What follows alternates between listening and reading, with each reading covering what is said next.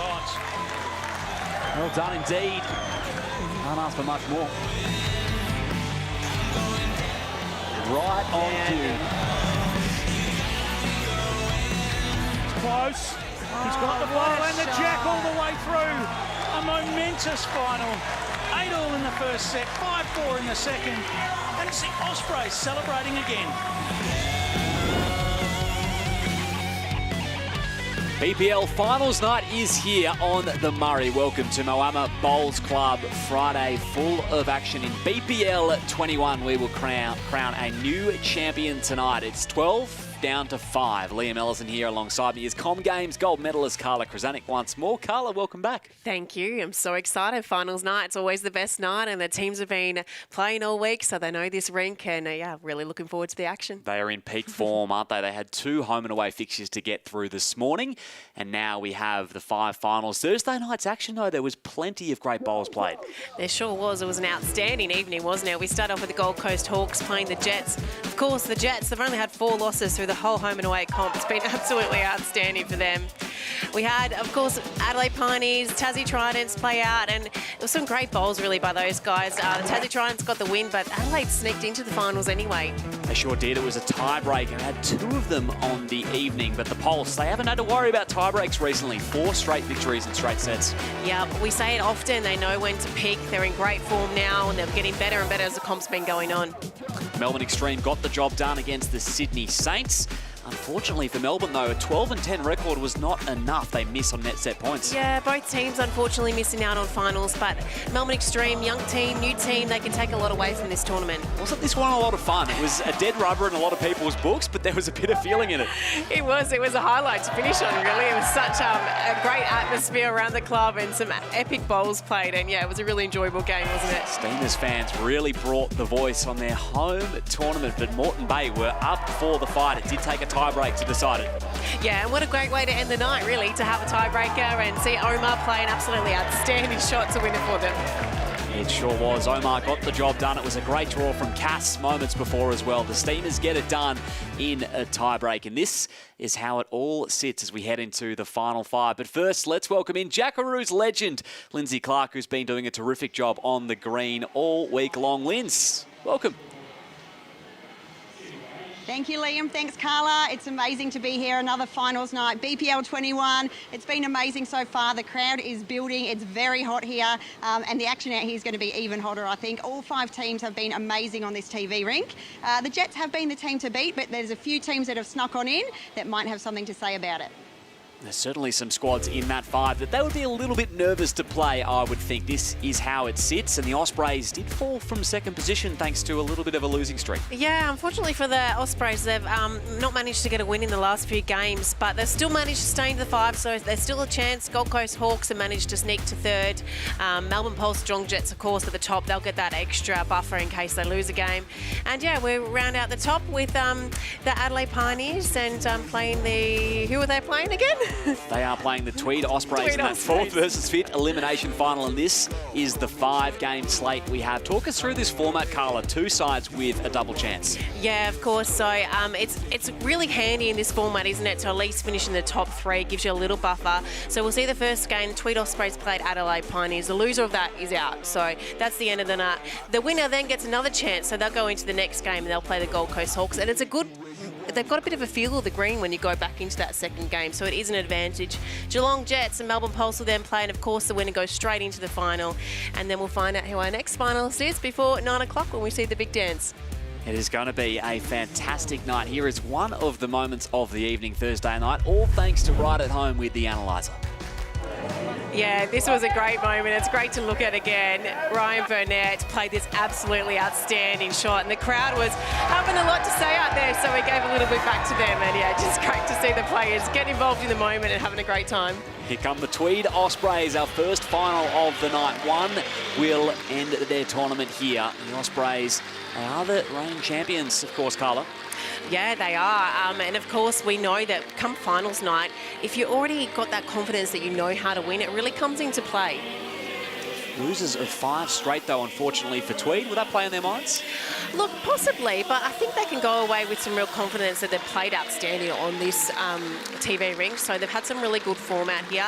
And I think everyone who sort of knows in the BPL, it goes in waves, and lucky for them, they had the wins on the board early, so they were still safe to make the top 5. Yet another finals appearance for the Pioneers, yet to break through for the title, but they've been a consistent side to make that finals night. Yeah, definitely. We know, unfortunately, the Adelaide Pioneers, they've been runners-up 5 times, and, hopefully this is the year for them, but that's all you've got to do is you've got to make the top 5. You're giving yourself a chance, and you just go out there and do your best.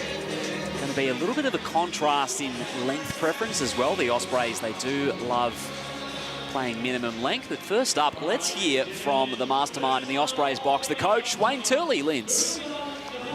It's definitely the mastermind behind the Ospreys. Super coach Wayne Turley. Been a bit of a rough roll into the finals, but guess what? You're here and it starts again.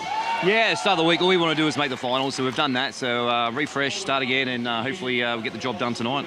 Tell us, as your coaching role, you've got 3 of the best players in the world on your team. How do you get them going, and what's your mindset when you go into these games? Most of all, just have fun. Enjoy it. They know they've been playing so well, and we need a little bit of luck to go away in this sort of format, but they're having fun, they're enjoying themselves, and I know what they're like on finals, and I always get up and about, so it's a pleasure to sit there and watch them. Beautiful. And they love this TV rink in particular, actually, don't they? They do, yeah. They play really well on it, and I think they just love the atmosphere. The crowd's been brilliant here down here in Moama, so I think they'll enjoy it, and we'll have a big night tonight. Wonderful. I'll let you go relax, get ready, and good luck to you and the Ospreys. Thanks, Lindsay. Thanks, Wayne Turley. No doubt they do love the big stage, this Ospreys outfit. Yeah, and I love also watching Wayne Turley on the sideline. He's been the coach the whole time since this franchise was introduced, and he's always super nervous. I love watching him to see how much he's worrying during the game.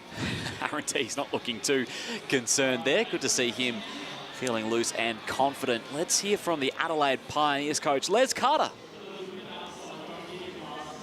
Thanks, Liam. Yes, here with Les Bushy, the mighty Pioneers. A little bit stressful getting into the finals. How was the heart rate getting in here? The heart rate was going really hard.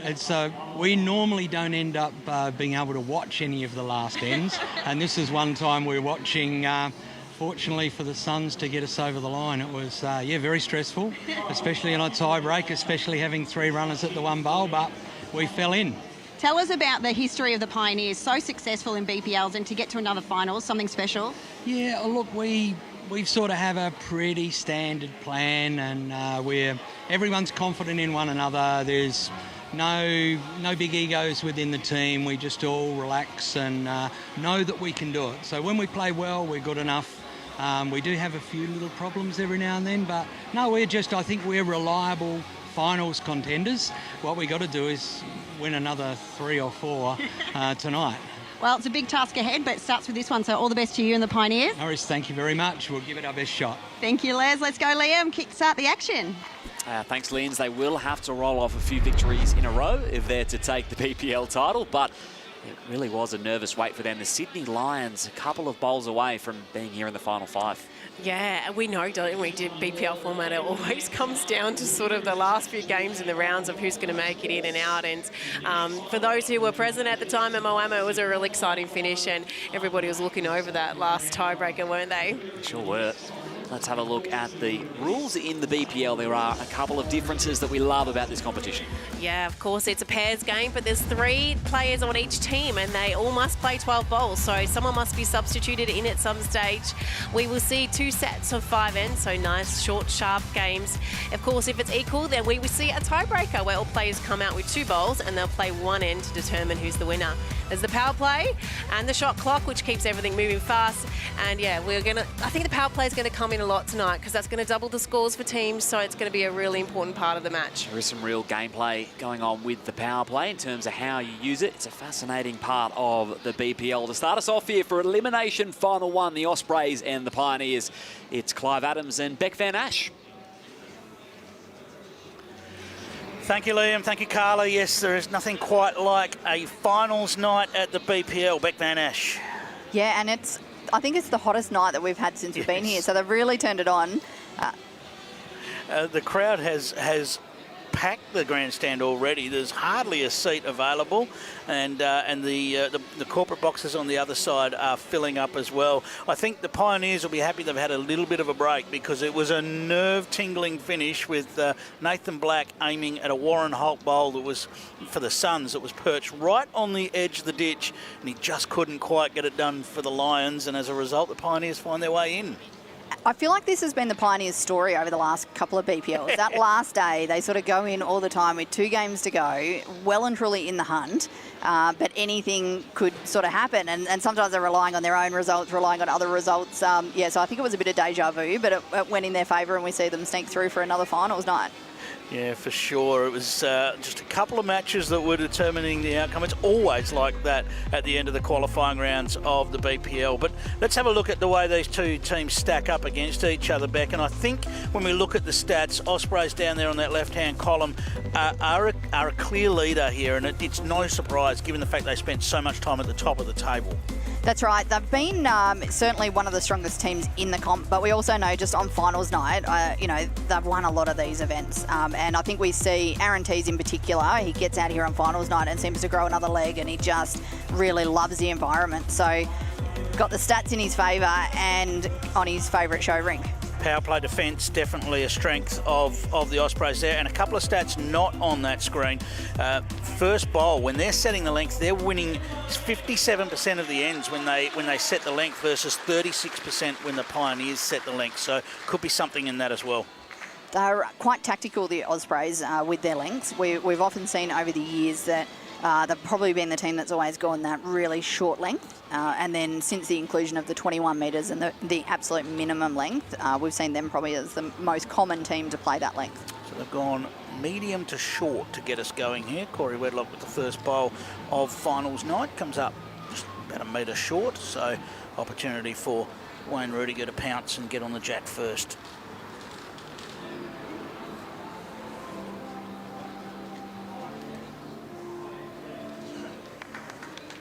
He's managed to get the shot, and he'll be pretty happy with that first one. Yeah, I think Corey would be disappointed dropping as far short as he did with his first one, so good to see Rudy really capitalise on that and put the pressure back on. You see a great correction there from Corey Wedlock. We knew it wasn't going to take long. Corey, the leading lead in the competition. The leading lead. Yeah, I feel like that's probably a title that he's held quite consistently over a number of BPLs now. He is brilliant in that role. And the Wedlock Tees combination has been amazing at BPL 21. Hi, Corey. The combination of the two of them has been just about unstoppable. And I think we see that combination line up. We rarely see it the other way around. I think there might have been one BPL a few years ago where Teesy was just not quite feeling it and they did change it up. But predominantly we see this combination. We do see Chloe generally play the minimum 12 bowls. Well, as they change over for the first time this evening, I can tell you they've played 122 ends of the competition together. They are plus 72 shots. It's huge, isn't it? For that 122 ends. It is incredible. It is clearly the best combination in the tournament. The Jets are about the only one that's got something similar to show. I was going to say the only one that I think could probably rival that, and I think they're probably not quite there, would be the Paul Foster, Aaron Wilson combination. But they have changed over a bit more, where they've played the other way around at times. So Aaron Tees, look, he's come up short, but he's come up with a little bit of nuisance value with that first one. Might see a bit of weight here from Scotty T. We don't often see Scotty backwards and coming forwards. He's got it. Jack off. Well, we're already Jack out of bounds. It'll get respot. It didn't take long for the respot to come into play. No, good shot there. And as we see a lot of the time, his bowl has gone off a little bit there and veered off into the ditch near the boundary. So plenty of room here now for Aaron Tees to jump on it. It's a discipline that is so important in a BPL. It's one thing to be able to draw to the designated lengths. It's another to be able to find your way to the respot. This one needs to hang on, not going to.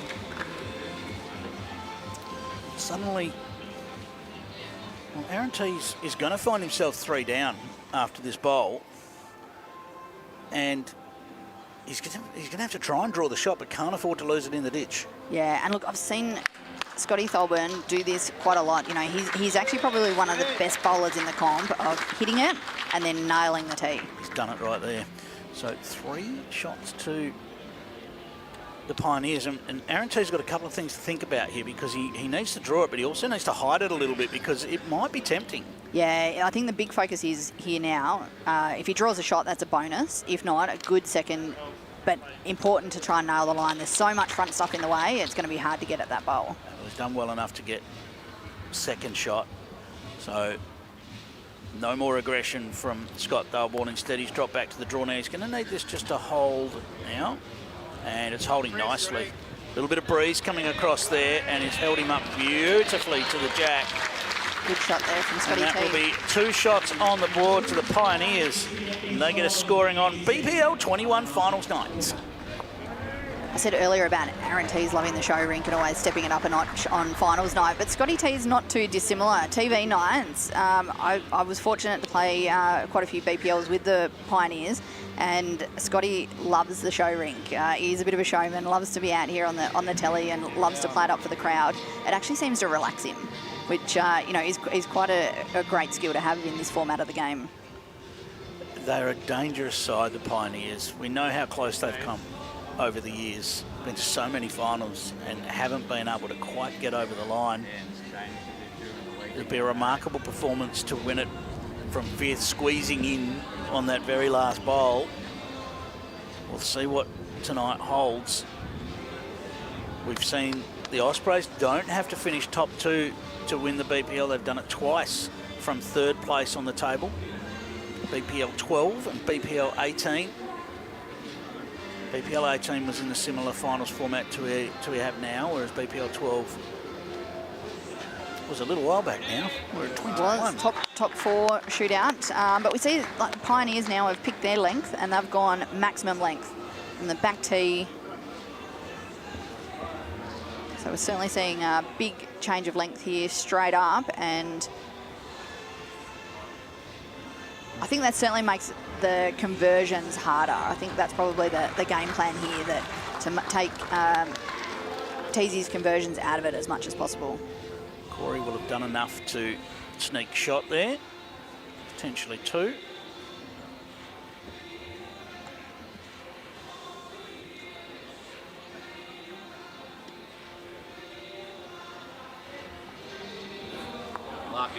Oh, just crashing into that front one. It was a good shot there from Wayne Rudiger. I think clear run, he was almost all over the jack. Pioneers have opted for the long option, the very long option, so the tee-to-tee option more than any other when they've had the choice. 45% of their choice has been very long, whereas 52% of the choice of the Ospreys has been short. So that's the contrast that's going on here as Corey Wedlock adds another into the count. Yeah, we are probably going to see a lot of extremes tonight, I think, depending on whose mat it is.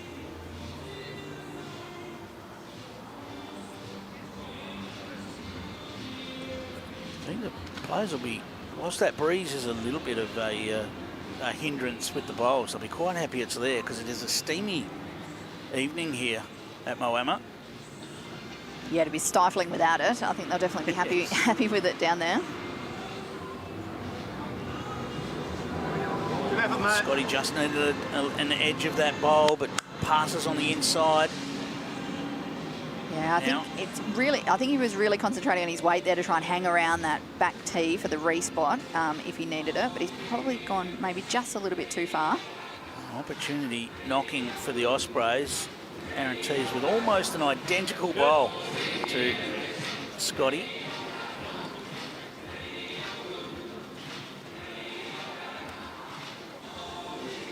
The interesting to see whether he tries to drop any weight or he sticks with that reaching weight trying to land.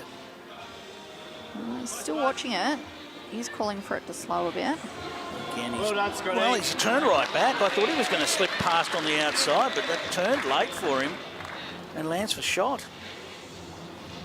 Has left it poking out a little bit, so a bit of a target there for Aaron Tees. I think this might be just a little on the tight side. He's This is just going to drop away. Probably better here, mate. Weight was One turn of mine, you know, near get to perfect that. in terms of giving it a chance. You see, Wayne Rudiker just calls to change sides there for Scotty Thorburn. Coming down on the forehand now. Just a bit of a safer option, and the plan there would be to try and keep both bowls a bit separate. So nice speed down there. Absolutely. Didn't want to line anything up and didn't want to land anything jack high either. So Aaron Tees with the final attempt on this, the second end. A little bit more weight than last time. It'll hold the line. And it's held too far and falls away. So that will be another one on the board to the Pioneers. We confirm that. It is a 3-0 lead. Wow, an early power play from Wayne Turley. We do not see that very often, Beck. He's one that loves to hang on to his power plays. Yeah, as soon as Aaron Tees missed that one, he called it straight away. He called over to the bank and said, I want power play now. All right, Beck, look, thank you so much for your time. Enjoy BPL 21 finals night. It's going to be a massive night. Thanks, Clive. It's been a pleasure, and I hope everyone enjoys the viewing tonight. All right, Liam and Carla, big moment in this one. The Ospreys using their power play, trailing 3-0. Sure is. Thanks, Clive. Wayne Turley sensing the moment. Return bowl. Yeah, I think from what Beck said that it might have actually been Aaron Tees telling him he wants power play now. And sometimes there's a good communication between the players and the coaches, because if you've got a feeling as a player that, yep, I feel this is the end, we're going to get a number, it's, yeah, let your coach know, and hopefully they're right. It's a good show of confidence.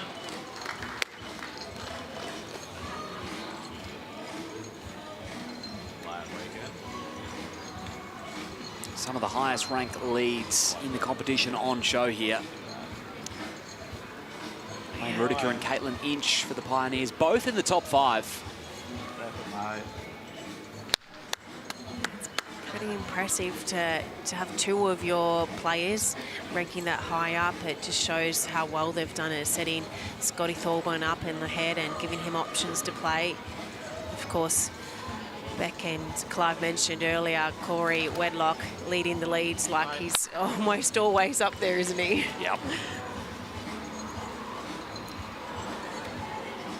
He's having a stellar week.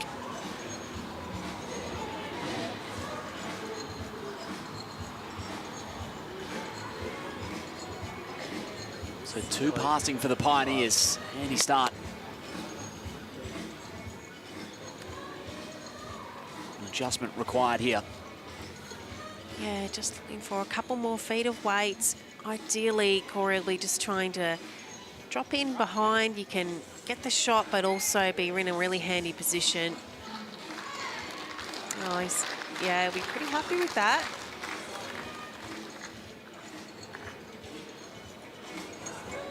Very handy adjustment, and the shot as well. It's nice and quiet in the crowd tonight. A little bit of early tension, I think, waiting for things to sort of get underway. Yeah, it's palpable on finals night, isn't it? The tension. This, of course, is obviously a do-or-die game for these teams. So one of these teams wants to have a very busy, long night, and unfortunately for the other, it's going to be an early night. Try and land it.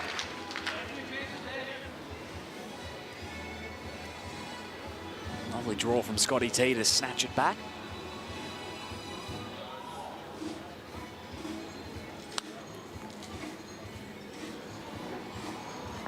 Well, just missing the line with that one.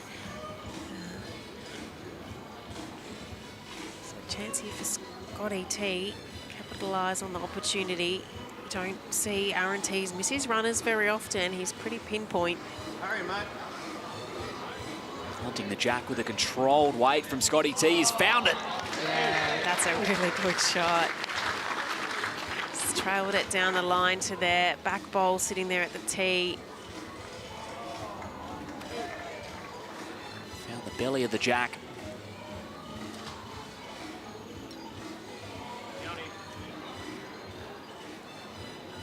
Response required from Teasy. Yeah, he's in the area. That's a good shot. And he's bested the efforts Right down there, mate. of the Pioneers. Great shot, Aaron Tees. Oh, Scotty can give it a fairly good chance. He's just got to navigate through the shorter bowls now, but that last bowl of Aaron Tees is surrounded by the Pioneers bowls. Oh, wasn't far away. Very tough to make a number here. You pick it. Gap's that. So, I mean, you can give it away either hand if you're quick. You pick it either hand. That's what they would have hoped for when they pulled the power play.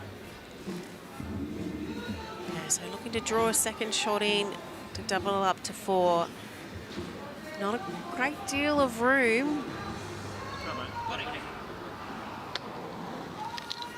It's not going to have the weight, so we'll take the 1.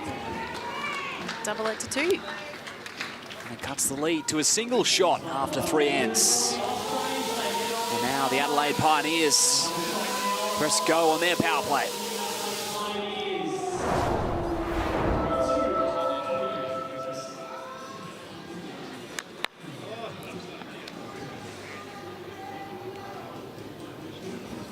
Great draw from Aaron Tees to trail the jack there.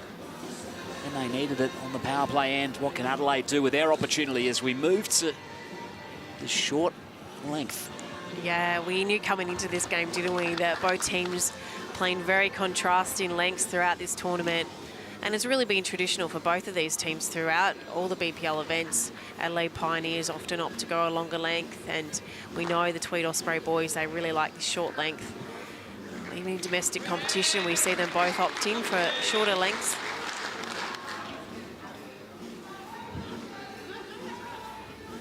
Yeah, they are well known for these length ends. That was a great opening from Rudy. What can Corey do to respond? Pretty handy response, really, isn't it?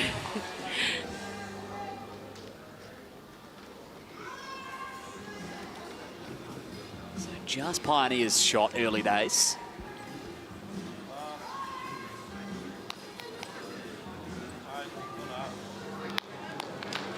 That's really good leading. Wayne Rudiger just finished in a nice home just behind.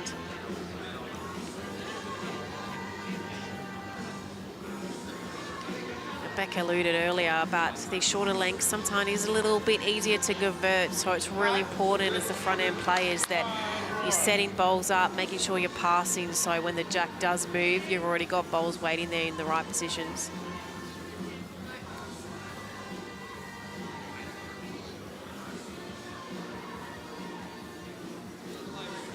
So it's close if he's got the weight.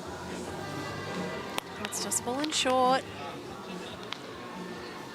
Aeros World and Australian champion Sheriff, Corey Wedlock, Aaron Tees, Sammy Atkinson and State Junior Lily Vardy all agree it is the same line every time. It is the key to their success.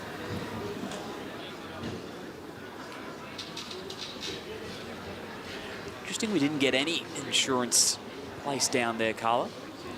Yeah, no one's gone deep yet. Oh, that's worked well. He's just flicked it out for 2.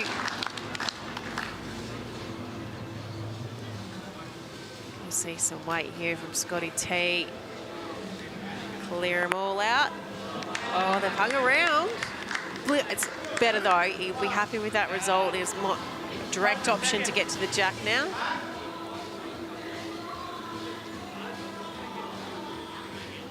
Yeah, get back into it, yeah. Targets opened right up. Yeah, this is always a hard one. You've got to decide, do we try and make it harder or do we cover the back? I think the boys have decided they're going to go deep, get right back. Yep.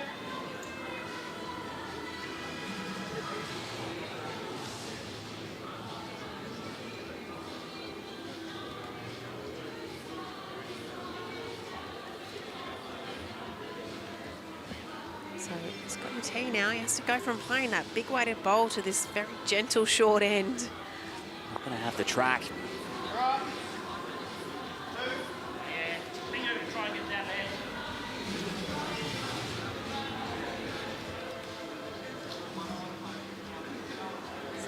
Tees just looking to finish in a nice home.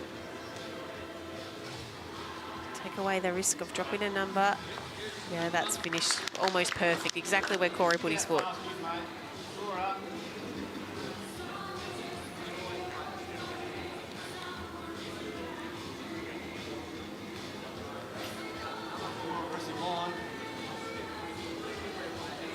He needs to hold on. He's done so, I think. Scotty T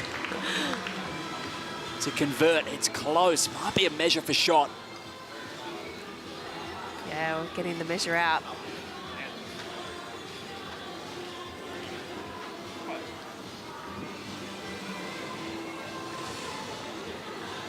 How's Rudy's handiwork?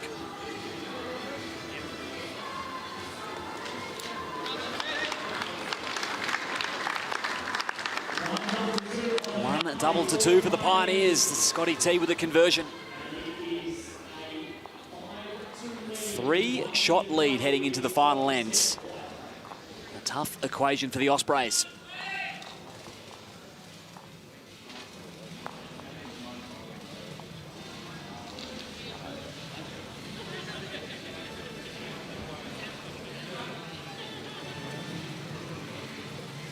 Well, there's no surprises. Adelaide have the match, so we've now gone back to the long length end.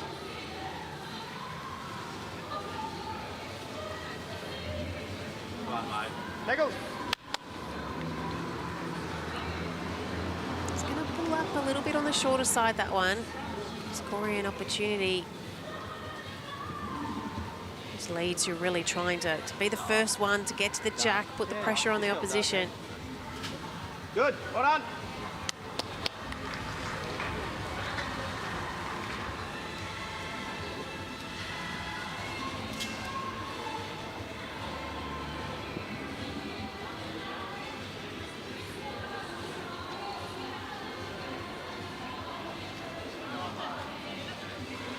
Rudy looking to pass this time. He will.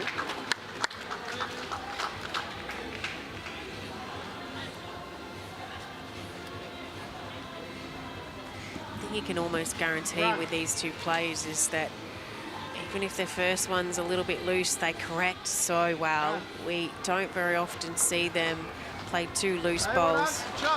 Their weight control is just out of this world.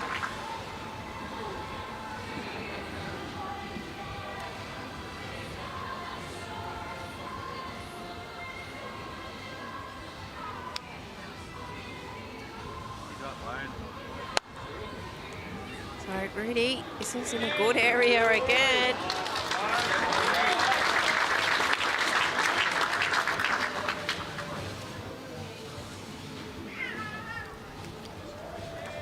Rudy with the shot and a 2 count for the Pioneers. Corey needing to hold on. Well, wasn't ideal. They are chasing a 3 here, Tweet, so ideally they wanted that one to get past the jack to give them options.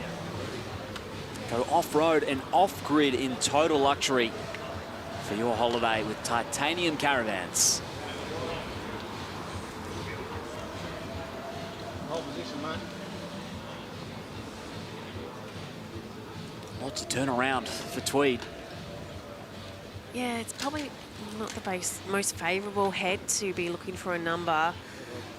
But you know, we've still got 3 bowls to come, and Aaron Tees, he creates magic sometimes. Hurry, bud. Yeah, he sure does. This is going to be a good home. That's finished right on the re-spot mark as well.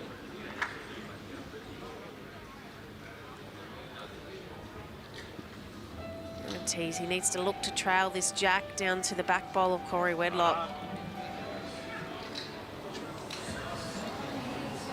Got to hold on. Oh. Well, he didn't get it, but that's worked out really well now. It's finished close to Corey's other bowl. Gives him a little bit of a sniff. Yeah, it sure has. Snatch back the re-spot. They've got options.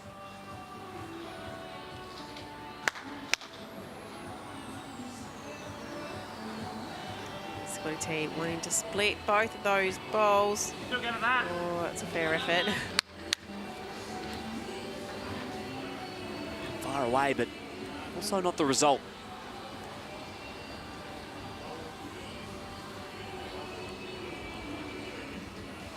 And T's.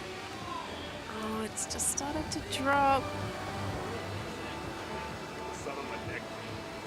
Another one around it, mate. That's perfect. Oh, Scotty. 2 on the tee, but I still think, yeah. This is the hard part about the BPL format, isn't it? In the standard format, you have a little bit of time to have a look at the head, think of all the options, but you've got a shot clock to worry about here, so you've got to make your decisions quick. You sure do. Trying to split them again. Perfect, bud. Well done. Done so very nicely. Yeah, that's he rolled into a very handy position.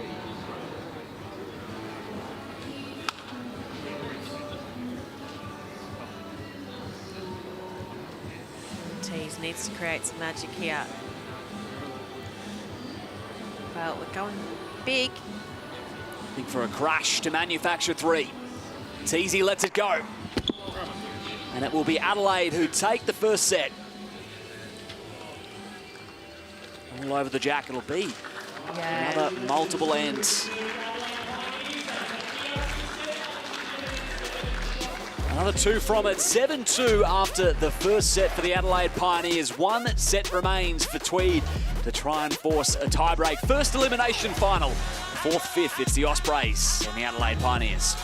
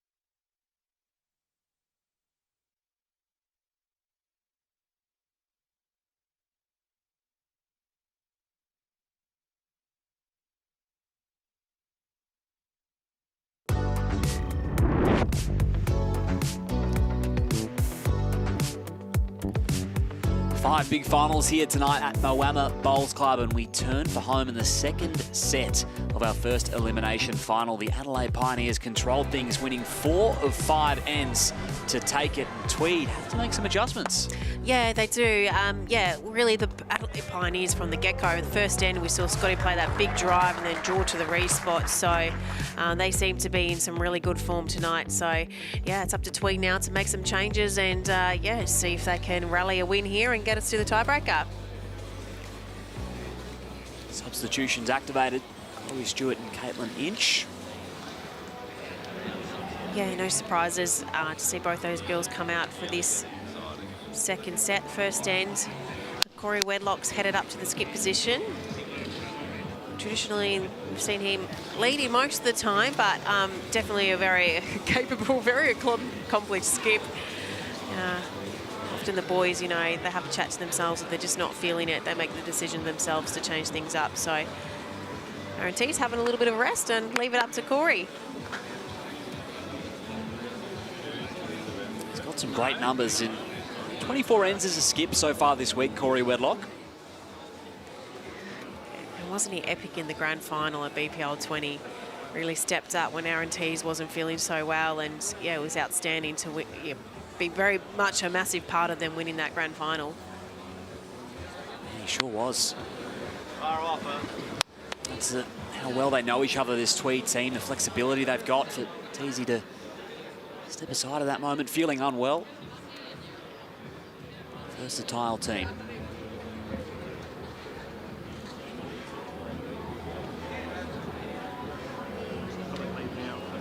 Chloe Stewart just got a little bit much weight on it. Needs to hang up there. Well, it's just had a bit too much gone into the ditch, but still got a third bowl to come.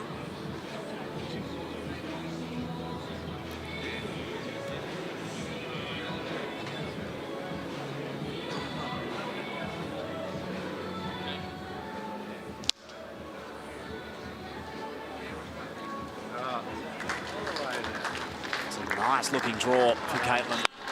Yeah, that's the one they needed. The work for Chloe to do here. Even getting second shots good and a bowl in around the head is useful. You know, Scotty T loves these ditch-to-ditch lengths, so just get something roundabout for him to work with, which she has.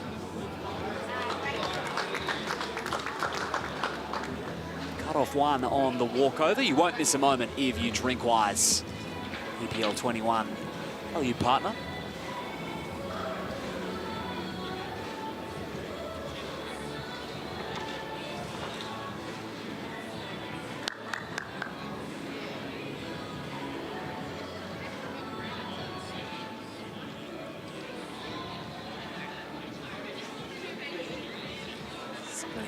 So far tonight, he's been very quiet but very steady. He's very zoned in and focused. You just see a bit of larrikin out there, but I feel like he's really keen to make something of this night. It does feel like the tension goes up a notch, and something we speak about a lot, Carla, but there is a difference in demeanour with the players on finals night. Yeah, of course. This is what the whole week's about, isn't it? You want to make sure you're playing here on the Friday night and to have a crack at the title. And, you know, teams like Adelaide Pioneers have been so close so many times. So, you know, it's extra special for them to be able to put in that effort and try and get this grand final under their belt. And we heard the stoic thoughts of Les Carter before the match, and surely if they keep showing up to the finals, one day it's going to fall their way. Is that sort of a competition, the BPL? Tweed know all about that. The record 5 titles. Promoted the Pioneers Bowl. It's helped sort of open up, and a little look at the jack now.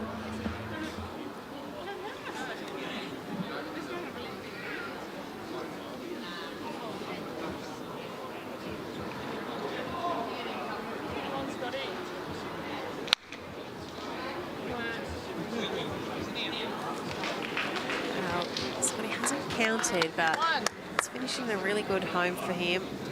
Got the next, possibly the next 3, at least 2. Defending the head nicely for Adelaide.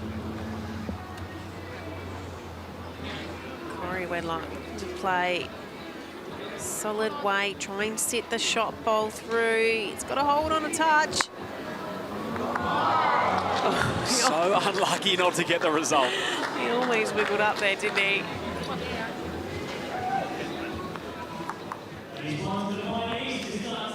Pioneers start the second set the right way. With a single 5 of the last 6 ends their way. Yeah, I really felt like a big shot there from Corey was key to get that momentum swinging, get it back in favour of Tweed. Adelaide just seemed to be plodding along nicely, doing all the things right, getting the basics right, bowls close, converting when they need to. Haven't really needed any big heroic shots yet because they've just been getting everything, you know, set up well and getting to the jack first. Great opener for Caitlin on the tee.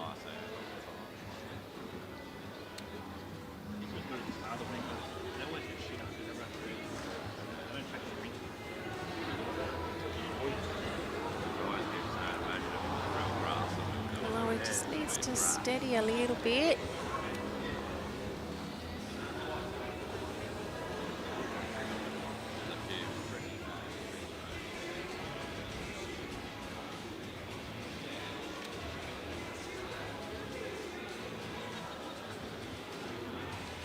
Pioneers have struggled this week when playing first. They're 11th, winning just 36% of the time. But so far this match, they've really reversed that trend. Yeah. They definitely have so far in this game, and all the teams are well aware of the statistics they've sent out to all the coaches each evening. So I have no doubt Les Carter, he also keeps his own little stats. You might have seen him earlier on the bench, keeps track of the ends and what's happening. So they'll be well aware of that stat. Well aware they needed to rectify it, and so far they have.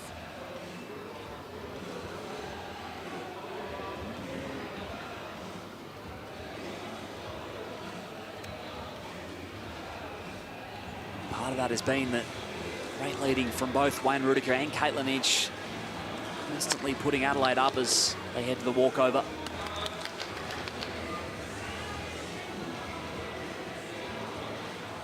And of course, winning 5 of the ends, it's mean they've had control of the mat and being able to play the length that they prefer. Yeah.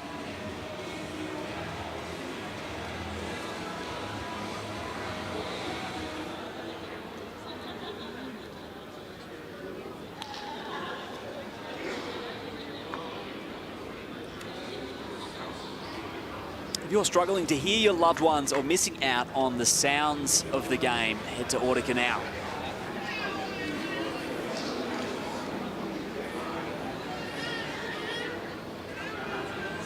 Scotty Thorburn drew another one in there. Set this head up pretty good.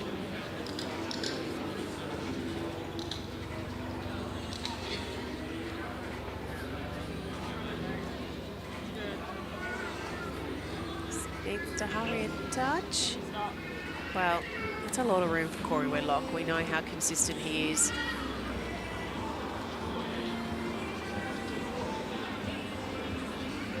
A few down, but an open draw like this. Is he going to get there as well? This end's tricked all the players, hasn't it? It has. But you're right, we're yet to see the shot. Yeah, I know Adelaide's holding 4 or potentially 5 now, but there's still a lot of room there.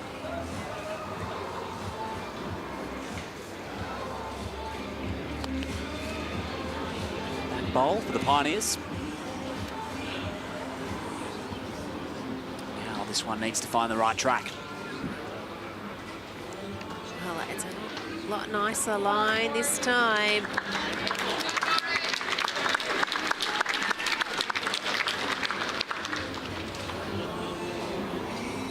Snatched it back for Tweed. Yeah, I think it was almost guaranteed Corey was going to draw that. So Scotty needs to try and convert. Yeah, I think he's on the tighter line though.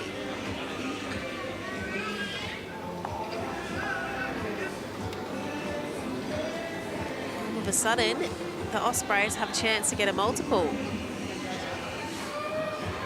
Yes, very doable on the conversion. Open for a second. Needs to hold though. It's an important momentum change though for the Ospreys. They take one from it. And we are tied up after 2. We saw the early power play in the first set, but it looks like Les Carter's going to hold on to it for now.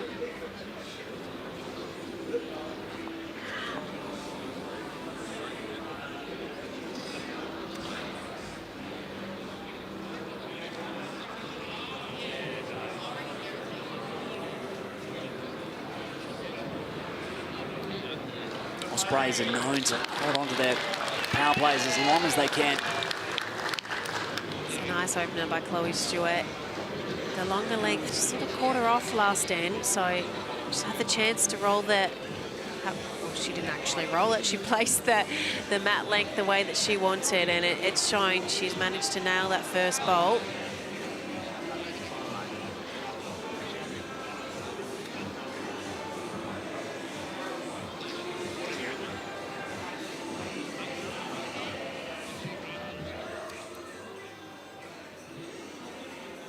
back in their preferred hitting zone. It showed so far for Chloe. Awesome.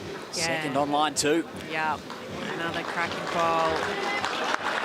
Cracking indeed. Superb from Chloe.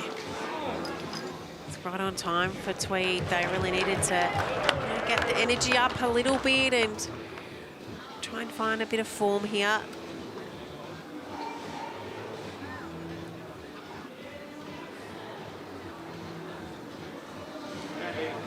Okay, it's going to just pass, so that's actually a very handy home.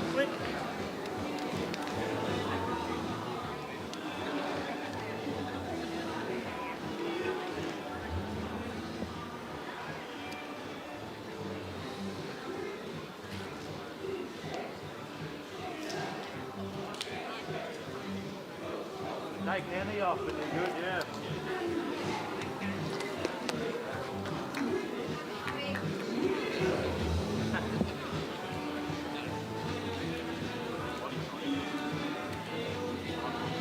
Caitlin Inch looking to press the one in closely. For a little touch of the jack. It's going to pull up short though. Advantage Ospreys.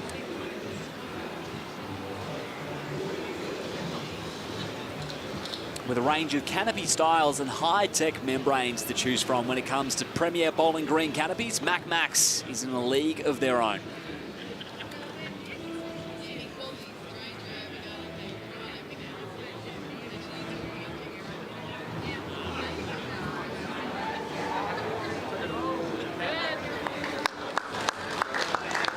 He joins the party. Yeah. The challenge here for Scotty T is so far in this game, when Tweed have had them piled in, he's been able to play that big running shot, but that short ball of Caitlin's is right on the line in the centre, so it's forced him back to a more controlled weight. Just fallen short that time.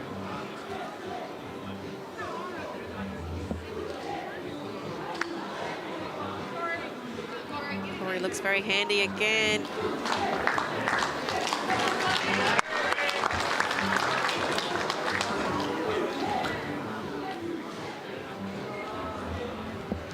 Pioneers need to move the head. Controlled weight from Scotty T. And he does so perfectly. Battering ram through the middle. Caitlin said, oh, well, it's okay, it's out the way now, but he got it such in the centre that it ended up being effective for him. A little bit lucky, but that's a funny game, lawn bowl, sometimes. So after all their hard work, Tweed Heads find themselves one down now. Corey's looking for the ball.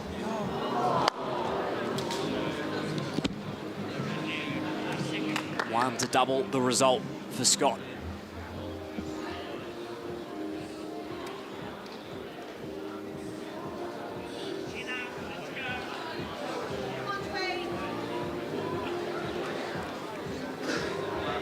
Needs to pull up. Well, I don't think he quite pulled up in time. A single from it for Adelaide. Third running to start the second set. It's 2-1 the favour of the Adelaide Pioneers, looking to close it out in straight sets. Clive Adams and Karen Murphy to take us home.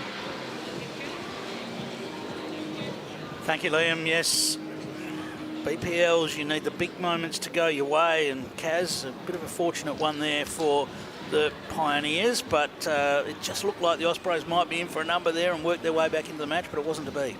Yeah, well, actually the head was set up really well for the Ospreys there, and that's bowls. Scotty only sort of had an option to play weight to it, and he's got one right in the belly, and that's just the way it goes sometimes. And he was a good sport, put his hand up and said, "Sorry, Corey," but that's bowls sometimes. Game of millimetres. When you think about the angle that had to come up on, and if we talk about millimetres, you'd be out there if it wasn't for a couple of millimetres. Blackie wasn't far off putting Warren Holt's bowl in the ditch against the Suns in that last round, but just missed it. Yeah, we played really well in the 2 games today. You just missed it, but I suppose you don't really lose out on making the finals on the last bowl. It always feels like you do, doesn't it? 20 whatever rounds we played. So, you know, every team's got a story, don't they? You know, oh, this game happened, this happened in this game, and you know, oh, this, you know. So yeah, there's always a story. But hey, I mean, you look at Geelong; they've played so well all week. Won an incredible amount of games, but hey, finals night, anything can happen. So, yeah. I feel like this green might be playing a little differently. Just watching the players go about it, just struggling for a line at times. Perhaps potentially just a little bit slower with the heat that's around, because it is very warm out there at the moment. It looks slower. I think you're right. It's been the warmest day so far this week, I think, and has a bearing certainly on the speed of the carpet and then in turn the line of the bowl. So, yeah, a little bit different. The players are finding it, by the looks of it, a little bit different, finding it difficult to sort of find some consistency there, I think. Yeah, we've certainly had some great bowls played, but it just feels like they're just battling for that consistency, as you say, but we'll see how it evolves throughout the night. Yeah, you see Chloe on her forehand here. Looks a decent line on that forehand side. Looks a decent line, just trying to get down maybe a fraction over. Yeah. And that, as you say, Clive, that head is probably indicative of, you know, them trying to just trying to find a line and just searching for the weight. Yeah. Well, both coaches have held on to their power play, so we know we're going to have a double power play to finish this set.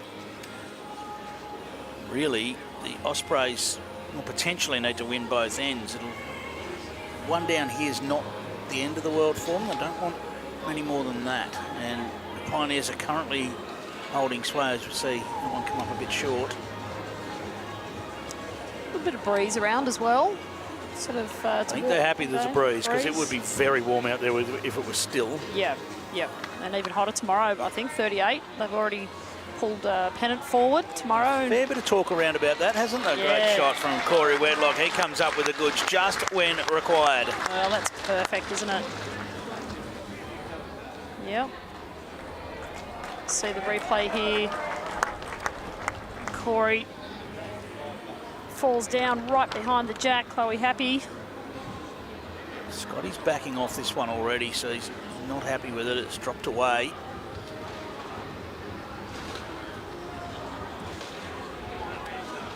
Hand that Corey's playing has actually been improved, I would say, on previous BPLs at Moama, that side of the green rink, rather. A lot of the players have been playing that, so yeah, it's kind. Such an interesting matchup, this one. The Pioneers squeezed into finals right on the last bowl, and the Ospreys have lost their last 5 coming into finals.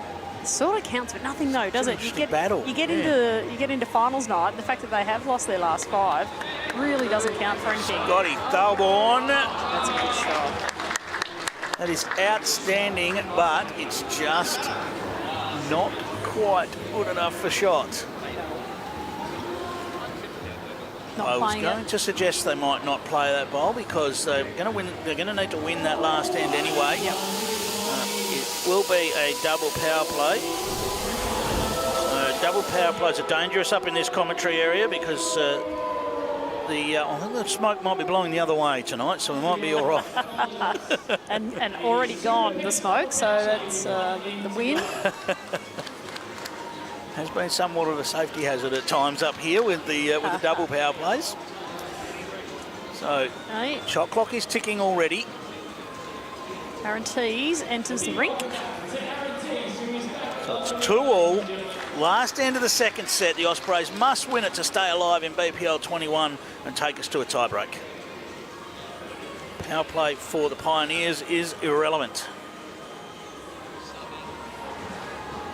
Not even shots are useful at this point. Nope. You just have to win the sets. Yeah. Glass and I were having that conversation about the power play. You know, a lot of me thinks you should probably, even if you don't have last bowled, just so you can utilise it, you know, instead of waiting. You often wait till the last and then all of a sudden it's null and void. So, but then, yeah, you haven't got last bowl, you haven't got last say. 10 times for the Sydney Lions out of the 44 power plays used when you were already in front or level in a set.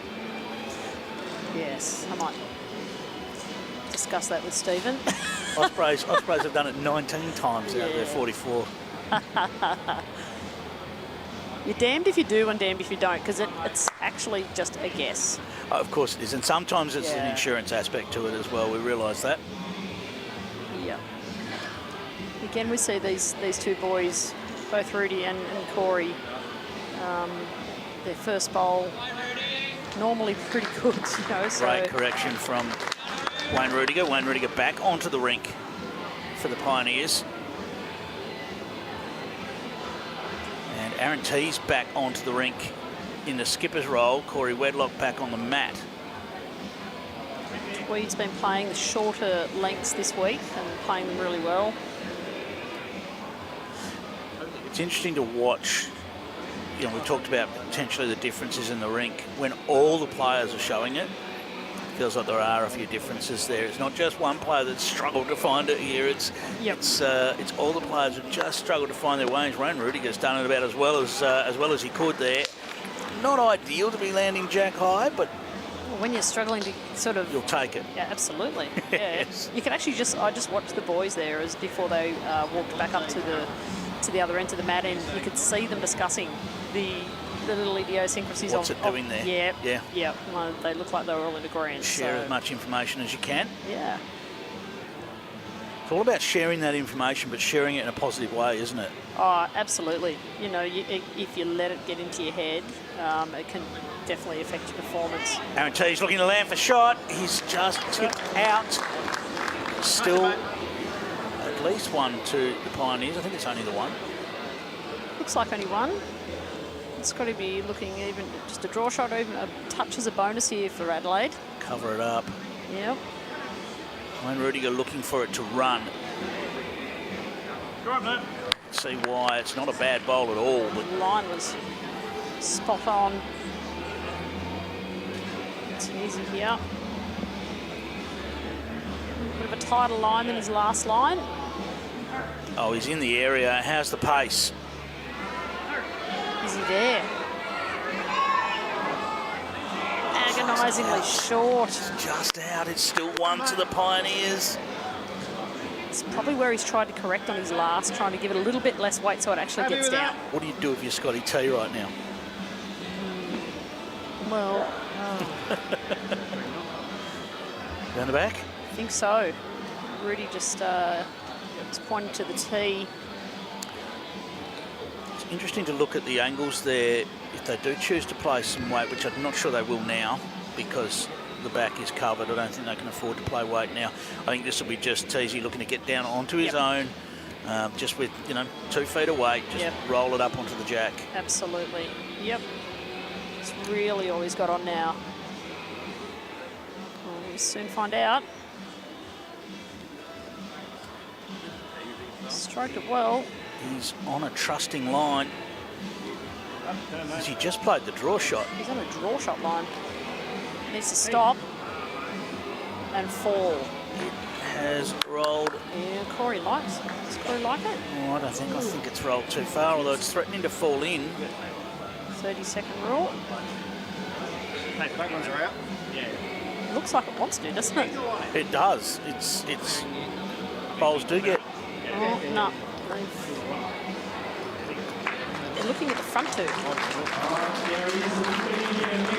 No, Aaron Tees just said don't bother measuring that. Okay. Oh, he's going to. Wayne Rudiger wants to do the right thing. Aaron Tees just indicated one down, commentary box. Very clear with us. That is one, doubling to 2 for the Pioneers. And the double doesn't matter. It's the winning of the end that matters. And the Pioneers have done it. They squeeze their way into the finals and they take out the Ospreys. The Ospreys spent so much of the competition near the top of the table. They've lost their last 6 to go out. Unthinkable that could have happened. Hard to believe with that lineup, but that's BPL format. But we see Adelaide stay in the competition. A 7-2-4-2 advantage. The Pioneers will go on to play in the very next matchup against the Hawks. Karen Murphy, thank you so much for your time. Thanks for having me, Clive. Always a pleasure. And Wayne Rudiger is down there with Lindsay Clark, and Wayne's got to go again, Linz. He does. He gets another go at the final series. A nice straight sets win to the Pioneers. Pretty simple there. Yeah, I wouldn't say simple, but we got the job done. Scotty was brilliant in that first set, and pretty much single-handedly got us over the line in the first set, and then we scrapped away there, and we're just good enough in the end. When you know it's a do-or-die game, you give it everything, hey? Oh, most certainly. We're just happy to be out here on finals night, having a go, and hopefully we have a few more. Nice. Well, you don't have much time between games, so I'll let you go get ready. Good luck for the next one. Cheers. Thanks, guys. Thanks, Rudy. Back to you, Liam. Thanks, Linz. Straight sets victory for the Pioneers. They won 7 of 10 ends, and here is our drink-wise moment of the match. Yeah, they did. They sort of had control of that game from the very beginning, and Scotty Thorburn, he was a massive part of that. He played some outstanding shots. That's a little impressive draw by Scotty, but it really was his drive on the first end that set the scene, I think. It means next up they will play the Gold Coast Hawks. In the second elimination final, a chance to continue their evening here. Finals night in Moama.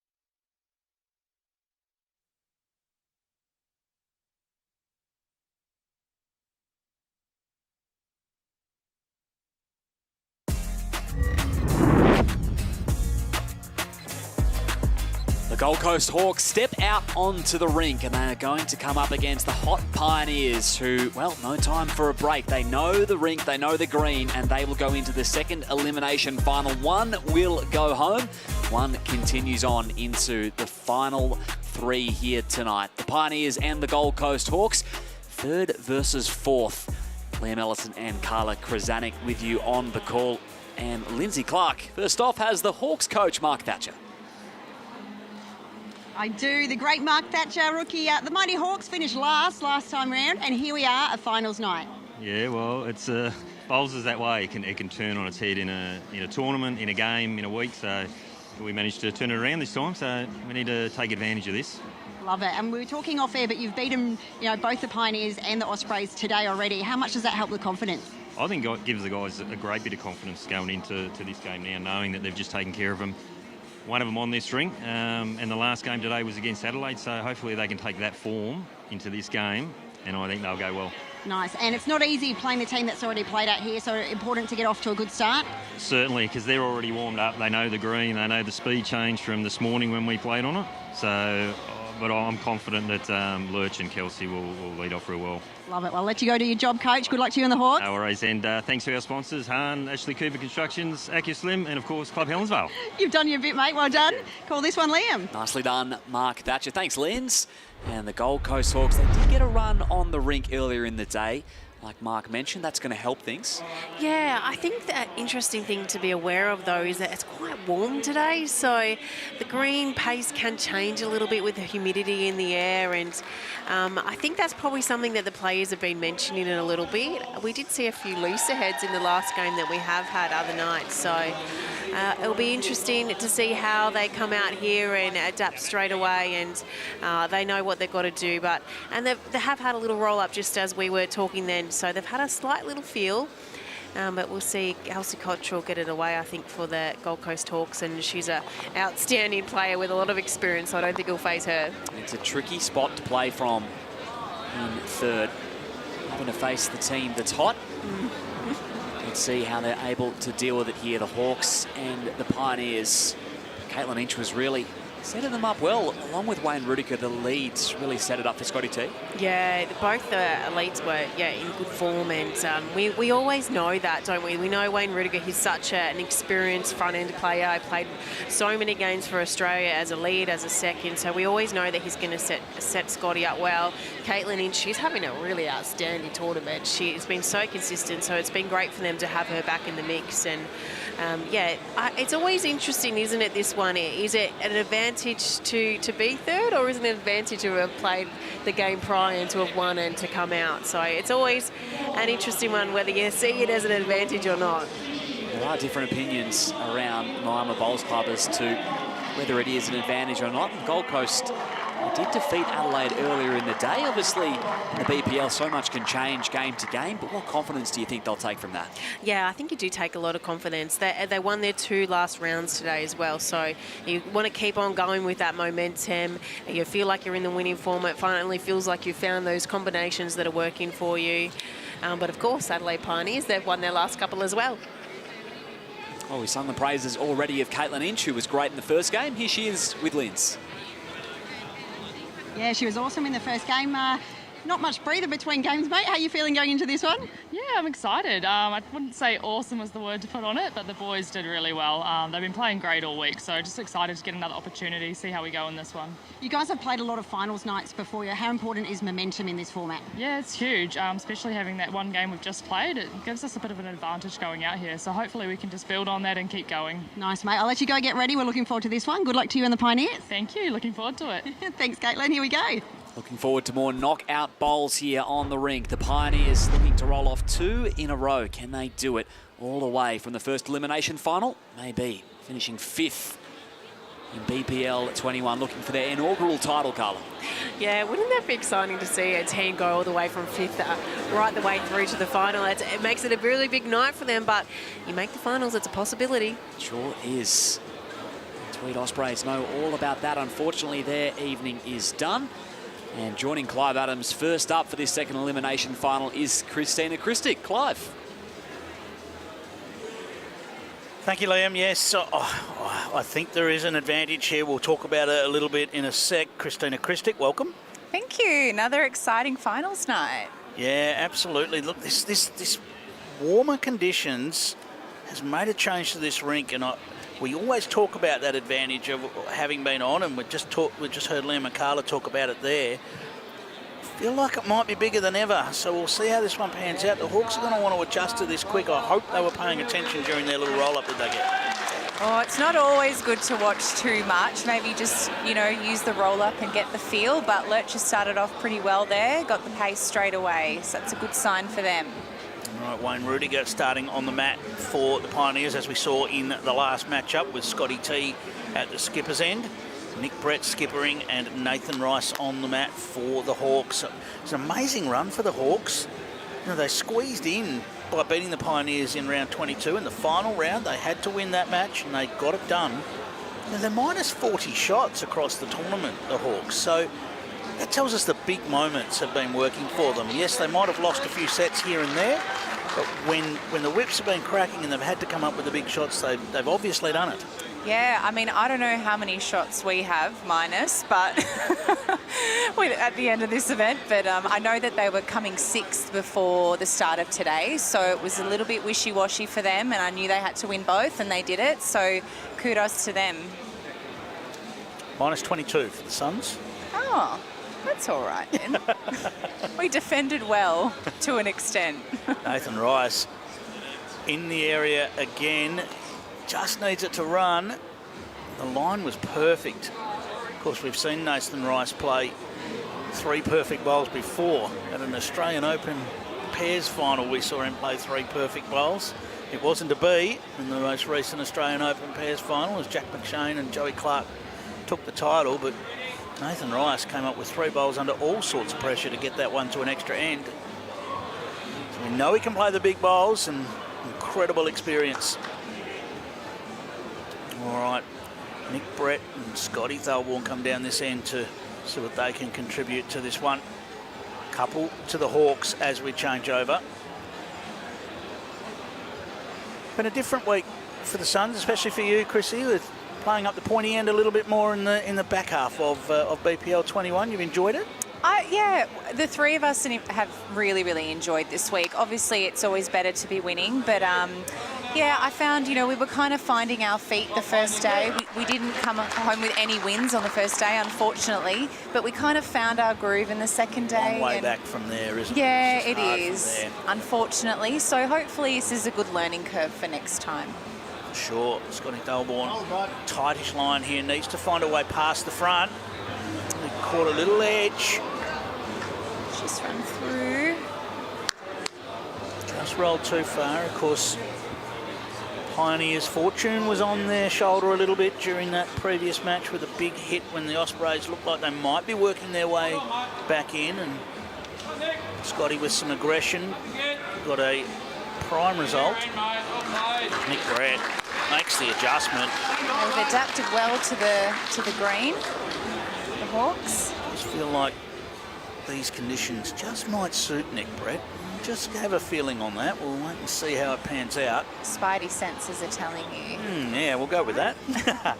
Scotty T needs it to get down from that line now. Just going to be on the outside of the Hawks bowl. Just rolling them in for 3. Looks like at least 2. 3 is the signal from Nathan Rice, and that's enough for Nick Brett to. He certainly doesn't want to fill that gap in there on the forehand side, and yes, around the back he goes. Be happy with a multiple like that to start off the first end.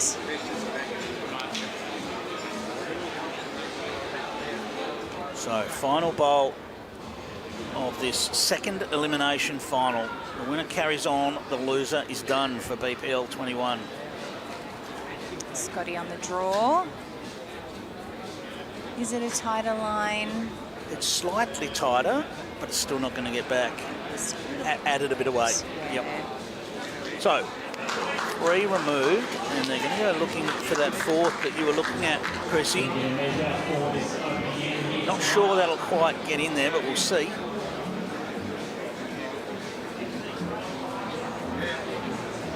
Just with the slight angle that bowl's on, I'll favour the one that's straight up and down.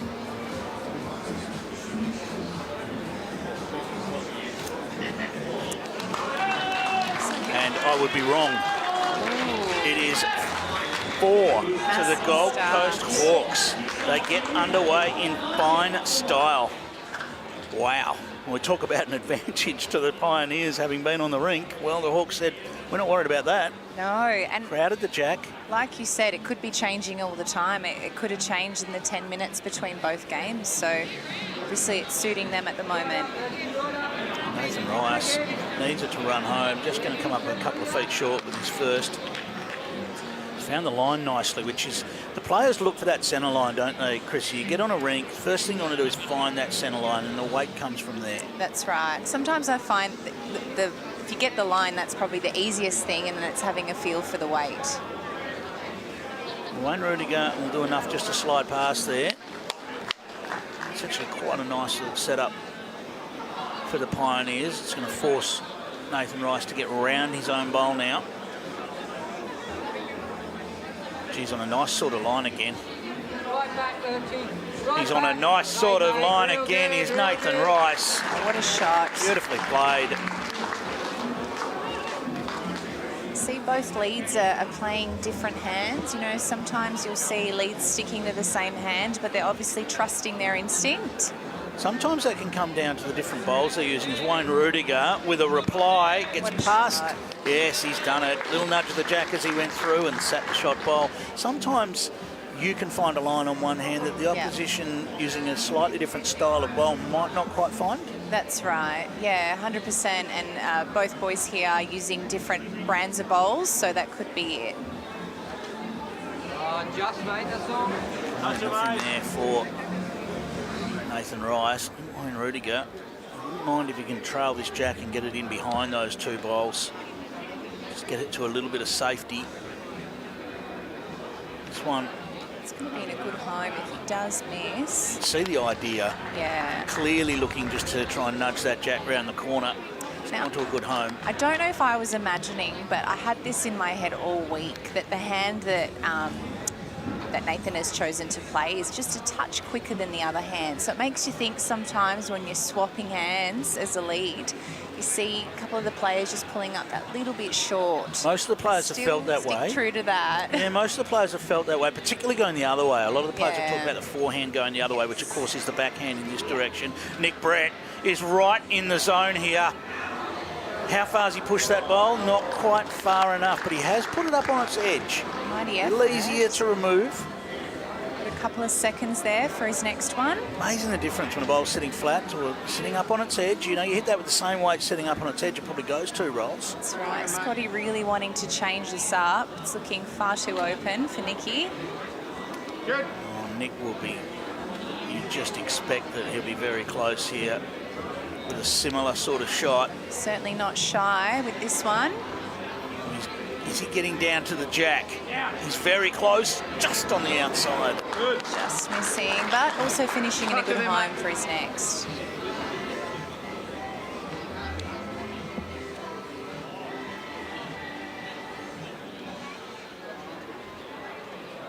Movement of jack for Scotty would be a good result. Hurry. Well, he's found another one in there. That's 2 shots. Good. Just narrows the line now for Nicky to get to the jack. He just can't get as much of the jack. But how much of the jack do you need? Chrissy, this is very close. Oh, he's just got underneath, and that would have set that bowl if that one wasn't there.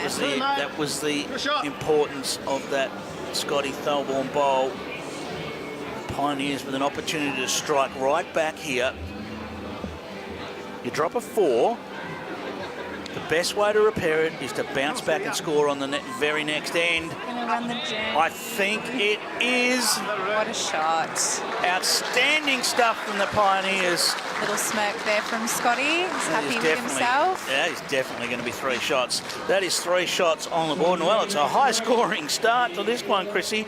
4-3 after 2 ends. No power plays involved. No, exciting. And I'm sure the rest of the game will be too. All right, Chrissy, look, thank you so much for joining us. Enjoy the rest of BPL 21 finals night. There's nothing like a BPL finals night, is there? No, it's the best atmosphere. I can't wait to get out there and watch. All right, Christina Christic, thank you. 4-3 after 2 ends, and there's not even been a power play yet, Liam.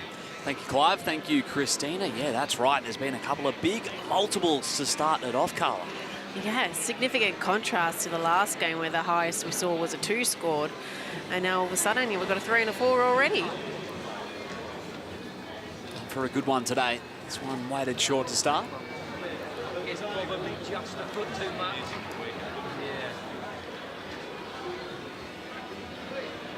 Clive mentioned before the match that -40 shot differential for Gold Coast. There haven't been a high scoring shot side throughout the competition. Great opener from Lurch. Yeah, great opener by Nathan Rice.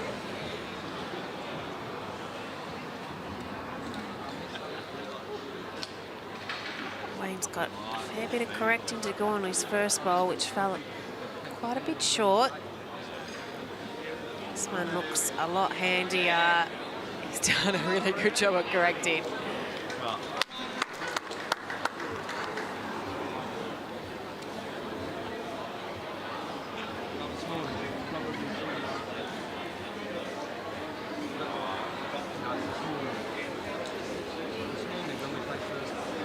Yeah, this is 2 good shots by Nathan Rice. That's really outstanding. That's quality. Particularly, this is the length that Adelaide Pioneers have chosen to play.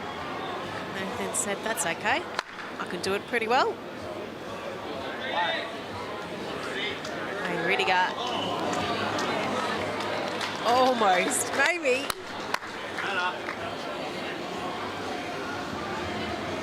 Fair effort. Just bested for second shot.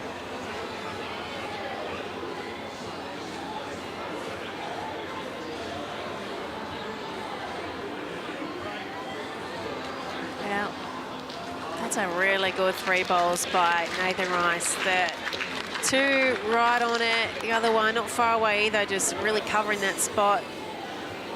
Couldn't really have asked for 3 better bowls. The arrow bowl's enhanced grip miraculously makes a bowl feel 1.5 sizes smaller. Same line every time.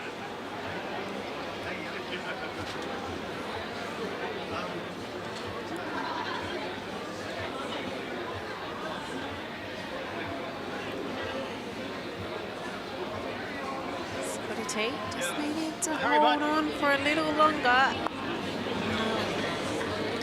Maybe rolled that one in. Still got another 2 though to have another look.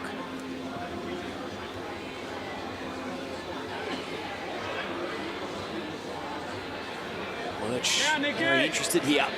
Can he find the gap? Sure can. That's a great job, I think, Brett. Get through, mate, either hand. Just navigated nicely inside that bowl. Just a little nudge of the jack right onto Lurch's bowl. Locks it in tightly. Beautiful show of finesse. Walks 2 up. Hurry. Wait here.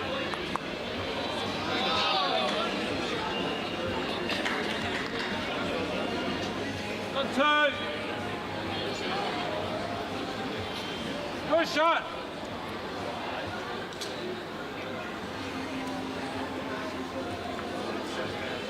The Gold Coast Hawks, they're holding a couple. They got bowls just past. There's no worries. Just got to find a little gap in there.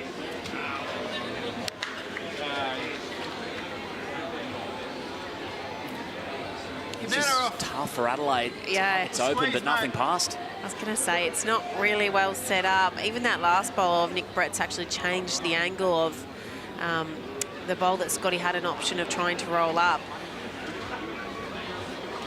It's really not set up at all in their favour. Scotty T needs to try and create some magic, even if he can get second shot here.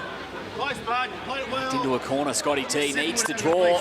Slide by, not quite. Might have cut out one. You played a couple of good ones there, unless you. Up to you.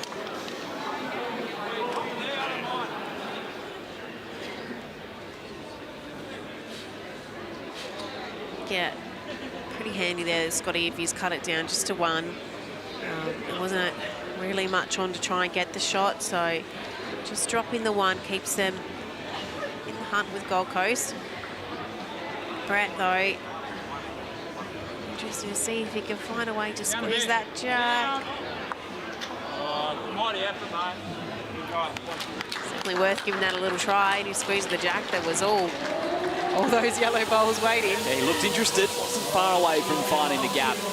Hawks take the ends, and the first power play activated.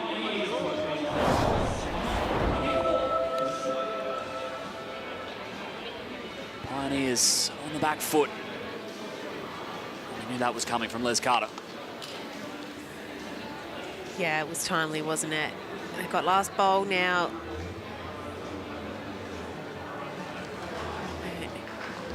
Accustomed to the coaches, of course, utilising the power play on most occasions when they've got the last bowl.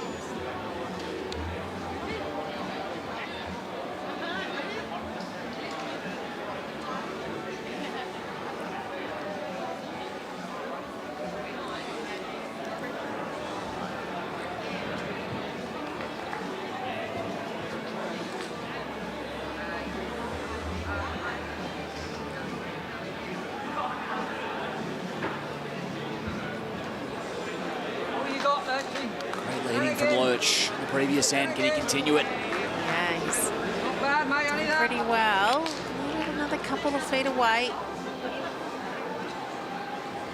So the Pioneers are the late set specialist. 11th for shots scored in ends 1 and 2. 1st for shots scored in ends 4 and 5.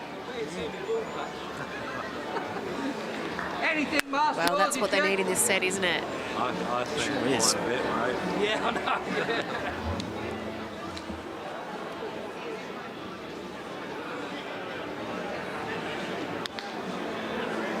Right back, Lurchy now. Right back. Nathan Rice has done really well here. He's found his way around his other ball.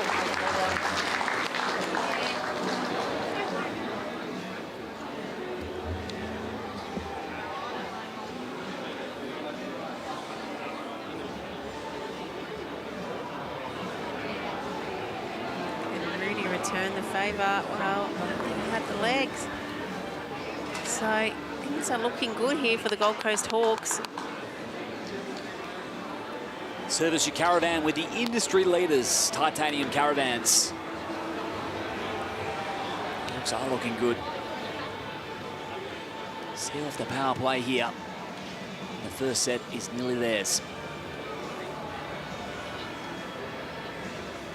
Yeah, Adelaide really need to score this end. 5-end sets, they go so quickly. Well played, Nick Brad. That's really just tucked it in nicely.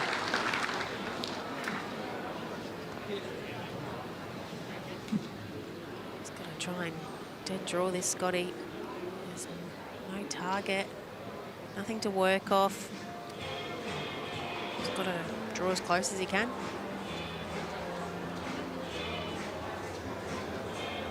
Let's see if he can do so.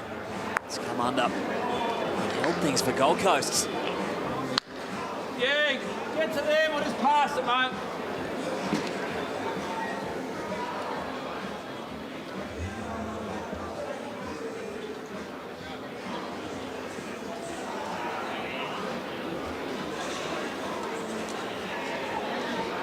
Wow, it's going to be another one.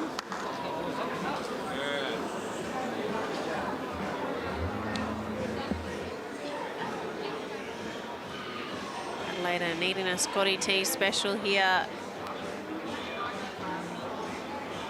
It's giving it a bit of a chance. Hasn't made anything any easier. Certainly hasn't. Yeah, you just got to get a chance. Just hoping to maybe play up onto their closest bowl and get off the line or change things up, but it was just on the tighter side. 5 count.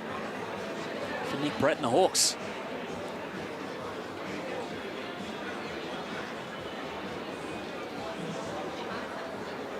You're right. Done well, mate. Hurry now. You done well, buddy. Scotty T, can he create some magic? Just draw the shot. There's nothing else on. Got to get back. Better line this time. Can't find the jack. Oh. Got a couple out, mate. Can't couple out the call. But it's not what they wanted. Yeah, it's not. I don't think it's going to be enough. They really needed to win the end. 3 more for Gold Coast. They still have their power play in hand. Now an 8-3 lead for the Hawks.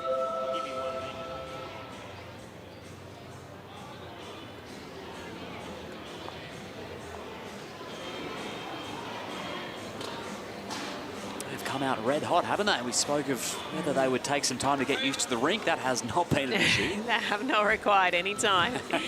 Nathan Rice in particular, he's really just found his groove straight on. Absolutely nailing the jack. Once more.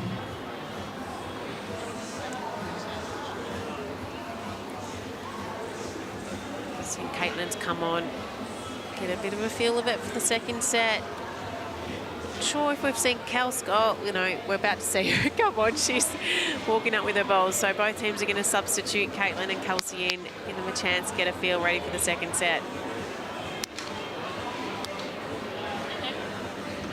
I mean, Adelaide could get a 5, but realistically, it's a pretty hard ask. Sure is. That's something we see too often.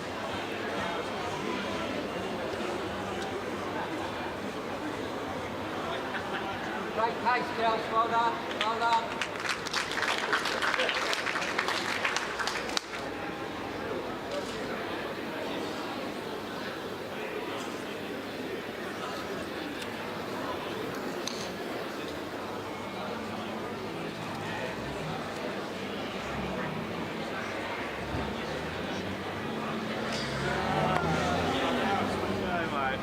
Improves things for the Hawks.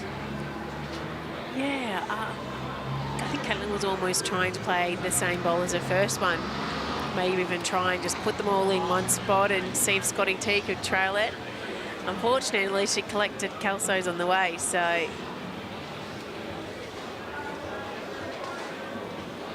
Andy home for Kels. Yeah. So, Caitlin not even really drawing to the jack here because they're not going to be able to get 5 around the jack, so needs to try and trail it with nice weight over to her bowls.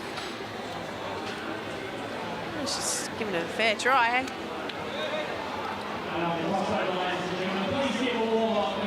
Just an inch away. You won't miss a moment in BPL 21 if you drink wise. Gold Coast have had themselves a great Friday so far. They won both of their home and away fixtures this morning in straight sets. Flying here in the second elimination final. Yeah, it gives you really good confidence, really good momentum coming into finals night to win those 2 games this morning in straight sets. It's hard to get wins, let alone in straight sets, so it's going to sit really well with them.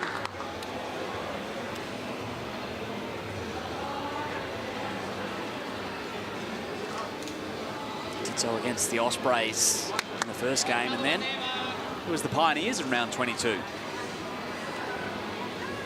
Had their measure. So it's ended up a pretty scrappy looking head, but of course Adelaide Pioneers were trying to create some kind of miracle and get a 5, so the Gold Coast Hawks, they weren't going to let them. They've touched plenty of yellow bowls in amongst those few of Caitlin's.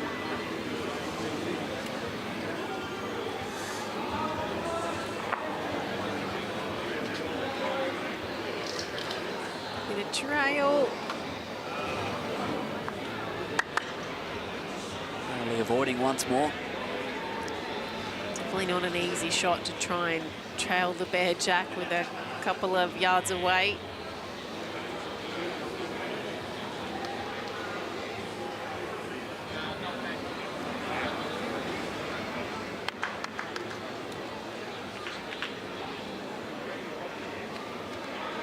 Looking to kill it, to try and do it again. And the Hawks consolidate. An impressive first set from them. Sure was. They came out right from the first end. Nathan Rice played extremely well. 3 multiples in the first set, 2 double to 4, and it's a 12-3 scoreline to the Hawks as we head into the second set after this.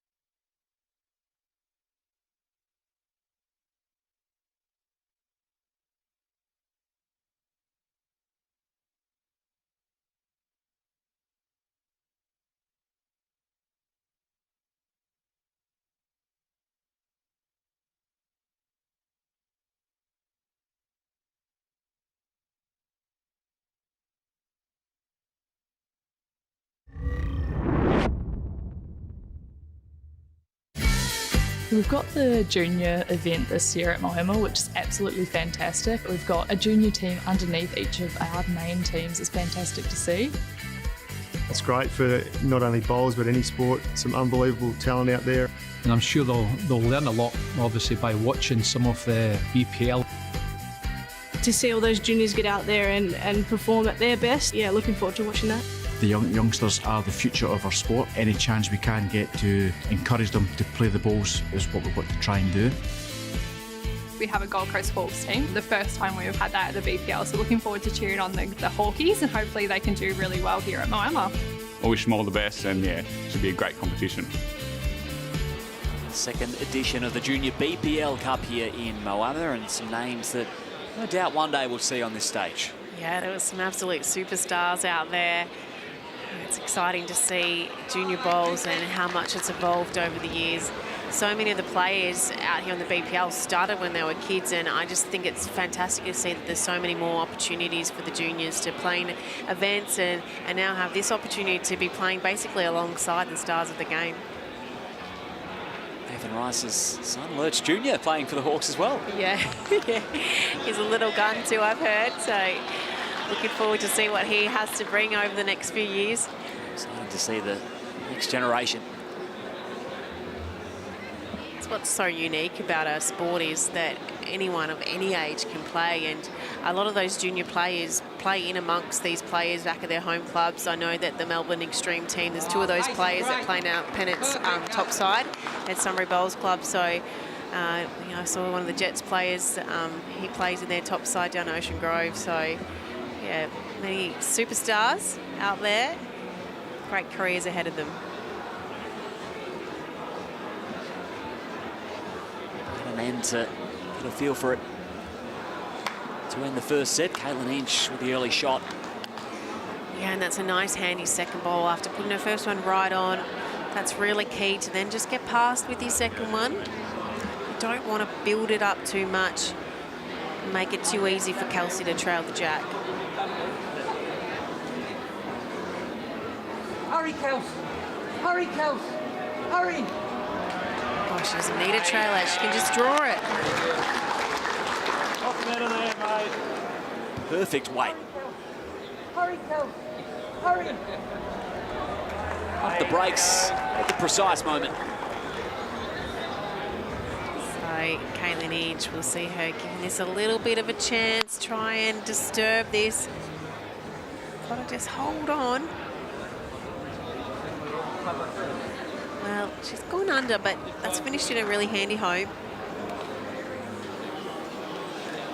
Prioritise your hearing health so you can keep hearing and doing. If you're over 26, call 1-800-029-068 to book a free hearing check or visit audica.com.au.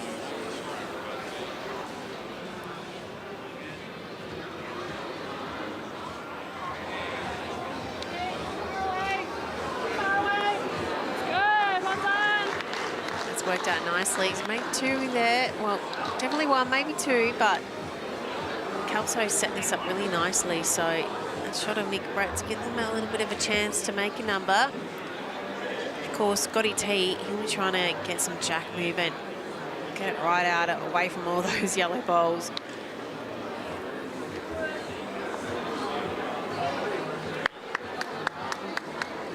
Running it into the pitcher. Yeah, it's definitely just the one now for the Gold Coast Hawks. And it's finished, that bowl finished in a really good home in amongst Kelsey's bowls. That one's definitely a run for cover, that one.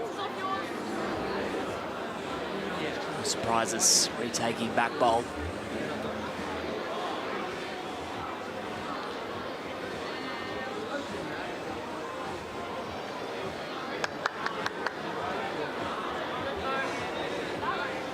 Really, just so many of the bowls tonight are just missing just under by the smallest of margins. We've heard some of the players mention already that it's a bit different out there tonight. The humidity might be just altering the green and how the bowls are turning.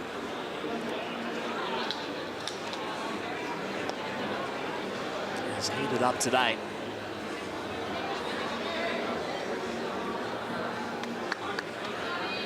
Continuing to build that head down back.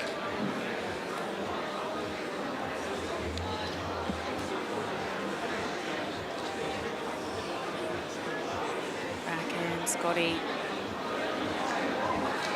needs to get a little bit of luck. Hasn't done so. One from it for Gold Coast. 5 of 6 ends so far in this match.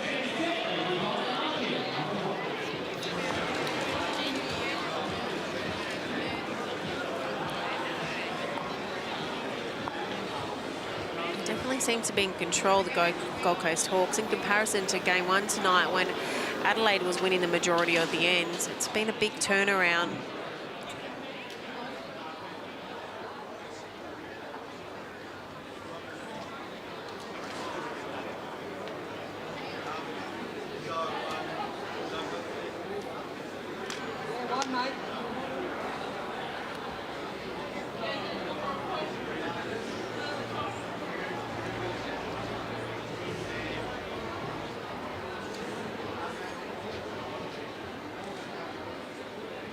It's a nice opener from Kels. What can Caitlin do?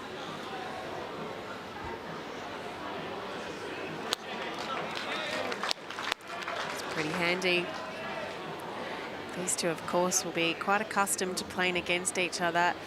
Caitlin is a international standard bowler, plays for New Zealand and has done for many years.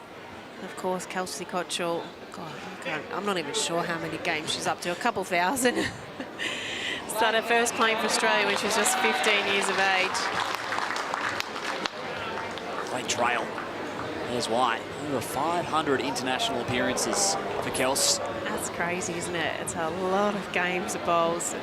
She's played that many at such a high standard. In a variety of positions. She's played singles, she's played front end, she's skipped. She's just a jack of all trades, our Kelsey Cottrell.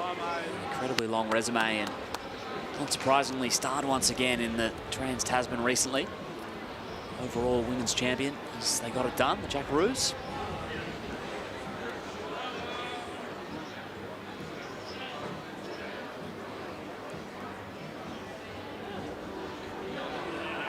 This looks pretty handy as well. It's a really good set of bowls by Kelso. She's even let a smile go, a bit of relief. Oh, got there.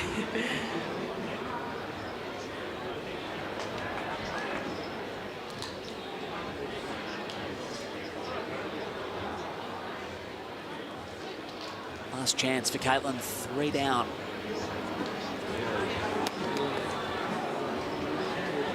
Handy again for the Pioneers. Yeah, that was a really good weight, I think, to play at that, given an option to make sure she reached a chance to trail it or sit off those bowls. Just a touch on the wide side, but it's finishing a nice home for Scotty Thorburn. Beautiful facilities here at Moama. Canopy is keeping us out of the heat with a range of canopy styles and high-tech membranes to choose from. Max is in a league of their own.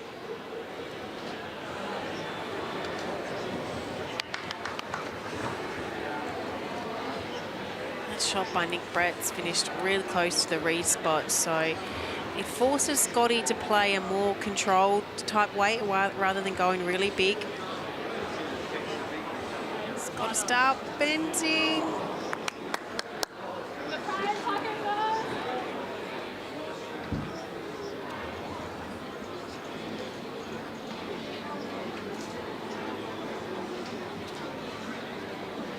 So Nick Brett, he must get to those back bowls.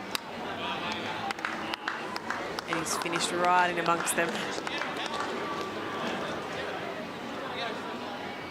Almost all bases covered at the moment for Gold Coast. Scotty's just been attacked by a fly, I think. A reset. Big weight, looking to get as many of those bowls out as he can. Oh, and he's ended up killing it. So it's less that bowl's knocked Nick Brett's off from back on the respot. Going to be 1 down back there. He's better than what it was, though.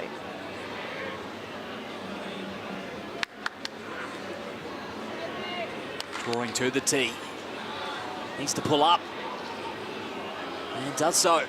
Or not. Oh, it just rolled in.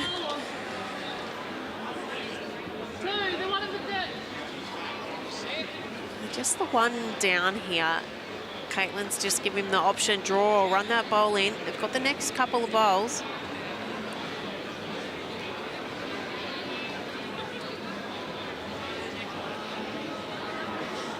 Again, runner looking for that shot bowl. Oh, he almost got the jack. It's away from maybe the shot of the game, but not quite. Gold Coast continue on marching.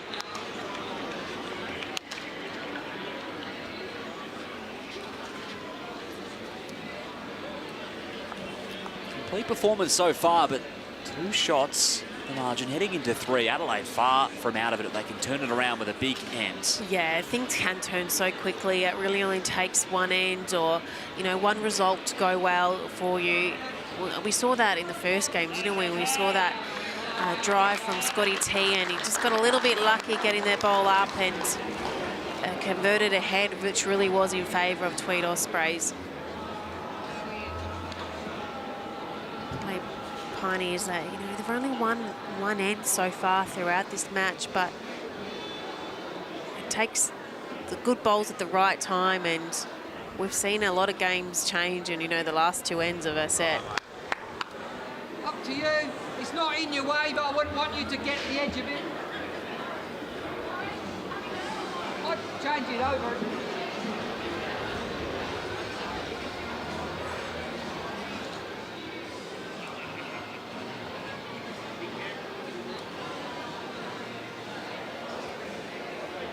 Kelso played a great bowl with her first, just had to change hands onto the forehand this time. Hasn't phased her at all. Wow. Can play any hands.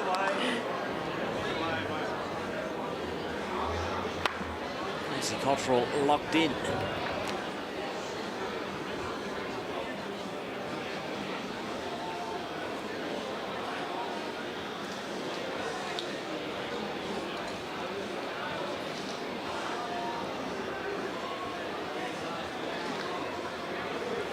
Looking for contact. Oh, she's going to go right through that gap. Same. Get to your own front one, real good, even here.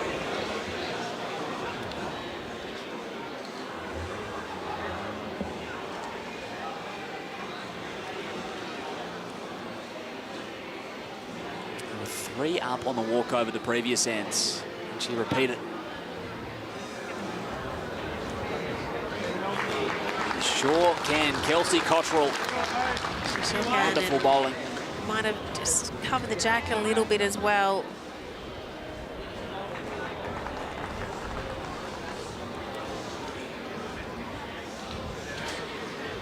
Controlled weight from Caitlin. She got one out. That was a good effort. Australia's premier in-home care provider. The right care, right at home.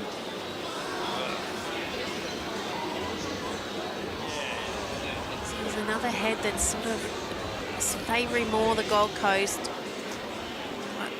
Bowls in good areas. Kelso's been setting them up really well. Getting there first.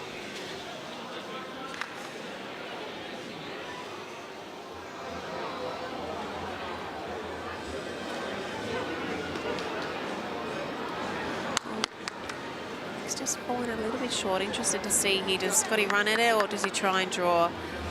I think this looks like he's running. He's got to get down a little bit.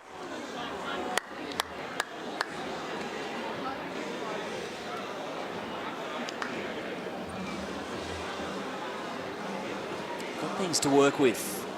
They can dislodge the jack.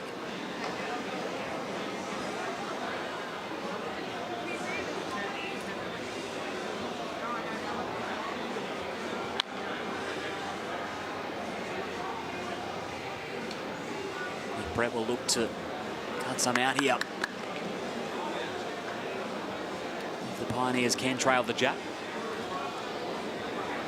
Yeah, I think Scotty's almost going to be forced now to try and draw it. There's not really a target at all now.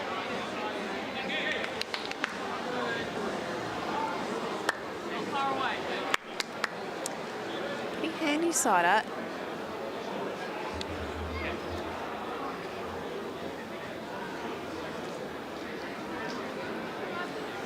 Brett looking to get one right on top. Or a little nudge out of that one. Well, that's Kelso closer. Makes the job harder for Scotty T. Really puts the pressure on.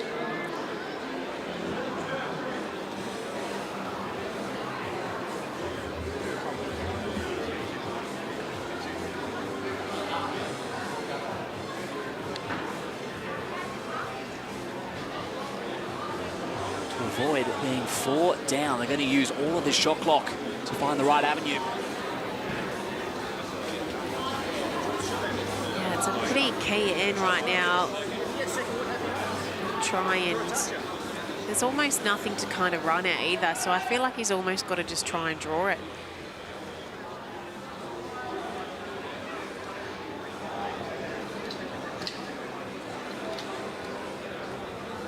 Well, it looks like draw weight. Scotty T on the forehand. It's got to hold. Got to hold. Weight would have been okay.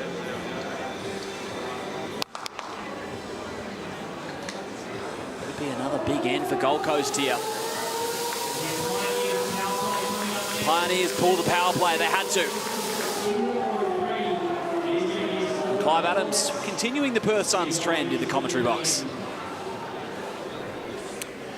Yes, we've just got the tape out to see exactly how many this is, Liam. And the power play called for the Pioneers, and that is going to be a crucial element of this match right now. Just checking on this final measure. Looks like it might be 3. Well, there you go. 3 it is to the Hawks, and they now lead at 5-0 after 3 ends of this second set. Of course, they won the first set 12-3. Warren Holt is with me. This power play for the Pioneers is going to be crucial. 100%, Clive. They don't win this, and basically it's almost game over. Yeah, well, absolutely. So, well, it is. They need to win this end. So, Kelsey started very well there. Mate, how's your first BPL experience been?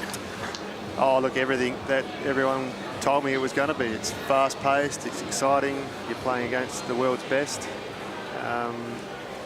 and you haven't got time to, you know, contemplate or think about wins and losses. Not much time to do anything, is there? You just got to try and get close. It's one of those. Was there anything that's really surprised you about the BPL? I like asking this question of the newer players. You would have watched a bit of it at home, no doubt. And is there anything that's really surprised you about it? No, probably not. All the expectations coming in are pretty well what I thought. I mean, the level of bowls is just incredible. So you have to be on your game. Everything's been amazing. Excellent. All right, Caitlin Inch here will expect change to the backhand side. Looks like it. Yep, backhand it is. So this end now crucial for the Pioneers. They really need 2. They would double that to 4, and that would still need them requiring 2 shots to get us to a tie-break. It's been an amazing performance by the Hawks. We talked a lot in the lead-up about the fact that the Pioneers had been on the rink and the Hawks hadn't, but they just haven't missed a beat. It's interesting that their record on the TV rink coming in, the Hawks, was 2 wins from 5. We've talked about the rink changing a little bit. That might have played quite nicely into the Hawks' hands. It's looking that way, doesn't it? Kelsey's played amazing. Another player that is just never far away is Kelsey Cottrell. That's done enough for shot. As signalled on the rink. Still a chance there. She gets just in and behind. Gives Scotty a shot. And Caitlin looking up the line a little bit more with this. She's going to need to have the weight to hang on to that line. She's close. No. Bowl up to bowl. Good work. Bowl up to Jack even. That'll do. Only issue with that, and that bowl at the back of the rink has stayed on, so that's actually quite useful for the Pioneers as well. The only issue is it's sitting a little bit proud for Nick Brett here to come down and trail this Jack around the corner and make this very, very hard for the Pioneers. Any move of that Jack, Warren, and it's going to be hard work for the Pioneers. Look, if he gets this around the corner, it's going to put Scotty in all sorts. Just going to hold around the outside of the Jack. So now there is just nothing other than Scotty T must count. You'd think with one of these next 2 bowls at the very least. This hand has been holding off, but it seems to have a little bit more of a pull on it tonight, what I've noticed. Things are a little different tonight. There is no doubt about it. That has fallen in, and that will do to count. So that's currently... Essentially, it's currently 4 shots to the Pioneers at the moment, if that's in. Kelsey just having a look and wasn't so convinced. Nick Brett, what's he got? He's got the gap. Well, that definitely counts now. Get there first. So that is definitely 2 doubling to 4 at the moment for the Pioneers, and maybe this one's not over just yet.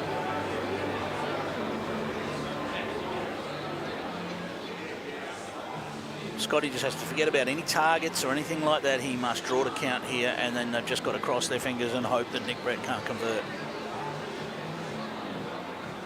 He's in the area again.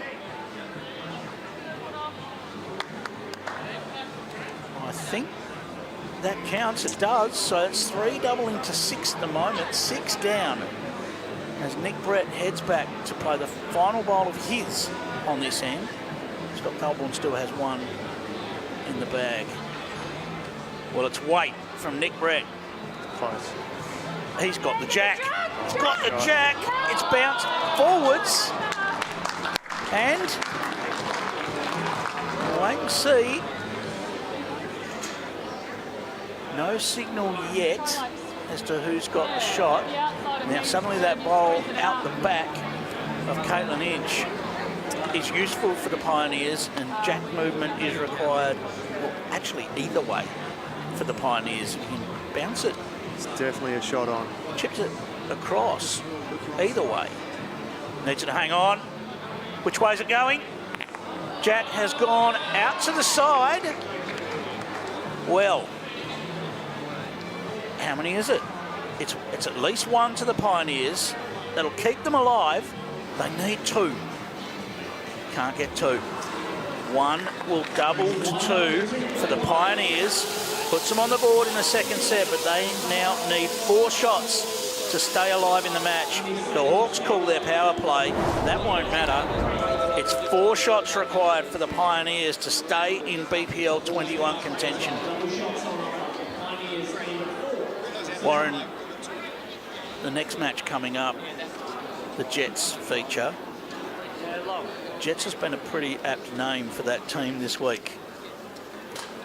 They have been amazing. Paul Foster has just been something extraordinary. I think Disco has been every bit as extraordinary. We're talking about all-star team nominations, and I haven't seen anything, so I can comment, but you'd almost say that the Jets could be the all-star team of BPL 21. It can't happen that way because the voting system doesn't really allow it, but they've just, all three of them have been outstanding.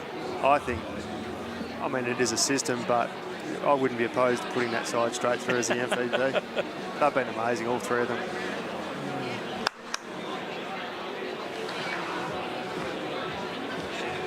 It's amazing, Warren, how the BPL goes in streaks. You know, the Pulse, who they'll feature in the next matchup, they won 8 of their last 9, whereas we just saw the Ospreys go out having lost their last 6. Yeah, that momentum is a big thing, you know, in any sport, but this particularly, for whatever reason. They just stack on top of each other, don't they? The good vibes, or unfortunately the bad vibes as well. Gets in your head a bit. The Pulse have been, you know, they've played great against us. Barry's led up well. Gary's been in sublime form as well. And we've got a Commonwealth Games singles gold medalist in that team as well, in Ellen Fife. Oh, and every time I've seen Ellen, she's been equally as good as the boys. So it'll be, this will be a fantastic contest. Right now, it's the Pioneers searching for a miraculous result here. They need 4 shots to stay alive. They will have the option to kill the end up their sleeve. They can do that. They can nominate to do that once, if required. Of course, they can stack them around the jack. And again, mate, this sort of pace. That's a good shot. Have to worry about that. Well, the first task is Caitlin Swells had to reach, didn't they? Yeah, she's building something there, so it's still on. Unlikely, but on. Kelsey Cottrell. She wouldn't want to frame it with the last thing. Well, I think she'd love to just pass and get in amongst those bowls of Caitlin Inch. Oh, that's a great shot. Played it perfect. That is outstanding. It just goes to show that it's not always about being right next to the jack.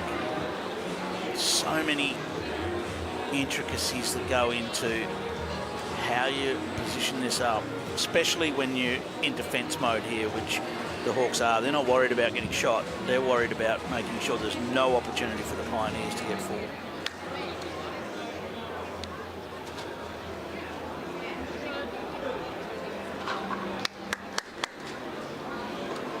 Well, it's another one at the back. Still there. For the Pioneers. There is a shot through there where perhaps you could move the jack and get that Hawks bowl at the back. So perhaps another one behind would be the order for the Hawks. That's not going to happen here.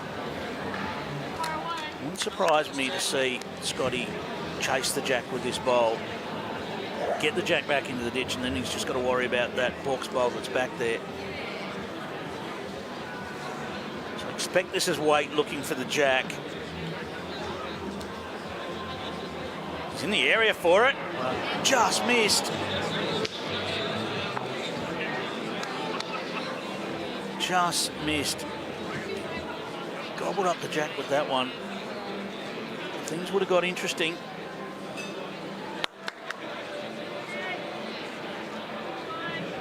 Now, it's about weighing up their chances.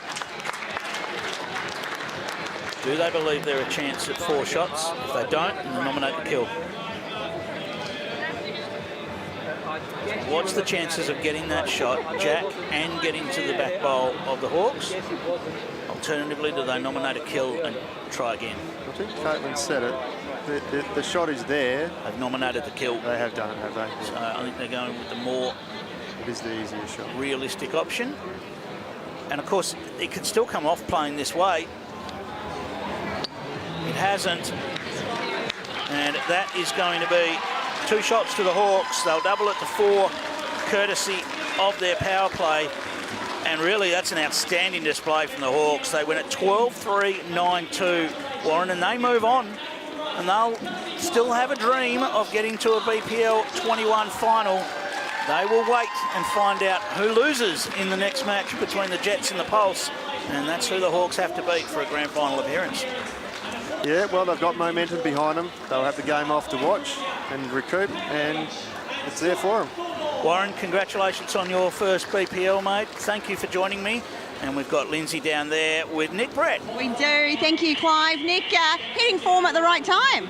Yeah, finally getting into some straps, really, finding out like the real Nicky Brett's turned up for a change. Tell us how nice to win that game and in straight sets as well. Oh, Kels and Lurch played brilliant. I mean, all day today, you know, we were behind the 8-ball come last night. You know, they both came out and played brilliant this morning, which set us up for a good day and hopefully may continue. Nice. So you get a little bit of a break now. What's the plan? Just sit and relax? Are you going to tune in and watch this one? Tune in and watch. Yeah, might even do a bit of commentary if they need me. Oh, nice. Lovely. All right, well, relax. We look forward to seeing you later on tonight. Thanks very much. Thanks, Nicky. Back to you, Liam. Thanks, Liam. The real Nicky Brett has indeed turned up. Here's your drink-wise moment of the match. It was dominant from Gold Coast. Yeah, that was an outstanding performance for them. They really had control of the game the whole way. And Kelsey Cottrell, she was setting them up superbly. Both her and Nathan Rice really gave Nick Brett so much to work with. That was that for a draw shot, right on it. That was sublime. Kelsey Cottrell was great. And up next, 1v2 semi-final, straight into the grand final, the winner, the Jets and the Pulse.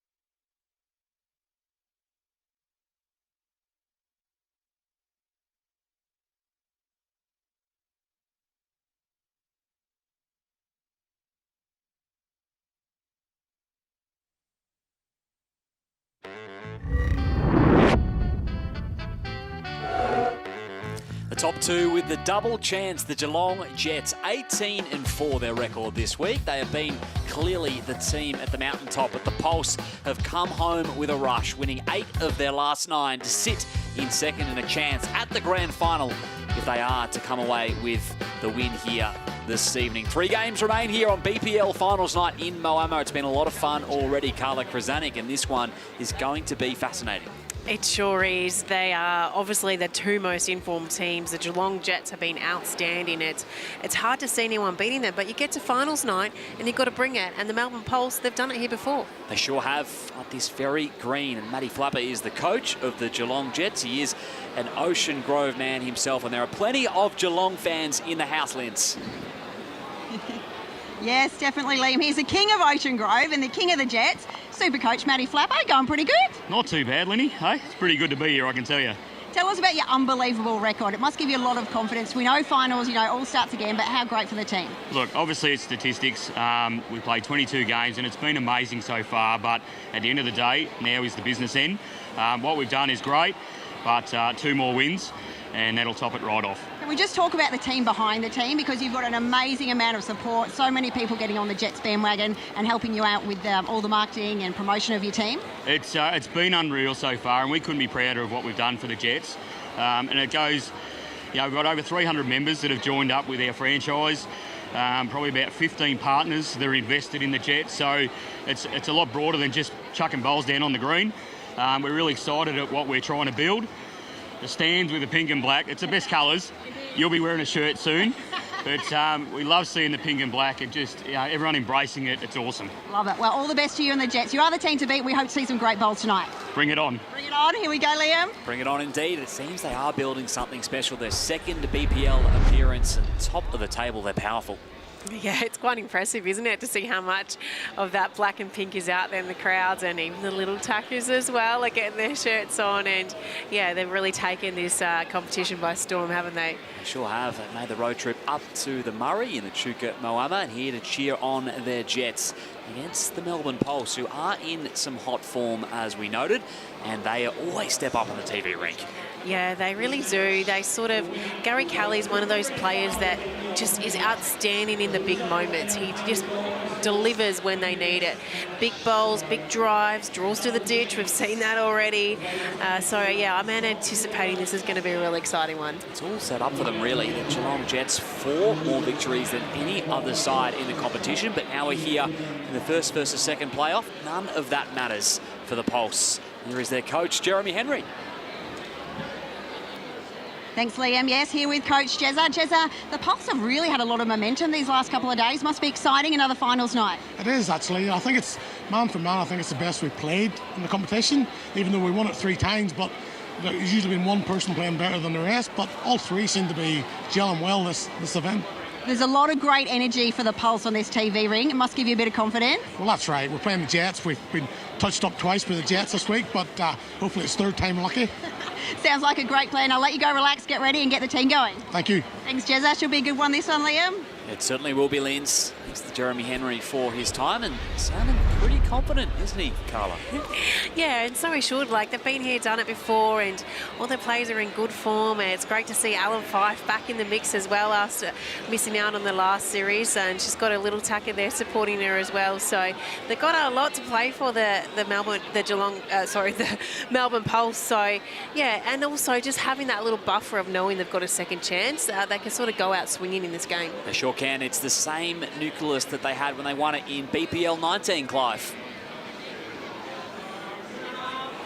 Yes, I think we've been looking forward to this one, Liam. I think this is going to be a fantastic match. I think we've known for a day or so that the Jets were going to be here, and we were waiting to see who was going to squeeze into that second place and find out who they were going to be against. Carl Healy, it's the Melbourne Pulse. This is going to be a really, really great battle.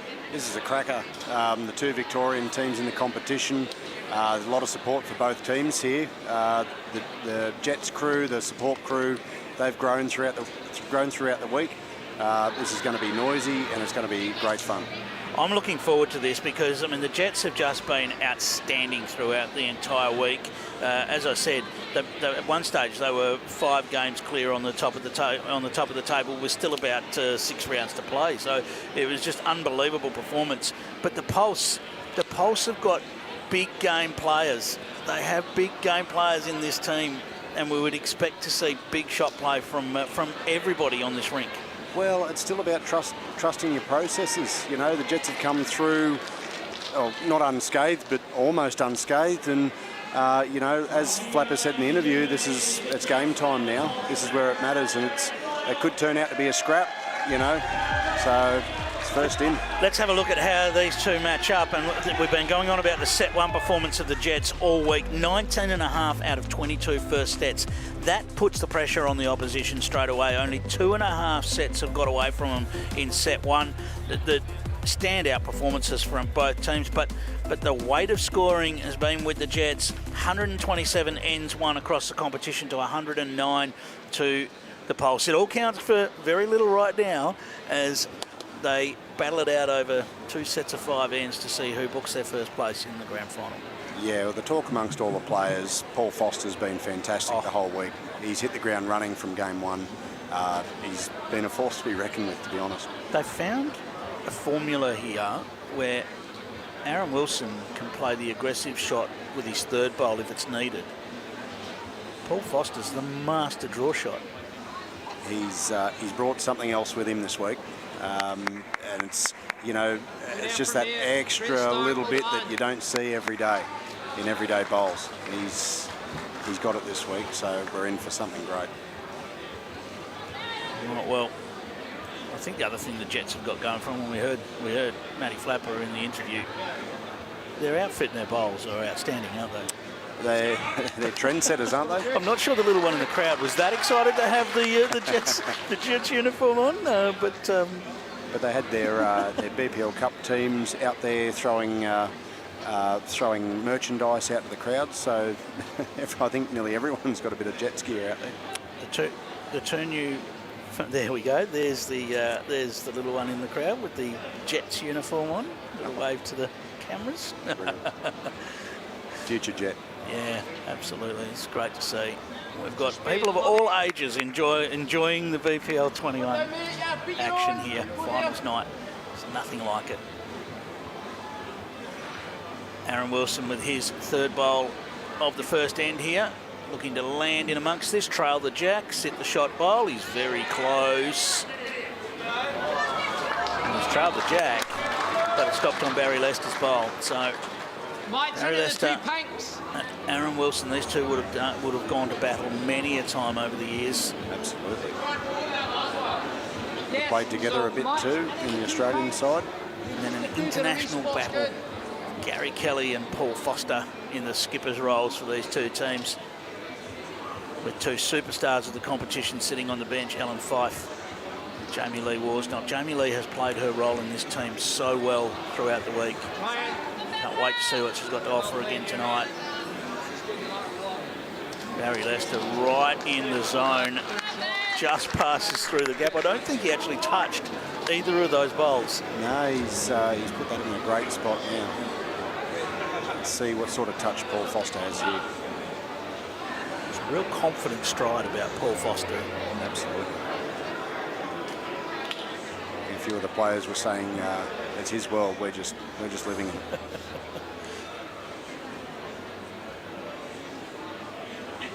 Well, he's down on a fairly promising line with this one. Fairly promising line. What a shot to get us started. Paul Foster. We've just been talking about how good he's been all week.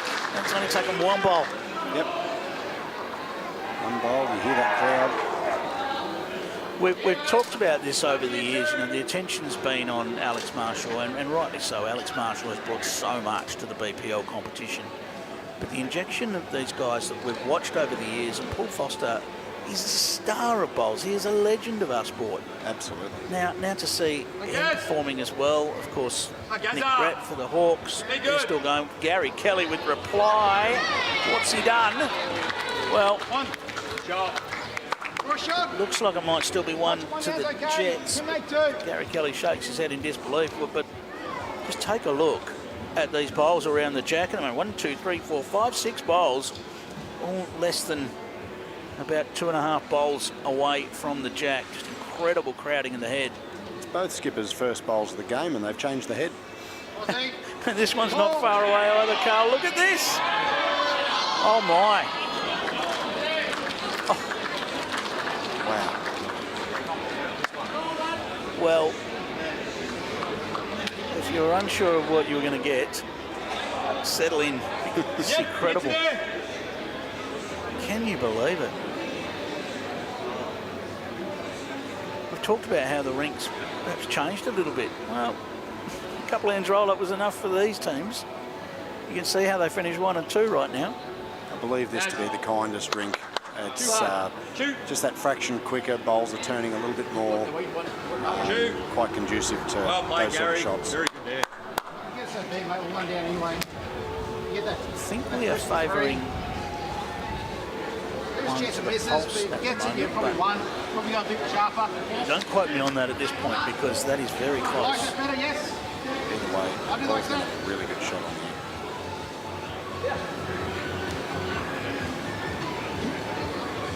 Whatever he does, Gary Kelly's still got the right of reply. So the weight that Paul's playing would tell us that he's 1 to the pulse at the moment. That's not going to get down. Well, Gary Kelly will stride up there with all sorts of room to draw another one, Carl.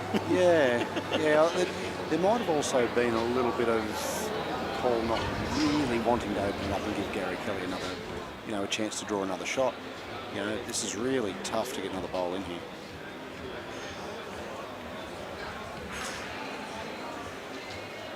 Well, it's been an eventful first end. How does it finish? Gary Kelly on the draw line. He wants to make sure he's right out to the draw line. He has. He's following this down. Just not quite going to make it back in time. And that will be 1 to the pulse, as we thought. So what an amazing first end. If that's the standard we are going to see, and we're not even at grand final stage yet, then this is going to be an amazing matchup. Looks like a bit of a tactic to bring the mat right up. Yep. Only one choice once you bring the mat up to there. Jack must go on the tee. Yeah, it makes everything quite weight sensitive. If you lose, you give your bowl a chance, you could potentially lose it in the ditch here. We've seen the minimum length used quite extensively throughout the tournament. It seems to have been some teams have harnessed the power of the minimum length. Yeah, we used it as a bit of a surprise tactic at times as well. Yeah, we used that on a few of the other rinks throughout the rounds. Matt Back and Jack on the minimum length.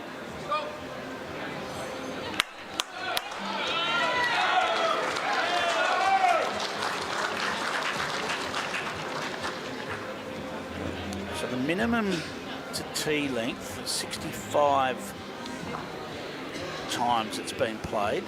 And then tee to minimum's been another 37 times it's been played. 65 shots have been scored minimum to tee.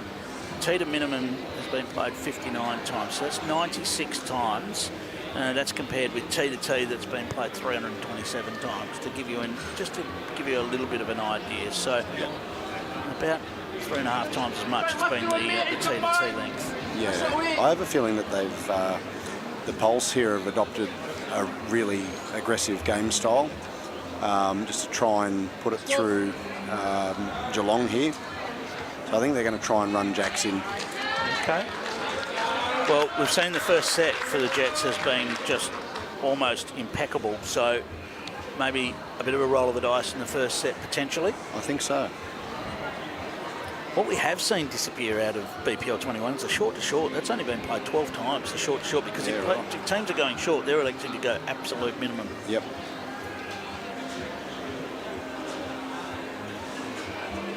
Barry Lester in the zone here for the bowl or the jack. Gotcha. right in the area, just dropped across. And he's setting it up. Disco, as it says on his bowls, Aaron Wilson looking to tidy this up.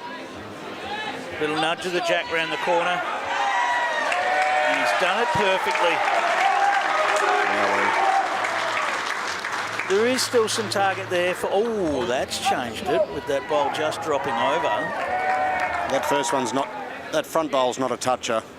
So we might see Gary Kelly hit this. I do believe they've got the shot on the tee. With it falling over, it's just narrowed the target down a little. Front bowl finding its way down. Gary Kelly drives and no contact.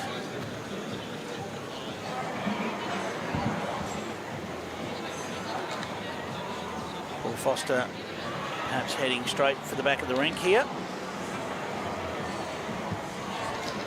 How close can he get to the edge here without it dropping in?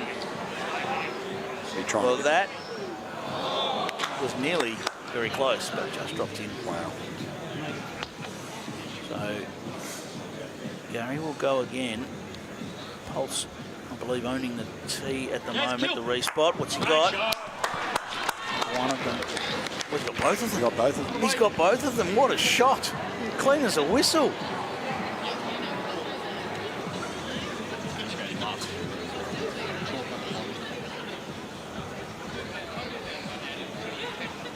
We'll see what touch the big Scott has here. Watching the line of that, and I thought he was just clipping off one and missing the other, but 2 bowls gone.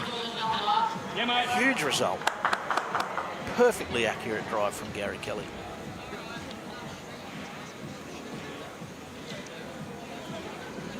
One of the hardest shots in bowls.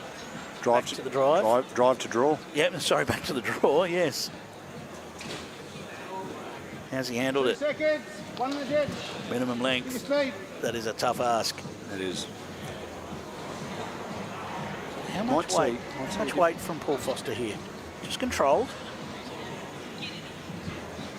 Has he got it? Yeah. Incredible. Incredible.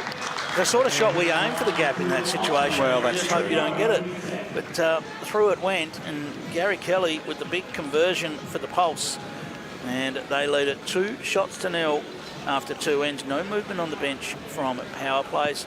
Carl Healy, thank you for joining me. No worries at all. It's been a pleasure. Another exciting BPL 21. It's finals night here. We're playing for a spot in the grand final. It's the Pulse leading at 2-0 after 2 ends. Liam. Thanks, Clive. Beautiful drive from Gary Kelly to, as Clive said, get it clean as a whistle and take shot. Yeah, both balls went straight out of the head.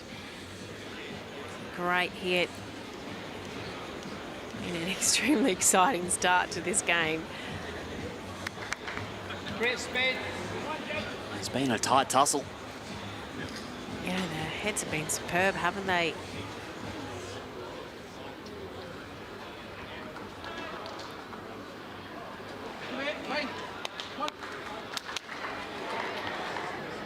Nice opener from Disco. Brilliant, yeah.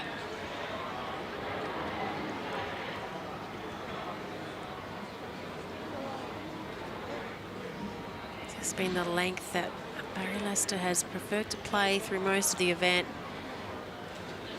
That right up and the jack on the tee.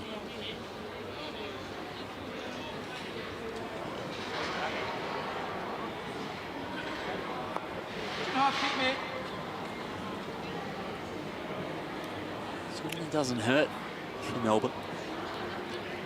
Still wide open though. No room for Aaron, the form he's in.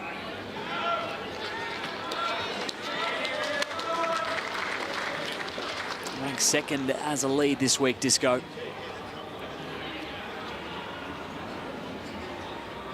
No surprises there. All the games we've seen on the TV rink, he's been in some stellar form.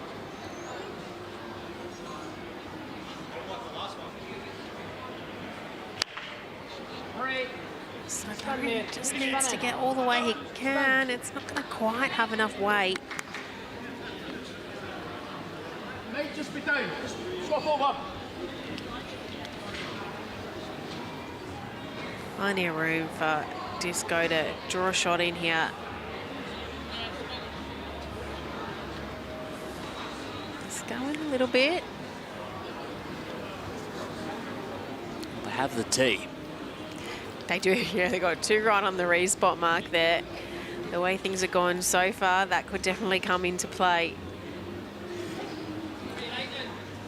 The junior BPL was run and won tonight, and the Melbourne Pulse, the victors, Linz. Yeah, look, they definitely are the victors, the mighty Melbourne Pulse. I'm here with Marley, one of our winning champions. How good does it feel to be the champions? So great. Everyone's so excited in our team. So, yeah, we're just feeling great. Tell us about the grand final. So you were up against the Melbourne Extreme, who won it last year, and you won in a tie-break, is that right? Yeah, we won the first set and lost the second, and Cooper played a great bowl to sit theirs for shot. Yeah. Wow, amazing. And in terms of your bowls career, is this the biggest thing you've won? Yes, definitely. Yeah. And how long have you been playing bowls? I've been playing for 2 years. 2 years, and you're already a BPL champion. That's pretty impressive. Yeah, it's crazy. Do you have any bowls goals going forward? Would you like to be this young Ellen Fife down here one day? Definitely. That would be amazing to get that far. Watch you back there, Ellen. So are you hoping also that your winning form can rub off on the top side? Yes, definitely. Well, we went 8-0 yesterday all together after the Pulse, so hopefully they can keep it going. Beautiful. And tell us about the event. How nice to play along and meet some new juniors and different people from other states? Yeah, it's been great. We've gotten to know some people from Sydney, and because we played them in the last game of the section, so that was great. Wonderful. Well, I'll let you go and enjoy this one. Congratulations to you and the team. Go the Pulse, hey? Yes, go Pulse. Thanks, Marley. How great is that for our event? Amazing. That sure is. Congratulations to the Pulse juniors. A chance to meet other players from around the country. Who knows? Maybe they'll be teammates in the national team one day. Yeah, exciting event. Exciting for the Melbourne Pulse team to get away with the win. And exciting that it went down to a tiebreaker too. We love a final going to a tiebreaker. Sure do. 1 down, 2 on the tee. Pulse know all about that. Probably drop another 2. I need him to go blast, mate. Get that, go to the jack. Doesn't matter, mate, get the jack. Paul Foster looking for the jack right into the ditch. He's close. Oh, he just clipped that front one. Looked to have the right line, but caught a blocker. The Pulse continue with another single, and the power play pulls, trailing 3-zip. And it's time for Geelong to try and make something happen. He flapper up with a board.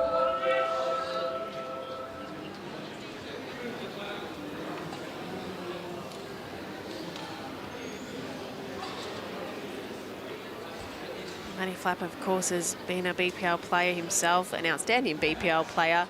So I think that's a little bit of a good advantage. He's only just stopped playing since the Jets were introduced. So, you know, he really understands the concept of the game, what it's like to be a player out there. And I saw Paul Foster give him the nod that, yep, we're happy for the power play to go now. Really good communication between the coach and the players. Really good, Snelly.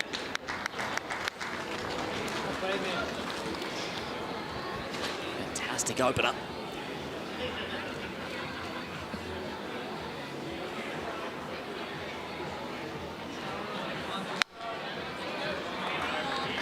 Another good opener. The quality in this game has really explained why it's 1 versus 2. No,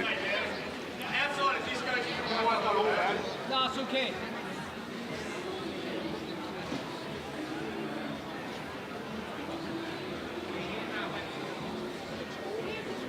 It's interesting seeing Aaron Wilson and Barry Lester play against each other. Barry's very particular in his delivery, really takes his time, sets himself up, thinks about it. And then Aaron Wilson, I'm not sure if he's got time at all to think. There's no time to think. He's on the mat and he's let it go. Here he goes, straight away. Let's go. Let's go. Tracking down the jack. Yep. And taking shot. That just goes to show there's no right or wrong way to do it. For Barry, he needs to think a little bit more and poise himself, whereas, you know, if Aaron Wilson, you know, took his time, perhaps it might interfere with his thoughts. So as a player, you work out what works best for you and you go with it. Barry loved it off the mat. In there. He's Tracking it confident. down. Really good for it. Hang on, though. Hang on. Oh, it's a goodie.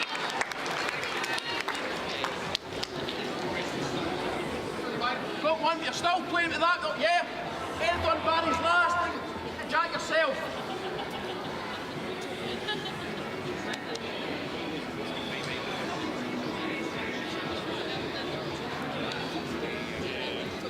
Well, it's just going to go under.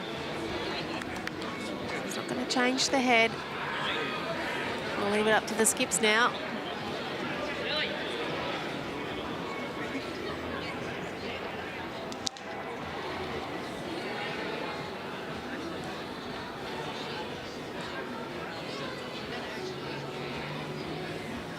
Good, guys. Come on, Gary. Come on. Gary Kelly still interested. One. Some movement again into the favour of Geelong. Play to the team, mate. Pick your side. It's such a tight head. There's Paul Foster, he can't really draw another, so we get to a good home. Just got to sneak around. Can't quite. That's your best. Come on there. Get on to me. Goes through the hole or sort of stays around. She'll still make a couple.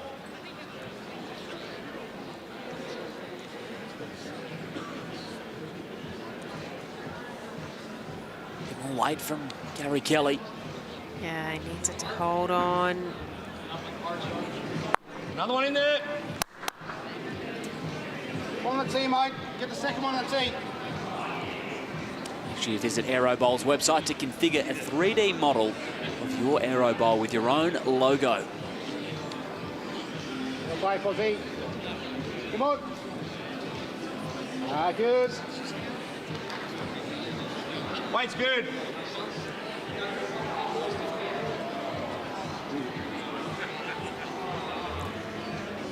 Gary Kelly looking to make any type of contact, really. They've got plenty of bowls in there. Just got to find the right line. Come on, guys.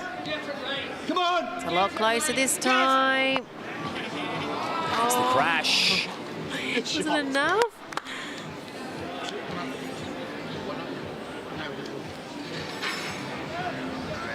Come on.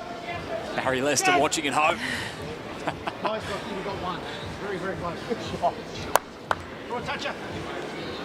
Get away bad luck is what it is. Be a measure. It's one to come for Paul.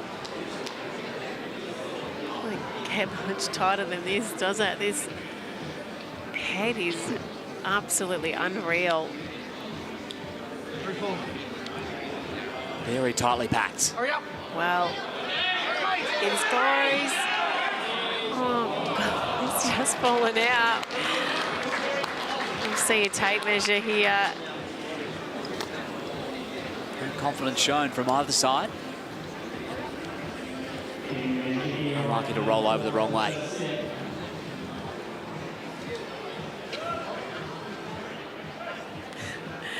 It's a very impressive effort.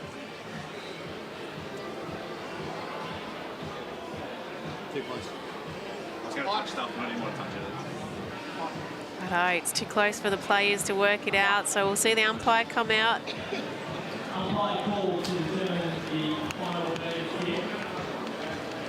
Jets power play could be 1 double to 2, or they're headed to the 5th end, down 4. Yeah, the result of this is humongous in the context of this first set. Coming down to the calipers.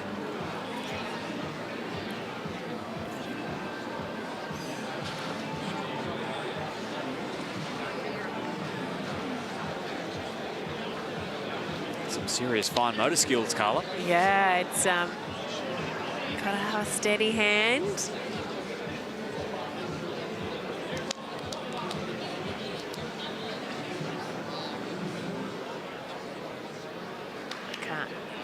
second. It looks awfully close. Oh, one of the Jets. That is crucial for Geelong. And it means the scoreline 3-2 heading into the final end. The Pulse pull their power play. It's not going to be a factor with their one-shot lead.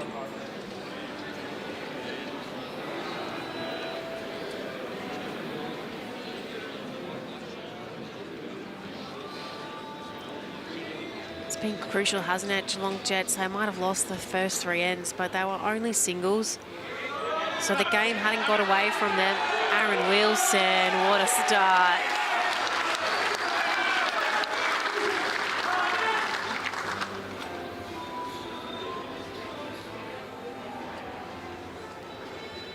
It's just shot for shot at the moment.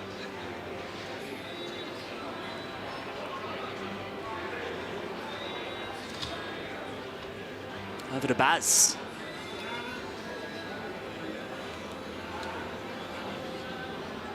Backhand draw to begin. This is the first time we've got to look at this ditch-to-ditch length that Aaron Wilson loves so much. The Pulse have been controlling the mat. This could be the key difference that they've needed.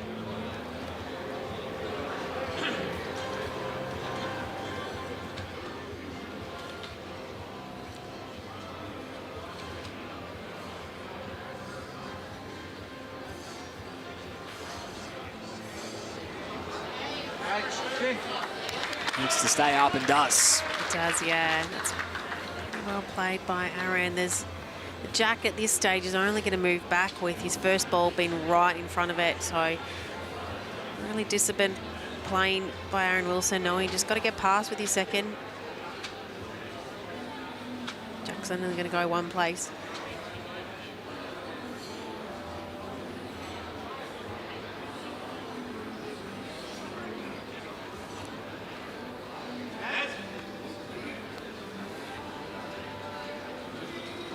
A great line, slides by, and a toucher.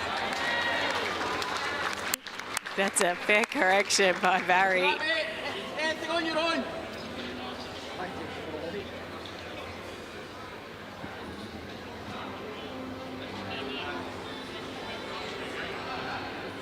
Let's go. Geelong crowd loving it. Knocks out the Pulse bowl.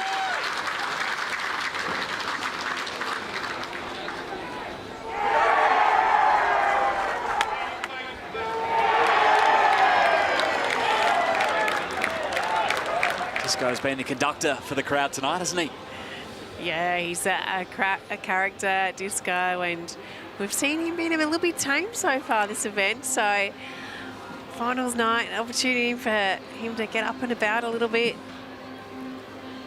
Being in the lead roles probably kept him a little bit more composed. And come on, hurry for me, hurry for me. 2 seconds. Keep spinning, keep spinning. Could be. Yep. Shot, well done. Doesn't answer the call. Yeah, just needed a little touch more. He's drawn another second shot though, so that will give Gary Kelly a couple more options. Go off-road and off-grid in total luxury with titanium caravans.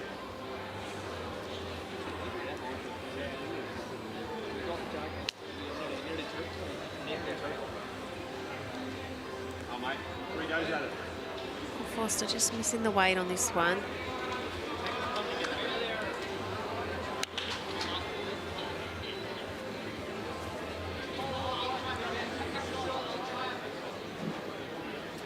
Can't sort of play, can't play cute weight. You don't want it staying on the green in the back somewhere to touch up. You run it out your backhand. Backhand, big weight. Gary Kelly looking to get that shot ball out of there. Going to collect the front. Well, it's got that out of his way, so maybe more helpful for his next 2 bowls.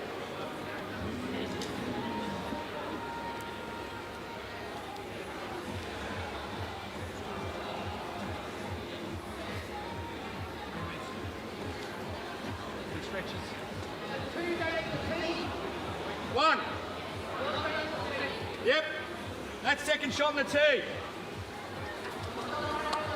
Doesn't quite block things up. Look, you got to get rid of it. Any hand or weight you like, but backhand, ours is more protected.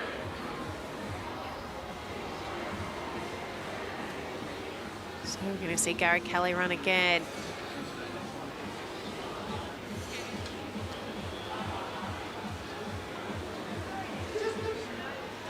Hold on. Oh, he's collected the jack as well. So it's collected the back bowls, so I think I might have got shot out of this. Touch on the ditch, mate. Back there. They've got the respot. Spot on. That's the advantage of playing really big, solid weight. You know, you can collect bowls as you go through, and it's sort of cleared out all those Jets bowls on its way through. Last chance for the set for the Jets. Paul. Paul. In behind it as well from Paul. He's got the jack. That is a ripper shot. Into the drink. Geelong was shot, and that will be very tough to beat. He right on the nose. Couldn't have got that any sweeter. Disco loving it. Jubilation. The nearest is the one under the in the six. stands. That's right, yep.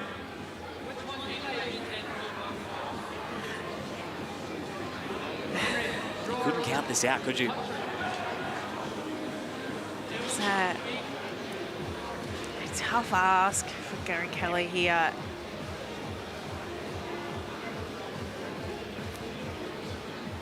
Try and get second shot even.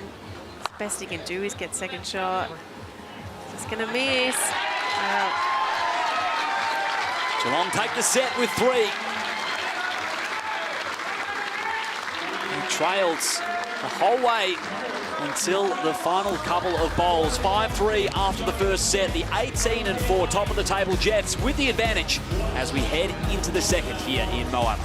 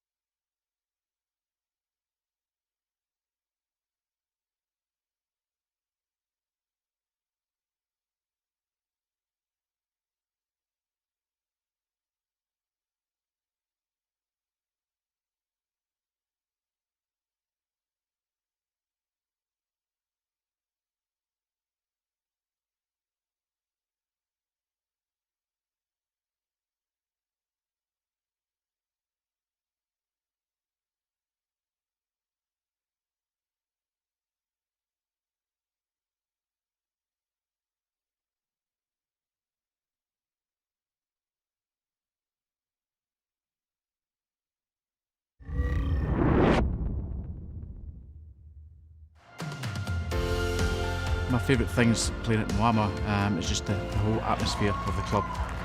Very friendly environment. Yeah, nice, lovely down here, Moama, Echuca, lovely greens, great hospitality. I love coming here for the atmosphere, the great experience, and sharing the green with world-class players. The weather's usually pretty good too, so we're very lucky to play here. It's just such an amazing club, amazing facilities. I definitely love the free cool. If you haven't tried that, it's like this really cool ice cream joint they have here. And also the food. Yeah, the food's fantastic here. Members are fantastic here, great bunch of people. I've been coming here for quite a number of years now, and it's a great place to play bowls. It is the 6th instalment in Moama after their first hosting opportunity in 2020, and Linz has found a new friend. We've lost her on broadcast. She's got some nanny duties instead.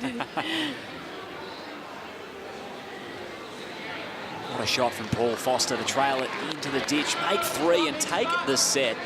Yeah, it was something special, wasn't it? And I could just say, like, the Jets, they remained really calm and composed in that set. They lost the first 3 ends, but they weren't doing anything wrong. They had plenty of bowls in there, plenty of opportunities, just needed something to go their way. And so they were patient and waited for the opportunity and got it right in time.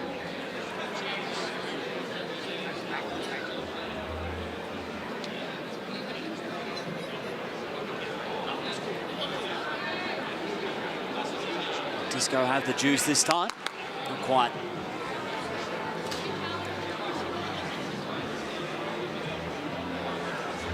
Gold Coast will be watching on, knowing whoever they face in the prelim final, they are in for an almighty fight. Both these sides playing fantastic bowls. Owen sneaked in there. Yeah, I think you could really say the standard of this game has been very well deserving of being in the finals. So the Gold Coast Hawks will have a lot of work to do to manage to get on top of whoever misses out in this game. Played by Disco. Made sure he reached with that one, gave his bowl a chance.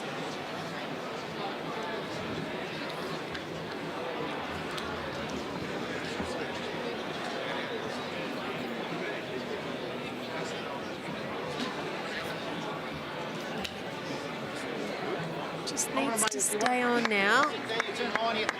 Yep, so still in the game.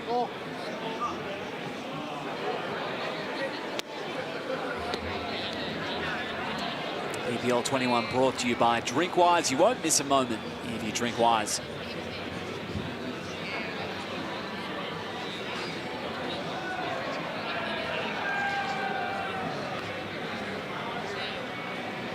Atmosphere picking up as well with the Jets fans converging for this third game. They are very well represented. The fans have grown and grown through the week, haven't they? Pink and blacks just filling the crowd. Yeah, it has.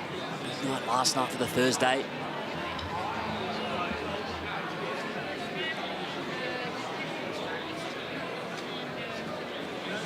Reach a crescendo just after 9 p.m. tonight when we have the grand final. One of these two will win their way straight in.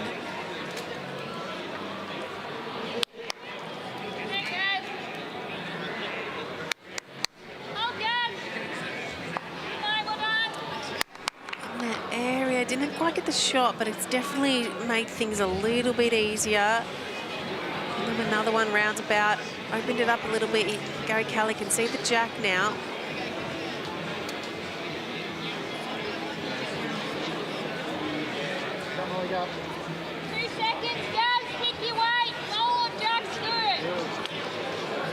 Yeah, I think we could tell that was coming.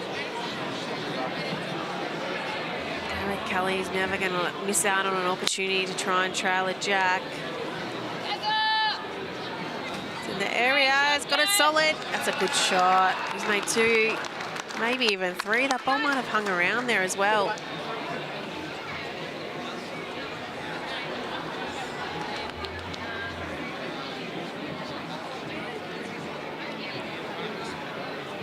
Two paddles up for the pulse. Maybe a third. Foster convert again.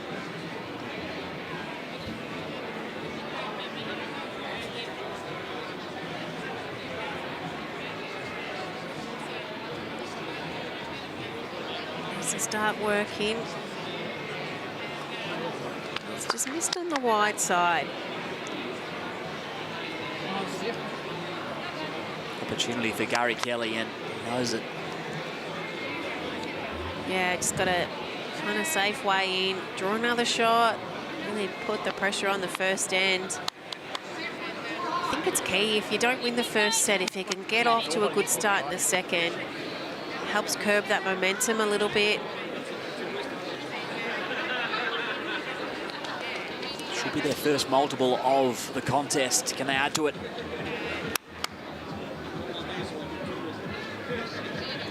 Needs to get under those balls. Wow. Shouldn't affect things. Yeah, it did roll one up, so...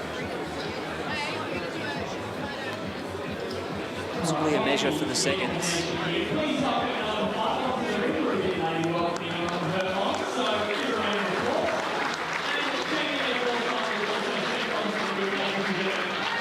Substitutes. Well, that's a Jamie Lee Worsnop for the Jets. For the final 4 ends here. The second set, all important. Confirmation of the 2 for the Pulse. Start as they look to force a tie-break.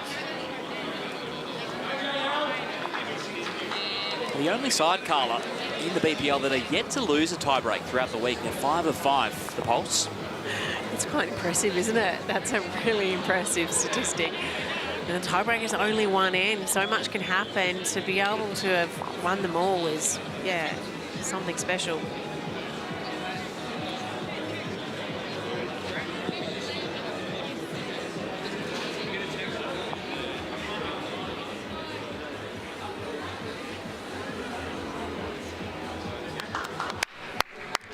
Ellen's opening draw. It's very handy. Yeah, very handy opener. See Jamie Lee Worsnop put down her first bowl now.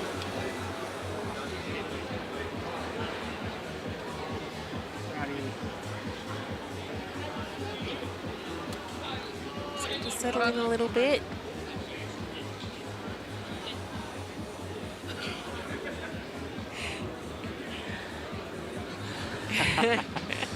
Spotted.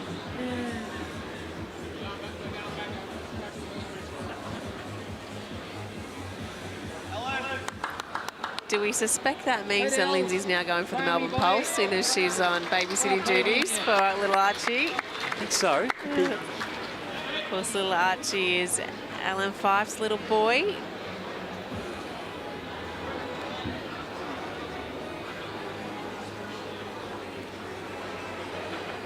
Hold on.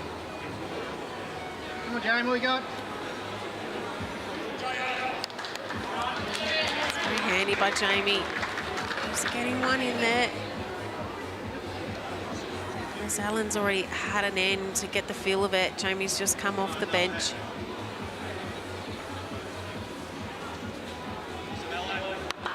Well, Els. Be good, wee buddy. Well played, Alan. Hurry. Very well played. It's special. Alan Fife.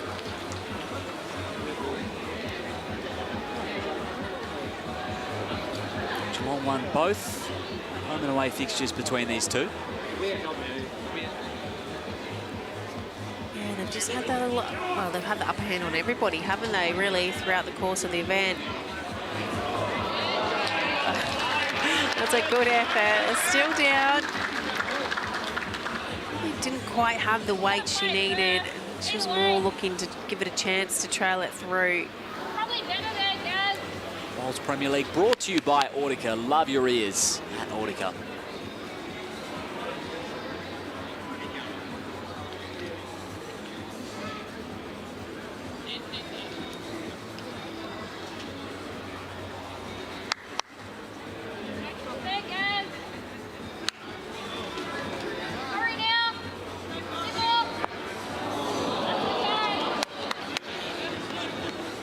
Well, he's rolled up the Jets' bowl.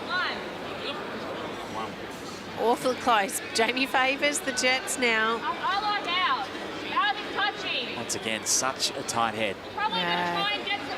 Things are definitely going to move, though, in the form that the skips are in. So, and Wilson try and just get to a nice posse just behind the jack.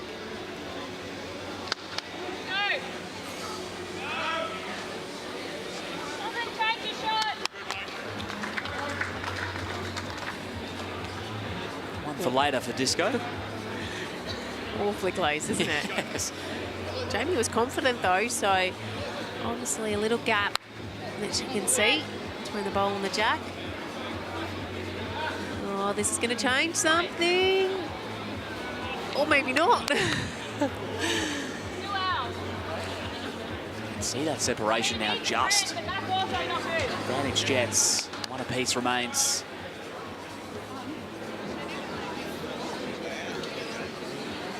It's a tricky head for the Jets here. I mean, they're holding, but you need to get another one in there as well. You don't want to risk giving it away, but there's a lot of pulse bowls. Oh, what's Aaron going to do? Oh, I don't know. Oh, I think that's fallen against them. Oh dear, it was such an accurate draw as well. Cruel almost. It's hard in because he did need to get one in there. There was a risk that they could have dropped a 3 or even potentially a 4. So even though he gave it away,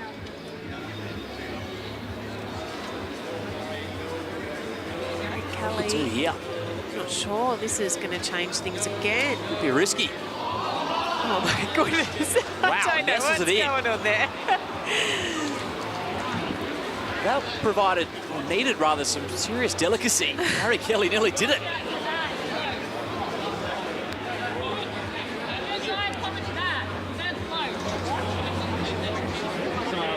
I have no idea. The jack moved a little bit from this angle, like it does potentially still look like the pulse, but It does. We'll find out soon. Disco still intrigued. Contact again, we're going to find out. Oh, it's ended up worse for them. It'll be 2 for the pulse. Really asking the question, the bowls god sending it in on that end. That was a crazy end. Wasn't it? 5 all within a very short distance, and doubling up once more the pulse. Out to a 4-zip lead after 2 ends.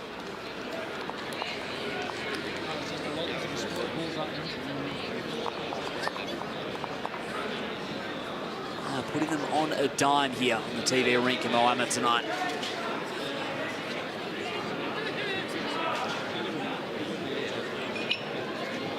Right, Alan 5, sorry, she started off in good fashion again.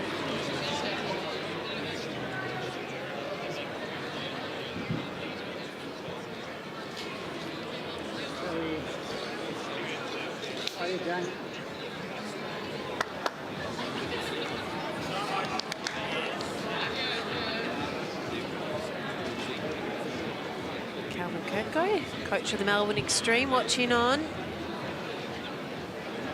Just missed out on finishing the top 5.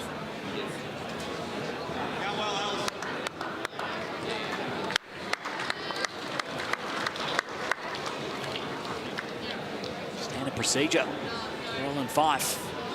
Another ripper. Yeah, it is standard procedure, isn't it? She's been really finding her range last couple of ends. So has Jamie. This is going to do well. She's drawn the shot.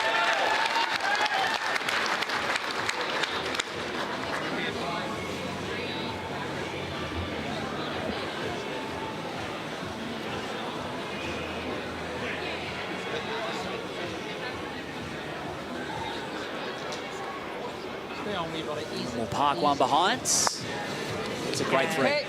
She was going a little bit, but it just landed on that back bowl, so it's hung around in a really good spot.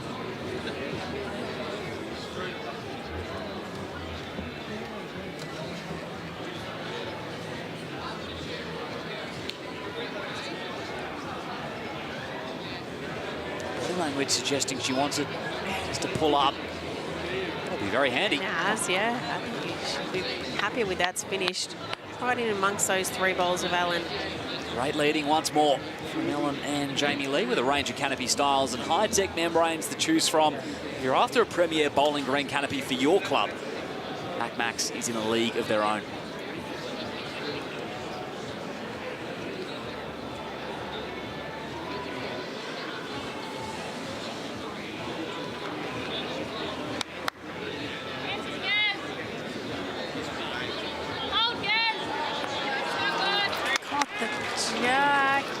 wanted to go straight back to Jamie's bowls.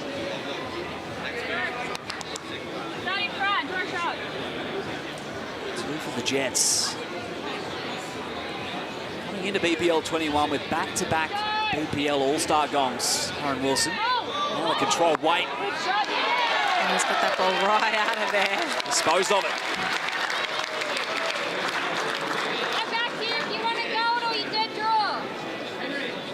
Has left the jack open. Yeah, I think ideally Aaron was trying to actually trail the jack first. Managed to get the shot bowl though, so he's holding on for a 2, maybe even 3. Gary Kelly though will be giving this a good chance. His touch is now in the ditch as well, so if he can trail it in there, it's going to make things hard for the Jets. Detail. It's almost going to counts. Oh, it's cut it down. It's not in front. Yeah. You just that's a toucher in the ditch, so you don't really want the jack there. Just over a draw. Yeah, it's good awareness by Jamie just to make sure that Aaron knows that touch is still in the ditch. Sometimes you can't see them from the other end. So much going on in BPL format. It's easy for players to miss things. This is, oh, just needed to get down. So interesting here. Does Gaz give it a good chance? Try and get the jack in the ditch. They have only got one roundabout though. You can see the single shot. They've got the power play in hand with return bowl. It's not the worst scenario really. What does Gary Kelly have? Forehand, running, he's looking for the jack. I think he's a bit under.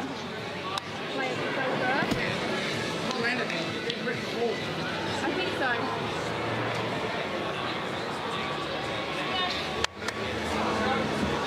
No chance they can remove that pulse bowl. It could be a big count.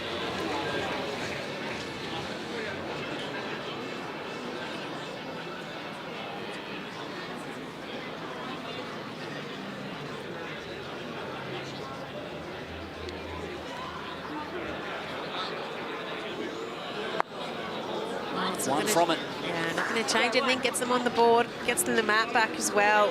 You can dictate the length again. Third end that the Jets have won, and the first of this second set. They cut the margin to 3 shots with a couple of ends remaining. Clive, we've got a special guest, Aaron Sheriff, with you to take us home. I do, Liam, and I was just looking at the benches, and they both sat there. I reckon, Aaron Sheriff, I reckon they were just working out who was going to play their power play then, which one was going to fire.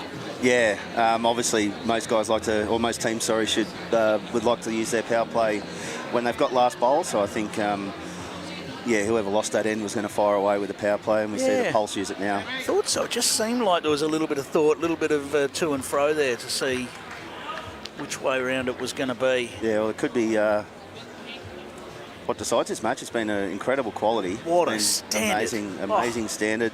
Yeah, this way down last end, well, I think we had about 5 bowls within an inch of the jack at one stage. It was ridiculous. Yeah, and as we were just talking about before off air, Pulse have changed it up a little bit. Normally Barry plays the second set, Ellen plays the first, but they switched that around, and whether it was the matchups of Disco and Barry in the first set and then Jamie and Els in the second set, I'm not sure, but yeah, it's something we haven't seen from the Pulse throughout the tournament.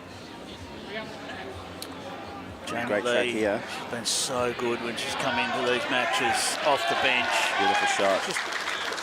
The key for the bench player, and sometimes it is the same player throughout the tournament, if that's working, which clearly it has been for the Jets, is just to try and not miss the trick when the substitute comes in. And Jamie Lee's been so good in this tournament. Yeah, she's a pretty cool character, you know, doesn't seem to get too flustered. And that's what you need, someone that's going to come in halfway through a game and, you know, just be nice and relaxed and easy going. And how confident can she be with this last bowl now? Ellen Fife's put one jack high. There's a trail of the jack that's useful for Jamie Lee as well. Work off her own even, cover it up. Yep, she's definitely given it a good chance and looking to maybe sit that bowl. Yeah.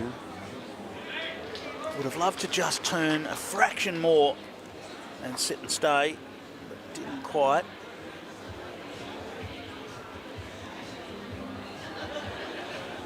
It's been a warm afternoon, Aaron. It's just starting to cool down a little bit more now, but I'm pretty sure it's been hard work out on the rink. It's been very, very warm. Yeah, today's been the hottest day. Probably been fortunate, you know, adding all the extra games in, and if it had been like last year, I think every day was about 38. So you know, we've been blessed with some cooler conditions, but yeah, I suppose it's only right on finals night that things heat up, eh? So, definitely t-shirt and shorts weather, that is for yeah, sure. That's right, yeah. Disco's, it's on a pretty good track here. It's all about the weight. It's definitely up. Just needs it to turn a fraction. And work off Jamie. He got it solid. Yeah. Any sort of turn there, and that would have come in behind the jack. Now, I've noticed you've landed your hotel room key on the table. Now, we won't say which hotel because we don't want you inundated, right? But room number 1, they knew who they were dealing with, didn't they? Yeah, I think it might have been a stitch up from Big Kev, chucking me in room number 1. No chance you're in room 13 or 25 or anything like that. It's room number 1. Well, if we're staying there again next year, it won't be room 1. That's very unlucky, that room. Oh, Gaz is on a good track. What's he got? Certainly is. Shot pole. Just not quite enough. That's another one in a good area. Just needed to go one more turn, but it didn't. Sits in there still for one to the Jets. The Jets have been incredible. First set, they're now 20.5 wins out of 23 attempts. Ridiculous. Absolutely. Oh, what have we got here? Oh, that's not a bad result. This guy's done well there. He's got a little touch just to tighten up that head. Yeah, no, look, just watching what's been happening around the greens and that sort of thing, and, you know, Disco obviously has been leading up pretty solid. Paul, he's really found his feet in the second event. You know, he was solid enough in the first event, but I think he's come here with a point to prove that he belongs, and we all know he does, and he's proven it to everyone at home that Paul Foster's the real deal, and he's been phenomenal this event, and I'd be very surprised if he wasn't at least in the MVP team, sorry mate, but yeah, if he was he wouldn't look out of place as the MVP, that's for sure. About to say exactly the same. It would be a shock if his name is not read out a little bit later on. Yeah. But we've got plenty to play out yet. The Hawks are waiting for the team that's unfortunate enough to lose this very high quality affair. Yeah, I think Jamie's looking there. Just go switching to forehand. Probably wants to potentially count, but if he misses on a high line, it won't be a bad thing. Remembering this is a pulse power play. He's got the pace to get there. His track's pretty good. Just going to come. He's got to hurry. He's got to hurry. Oh, he's on a perfect line. Hasn't really affected the head too much, I don't think. So still a pretty tough shot here for Gaz. And he really, jack movement's not great, especially if it goes the wrong way. So I think we'll be seeing just trying to just flat out draw the shot. Yeah, it's looking that way. Ellen's calling. The way Ellen called that shot, it looks like it's just going to be a draw. Last bowl of the end. Last bowl of the second last end. Yes, he's on the second draw. set.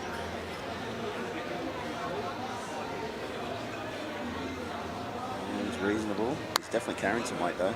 Yeah, the pace is going to be the issue here. Going to get down to the bowl. On the outside of it. Well, power play nullified, and then that gives the Jets the opportunity to play theirs now. It was a crucial one shot, wasn't it? Massive. Well, they only need to score one now to win the match. Exactly. That's a huge end. The drawn set will be enough, and whilst during qualifying rounds, sometimes a drawn set, you still try and win the set. They won't be doing that this time. A drawn set will put them through to the grand final. So it's almost a mini tiebreak right now. Absolutely. They've gone T to T again. Won the end T to T in this direction last time, so after a little bit of chatter between the bench and the players, they've agreed to go this length, which is it's something we don't see a lot of, is the coaches and the bench getting involved in the calls, but I think it should happen a lot more. Well, yeah, absolutely. Look, the opportunity's there. There's not huge opportunities because of that shot clock pressure that's there. But if you're on the ball, there is time to spend a few seconds just plotting out the final tactics. Well, sometimes in these fast formats, oh, wow, what a great start, Ellen. Let's put the Jets under the pump now. But Jamie's first bowl's right on the respot. Let's not forget that. So, yeah, giving her first bowler chances, still kept them in the end, even though that beautiful bowl there from Ellen. Just another element to consider at the BPL. Not far away from just giving this a little open up, just passes underneath.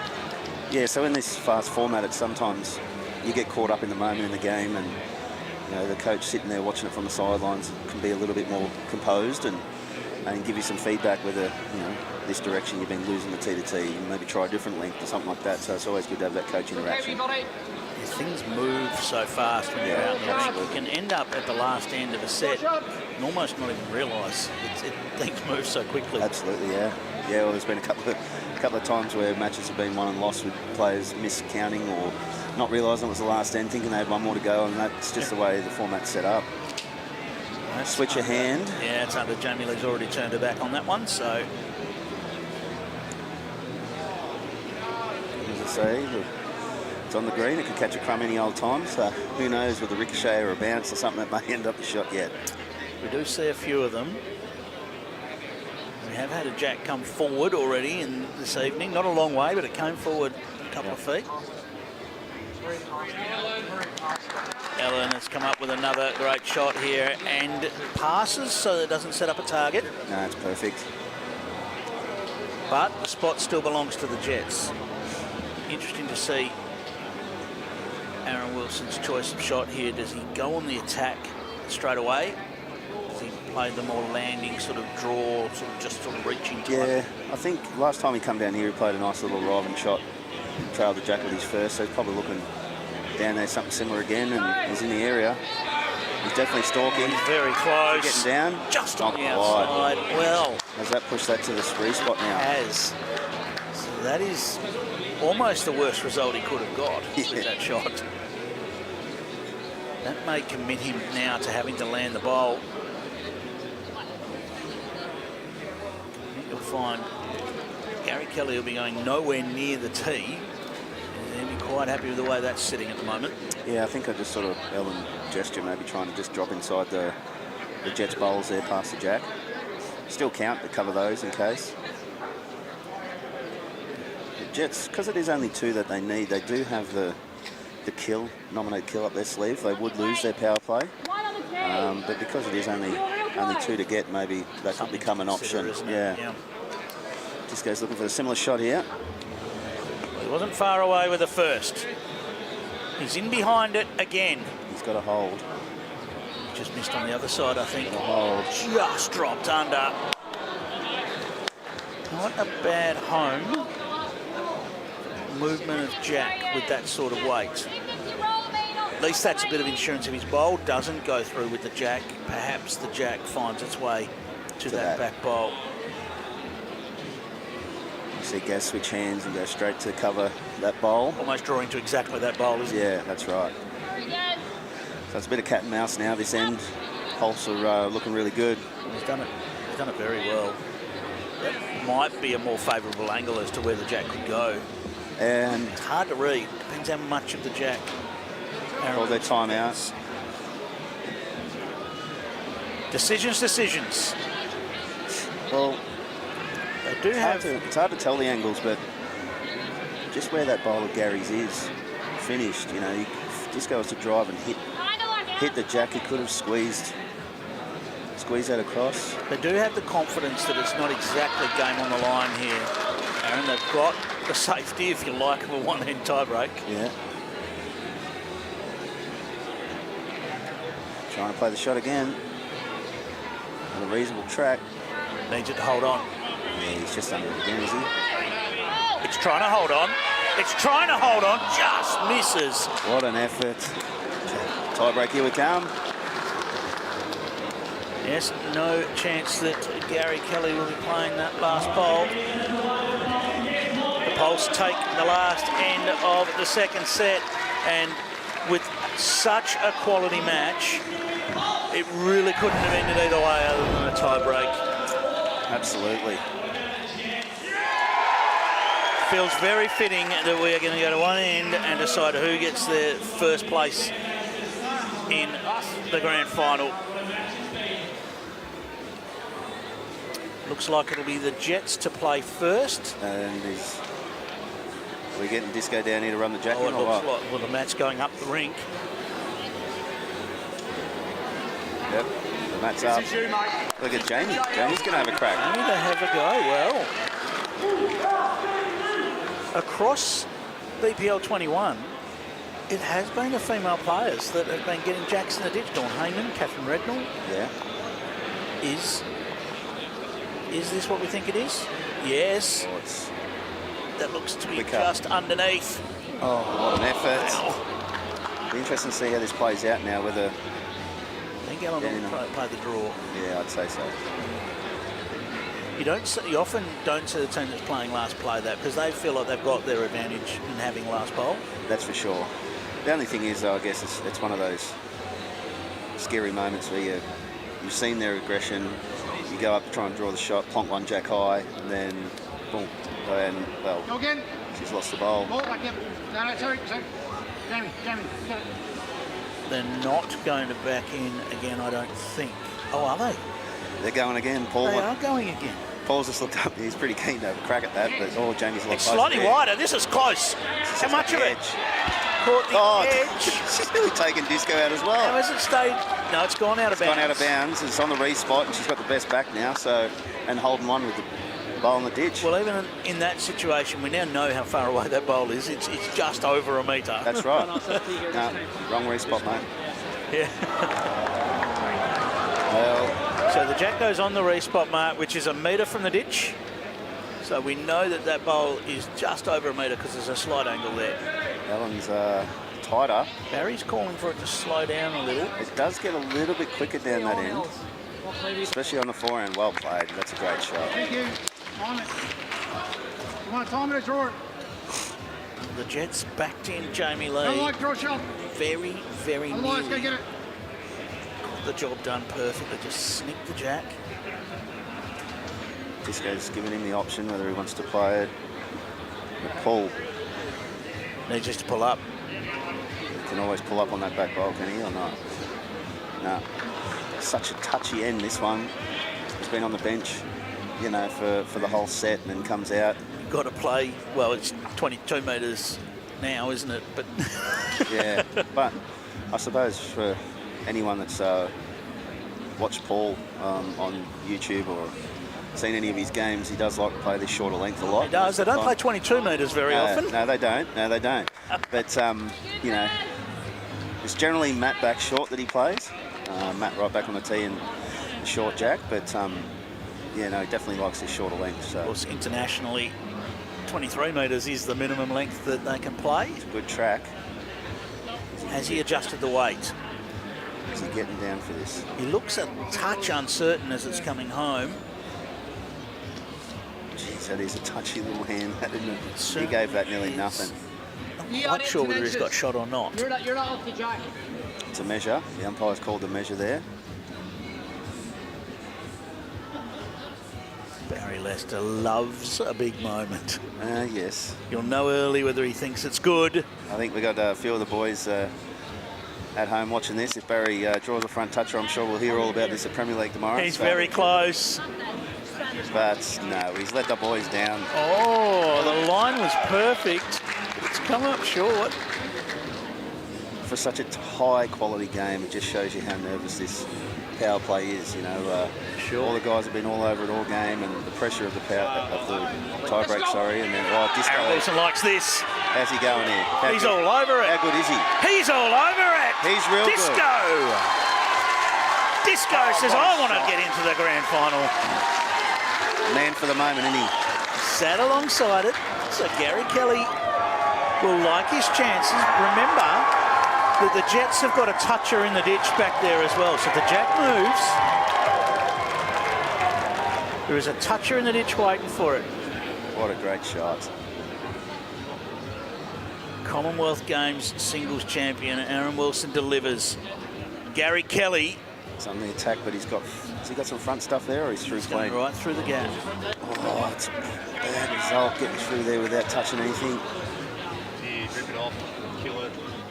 The two gents that played Commonwealth Games gold medal match have a bowl left each to play. What does Aaron Wilson do with this? Well, I'm never a big fan of the blocker. I think he's got to try and go in and turn that head. Try and draw another one, shut the head down completely. Take the sit shot away from Gary Kelly. He's on a great track. If he's there, he's perfect. Oh, wow. How's the weight? No, it's not quite there. No, he then went looking for the blocker. Well, yeah, that's true. But if you try and play yourself, play the ball, he's better off trying to just draw the shot. He has sort of narrowed the line down a little bit. Also taken the likelihood of Gary Kelly pushing the pulse bowl up there because the angle's changed. Absolutely. So he's played the right shot, delicate draw, on a good line. He has narrowed down the target zone there, and he's changed the angle off the front one. So he would have loved to have drawn a front noser and shut the head completely down, but that's second prize. So here we go. Big game. This is for a spot in the BPL 21 Grand Final. The Jets hold that spot. I reckon he plays it. Aaron Sheriff says Gary Kelly gets it. It's going to need to start bending. It's going to need to get down. No, I've put the mop on. It's just outside it. And I guess you could say fittingly with the week that they've had, the Jets are the first team to book themselves a place in the Grand Final. Who could deny them, Aaron Sheriff? Well, they've been the hottest team all week. It's only fair that they are in the final, but now it's Pulse's turn to put all that behind them and take on the Hawks to get to that final. So it's the beauty of finishing top two is getting a second chance. Now they need to make the most of that. That's going to be the challenge for the Pulse now, to regroup, forget about the disappointment of that one, and get out there against the Hawks and get the job done. Aaron Wilson is the man. Thank you, Aaron Sheriff. Thank you. Enjoy your night. We've got Aaron Wilson down there with Lindsay Clark, and the Geelong Jets are into the Grand Final. They are, Clive. He is the man, although there's two of the mans because you both played amazing, as did Jamie Lee. The first team into the Grand Final. How does it feel? Over the moon. Look, we've had a great week so far, but we all know it's a start again sort of routine, and to get the win there, it's a big one. Geelong Jets in the final. It's amazing, Brobsy. Tell us about the quality of that game. The standard was so high with both of the teams. 100%. It just flowed and flowed. Pulse played unbelievable. Fozzie played a cracker to win the first set, and a brilliant finish, I guess, in that respect. But look, it's not over yet. We'll wait now for the next winner, and hopefully you get another win. One more to go, Brobsy. All the best to you and the Jets. Enjoy the rest. Go the Jets. Back to you, Liam. Thanks, Linz. Here's your drink-wise moment of the match. Disco with that draw in the tiebreaker right on the jack to win it. Yeah, Aaron Wilson, what an outstanding performance. This was epic, this shot. Can't get any closer than that. And didn't the Geelong crowd love it? That means the Hawks, there are 3 sides remaining. It'll come down to them and the Melbourne Pulse to meet Geelong in the final tonight. Coming up after this.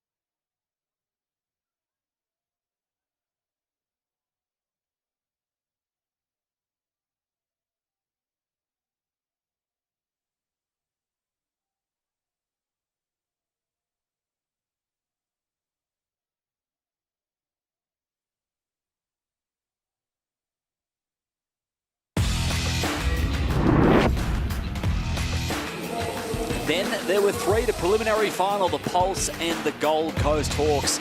The Pulse, no time for rest, and the Hawks got the job done in the second elimination final a little earlier on tonight against the Adelaide Pioneers. Only one can go through to meet the Jets in the grand final here in Moama. Liam Ellison and Carla Krasanik with you on the call to kick us off. Carla, this one is going to be good. Yeah, well, if there's anything to go off that last game, that stand was unbelievable. We had heads where there was 4 or 5 bowls within an inch of the jack. It was crazy. So Gold Coast Hawks are going to have to bring it if they're going to match the Pulse. It was seriously high quality. The leads were on song, as was Barry Lester. Yes, he was, Liam. Baz, you actually played really well there. Not the result you wanted, but must get a bit of confidence going into that to have that high standard. Yeah, we've said it all week. Yeah, even a lot of the games we've lost, we've played really well. Potentially, outplayed the opposition. But Disco played a big one when it mattered. And to win these titles, win these finals, you've got to play the big ones when it matters. And yeah, hopefully we just regroup now. We should have a feel of the green. I know the Hawkies get a couple of ends, but yeah, we've got to make the most of that run with some form of momentum we've got. Tell us, there's not much break between the turnaround. Do you change things up? Are you just going with what works throughout the tournament? Have you talked about what to do next? Yeah, well, I started the first set of the last game, but it makes sense that Alan stays out there. She's got the feel of the atmosphere, feel of the green, and the green is definitely slowing up as the sun sets. So it's all those little things. So I think we keep Alan out there, and Gaz is up and about. I reckon he can go up another notch, and we're going to need him. Love it. All the best to you on the Pulse. We hope you win this one. Thank you. Thanks, Baz. Back to you, Liam. Thanks, Lynn. It's great to hear the insight of the Melbourne Boss camp and their thinking. Ellen Fife to start. Yeah, I was actually really interested to see what they were going to do with their starting lineup, because most of the tournament we've seen Alan Fife start the first set. This was just the first game we saw Barry Lester. It will be interesting to touch base with him later on and find out what the tactic was behind that in their last game. It sure will be. Kelsey Cottrell is with Linz. Thanks, Liam. Yes, one of the best leads all tournament. Kelso, how great just to be out here in this semi-final. Oh, amazing. We just wanted to really improve upon our last BPL, and we've well and truly done that. We've all contributed, we've all been playing a lot better, and we've had a really great day today, so let's keep it going, Hawkies. We love that, and your form on this TV rink, that last game you just played, was amazing. Hoping to roll that on again? Yeah, I think we've got better and better each time we've come onto this TV rink. We probably haven't played on it as much this tournament. But yeah, we had a really great game this morning against Tweedheads on this rink, and then again tonight. So yeah, hopefully everyone's feeling good. And plenty of support for the Hawks here and back home too. Oh, absolutely. We've got I feel like I've got a grandstand full of the junior Hawks and all the parents, and then definitely lots of support back home. I know that the Bowlers Lounge at Club Helensville will be pumping tonight. Awesome. Well, good luck to you in the Hawks. We hope to see you win as well. Yeah, thank you. Back to you, Liam, to call this one do or die. Thanks, Linz. It sure is. Shout out to Club Helensvale and all the fans there. They're a chance for their first BPL title since BPL 07, the Hawks. Yeah, it's been a little bit of a drought for them, but yeah, like Kelso said, they've regrouped really well from the last event, and yeah, they've come out here with sort of like a goal of we just want to improve, and it's all fallen into place. It has. Clive Adams has Dawn Heyman to kick us off here in this preliminary final. Certainly do, Liam. Yes, this is going to be another big one. How much of a treat was that last match, Dawn Heyman? It was an absolute ripper of a game, and I'm sure we're going to see plenty more of that tonight as the night progresses. The Pulse find themselves licking their wounds a little bit. There's really no time to lick any wounds because you've got to get back off and get back on again. Yeah, that's it. What's the challenge there for them? I'm not even sure they'll be disappointed to lose that match. I mean, as much as they would have loved to win it, of course, they played so well. They did play so well, and I think if they do it again, they'll get the job done. I mean, they're the team that's pretty warm at the moment. They know what sort of paces the balls are coming down at. So, yeah, I think they might be slight favourites in this one.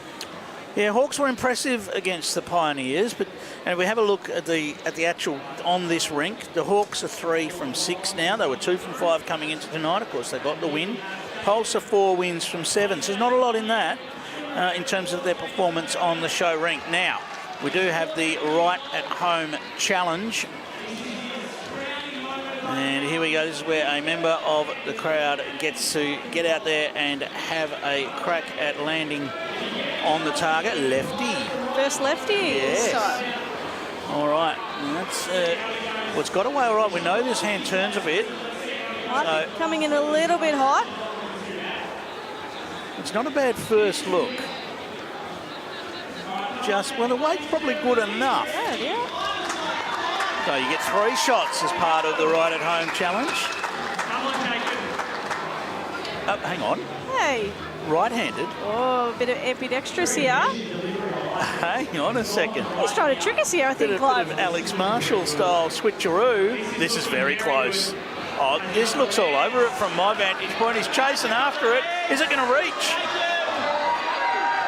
He's pretty he good. Is on board, right at home on the target. That is, sitting more on than off. I'll give you that. That's in 2 attempts. Jacob, ladies and gentlemen. Brilliantly done. Jacob gets the job done in the home Moama Steamers shirt. Well done, Jacob. He will take away a great prize there, and that is just one of the wonderful things that is about being part of the crowd here at BPL. Right the way through the week, we've had the Right at Home Challenge, and it's so great to have seen a couple of people land right on target without any help. Sometimes, I've been out there a couple of times, I've had to use a little bit of handy footwork. Yeah, it certainly isn't easy, so they've done very, very well. All right, we are underway. Nathan Rice getting us started for the Hawks. He'll start off with Nick Brett skippering, and it's Ellen Fife to start the match. Now, would that be... She played the second set in the previous match. Perhaps a little bit of continuity?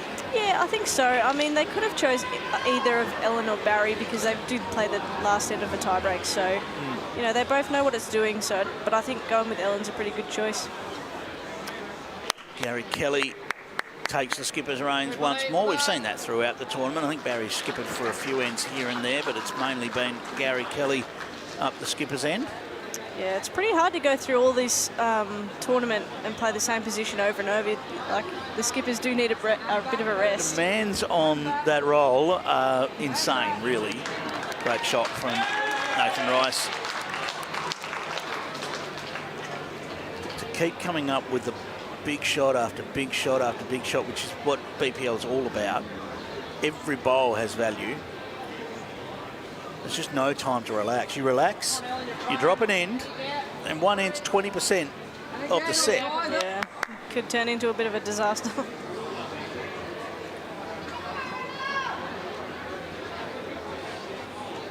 Relaxed delivery of Nathan Rice.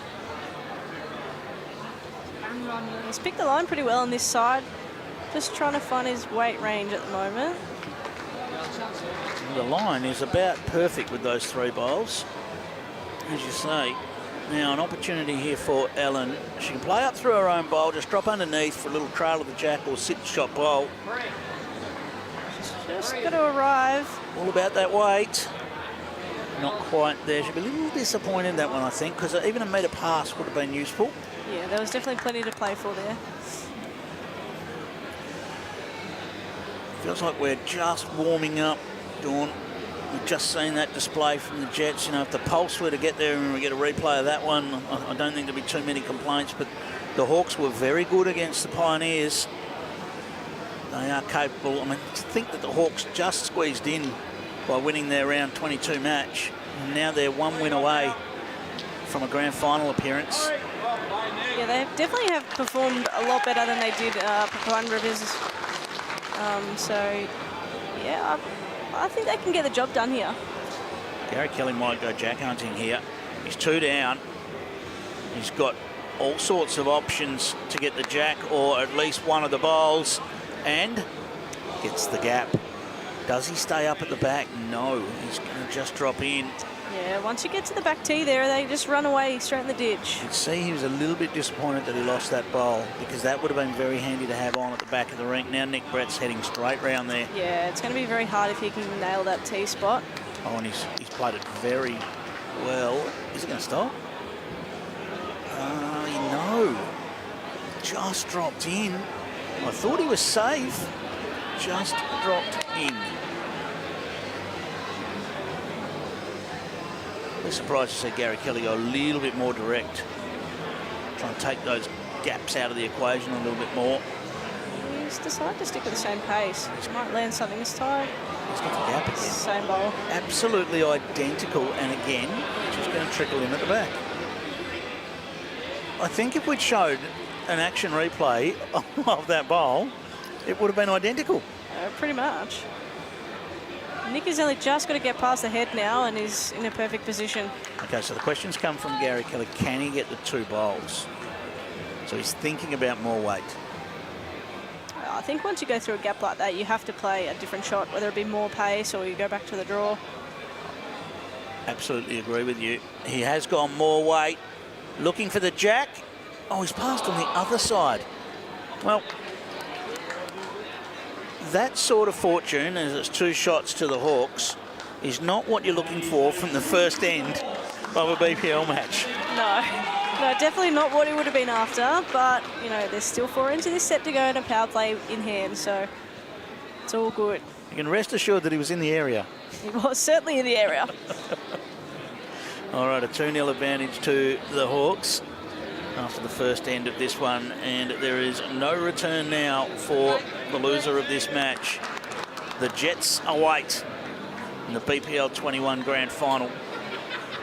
It'll either be the Pulse or the Hawks.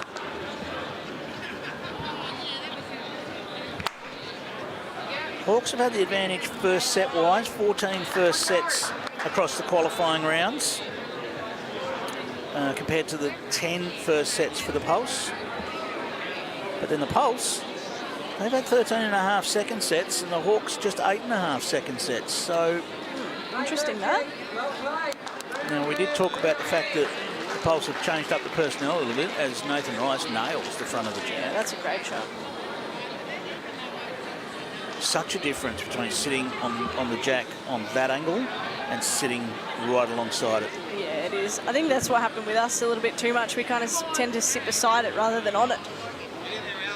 What a reply.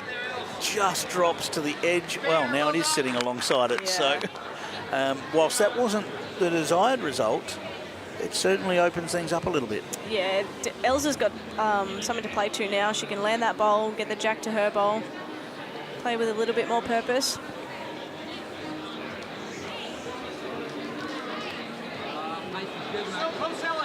Well, fantastic effort again from Nathan Rice. Just got caught on the outside of the Pulse bowl, and now Alan Ryan, or Alan Fife even, will like this opportunity up here on the forehand.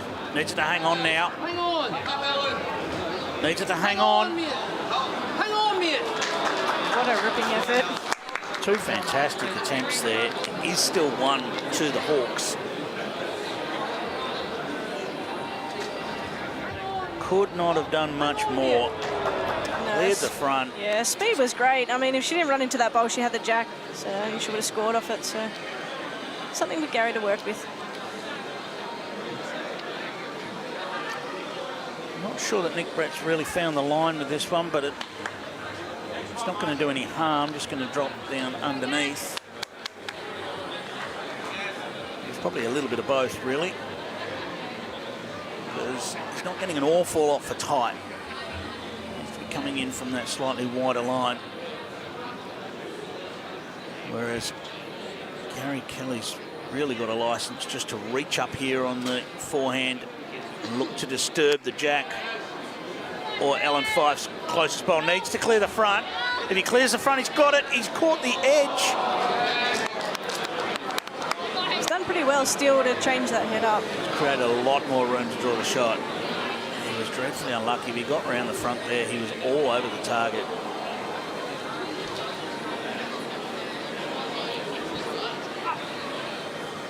Nathan Rice urging this one to run.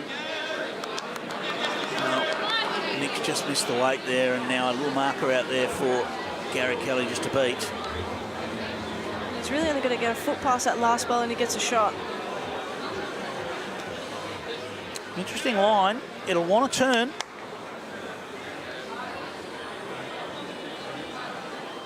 On, Nick. No result there for the Pulse. His speed was definitely good enough. It was probably only 2 balls tight. Can Nick Brett find a metre on his last? Certainly got more weight. Does he have a clear run? He doesn't. Push the Hawks bowl up. That may count. From my vantage point, I might favour the Hawks bowl counting there, but it is close.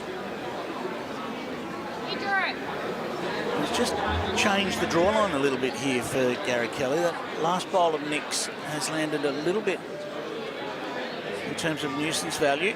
Yeah, he's got to be careful. The last thing you want to do is be wide and roll that in for another. Okay, well, he's going to drop underneath that. Now, what happens after this? Just needs to pull up. That'll do. Shot Gary Kelly. That's perfect. He actually judged that perfectly to come in the space that he had available, so that he was underneath the front and hung on for shot. Dawn Heyman, thank you for your time. Thank you, and enjoy the rest of what should be a cracking night of bowls. It should be, shouldn't it? Yep, absolutely. 2-1 lead to the Hawks. No movement from the power play bench just yet. Liam, grand final spot on the line. That's right. Thanks, Clive. Thanks to Dawn Heyman for her time. Gary Kelly drew that up just nicely to come away for shot. Yeah, it was a really nice shot. It wasn't easy to navigate in between all the yellow bowls, so he played really nice line and weight just to get the right angle. Keeps them well and truly in the set now. Sure does. It's opener from Lurch. Another good start. Lurch right in front of the jack. Even though there's still room in there, when you put one right in front of it, it takes away the visual for your opposition.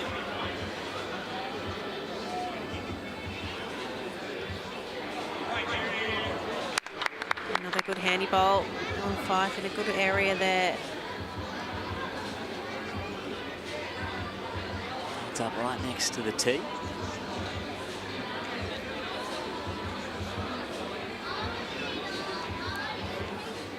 Passing in a handy manner for Nathan.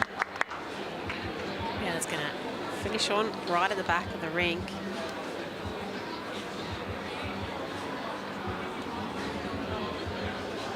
So Ellen just wants to drop a touch, try and get as close as she can. Not sure she's going to make it. Well, the weight wasn't too bad, just a little bit under the line. Opportunity here, Nathan Rice. Ideally, you want to get another one in the head now. I'm back, Lurchy, I'm back.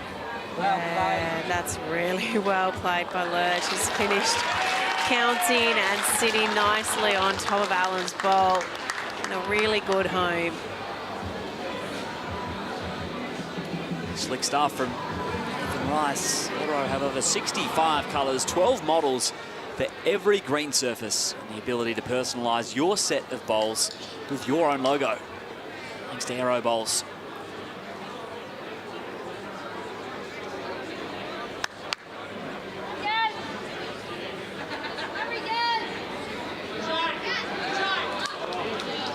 Great shot, Gary Kelly. Just be second, I believe. He's gone second shot, and he's also moved that bowl of Lurch off the line. You can see the jack now from the other end.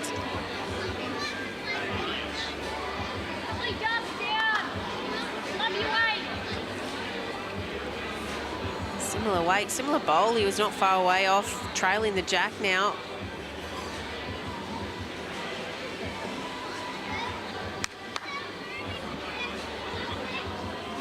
Needs to start tuning. Oh, it's just falling out. One. It looked like it should have sat and rolled in, and it's fallen out. So Gold Coast Hawks are still hanging on there. We get down now, mate. Down. Crash pad on the pulse bowl. Moments away from rolling over. Yeah, another one. Just fall of the ball hasn't favoured them. Definitely comes into play if your ball rolls in or not. Okay, Kelly's been in the area 2 times. I think he's in the area again. Got to get the right touch. He has. Yes, he's got a feel for it. Gaz special. I almost felt like he deserved to get that. He played 3 bowls in perfect area, perfect weight. Finally got the result with the 3rd one. Was his response too? Yeah. Finally. Oh, and a massage from Barry Lester. They look after him, the Pulse. Yeah. That's what teammates are for. Oh my God. Speaking of fortune. What? Oh, that was... I'm not even sure how that happened. Well, the Gold Coast take one from it, almost with a little bit of an embarrassed look about themselves with the accidental one, but they'll take it. Bowl rolled up the green. I'm perplexed. Melbourne Pulse power play. A 3-1 lead to the Hawks.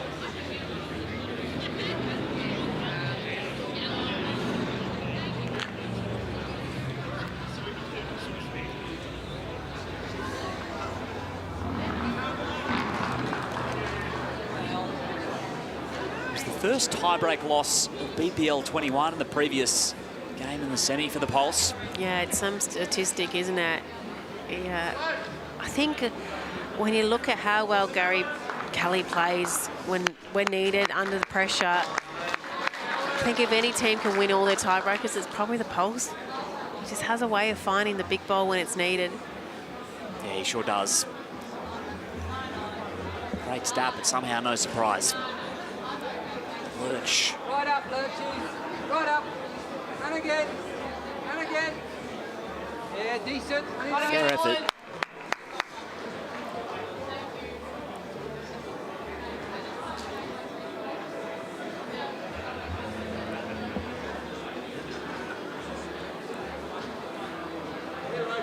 Come on, up you get. Come on, She's just on a wider line this time, Alan, but can still get around. Yeah, she's navigated her way around the front.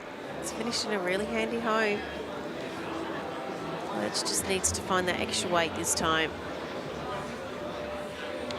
Give it a chance to trail. If you miss, you finish in a good home. Oh, he's played well. Really well. Got one, but just you draw into it.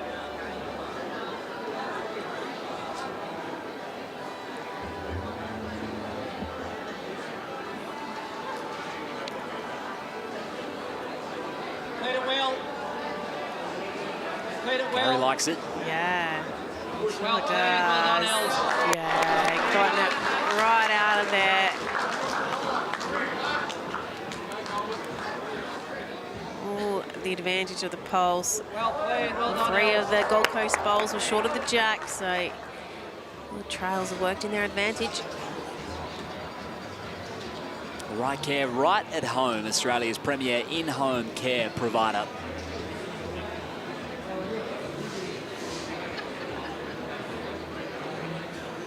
Pulse have flipped up the head, courtesy of that precision. Nick Brett steps up to the mat.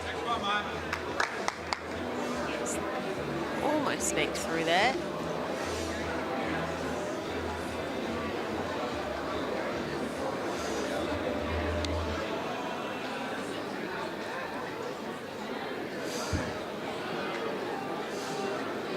If Gary Kelly can nail this, it makes Nick Brett's job really difficult. I don't think he's going to get around though. Come on, Nick. Come on, mate. Yep. Loaded things for Gold Coast. Oh, there, mate. It's not ideal result at all.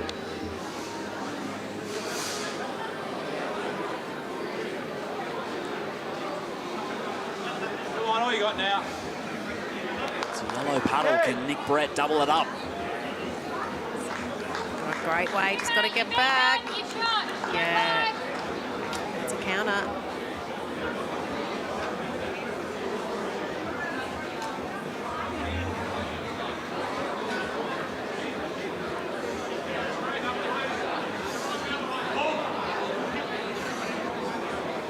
Not going to slide by.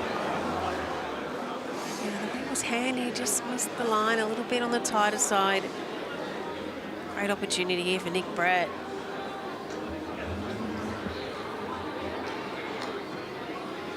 In all sorts of trouble, and all of a sudden he's got the opportunity to draw for three. Hurry. Go. Done well. Sure has.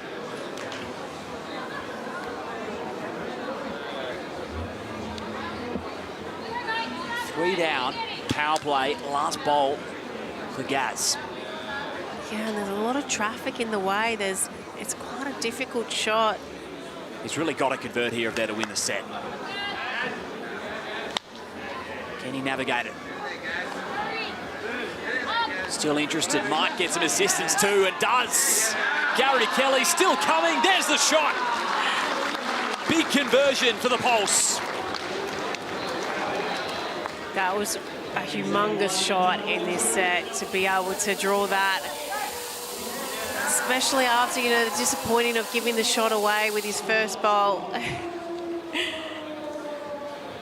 Ice cold.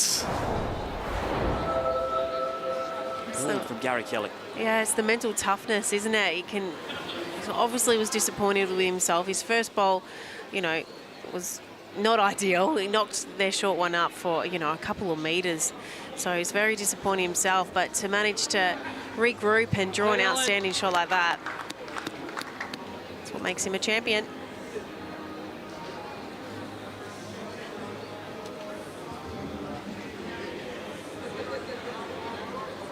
Hawks power play, a non-factor winner of this end. Takes the first. Hi, mate. Well done. Well done.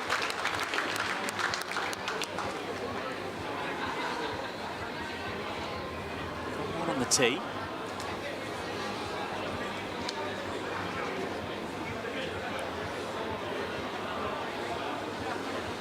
Really good correction here as well by Allen.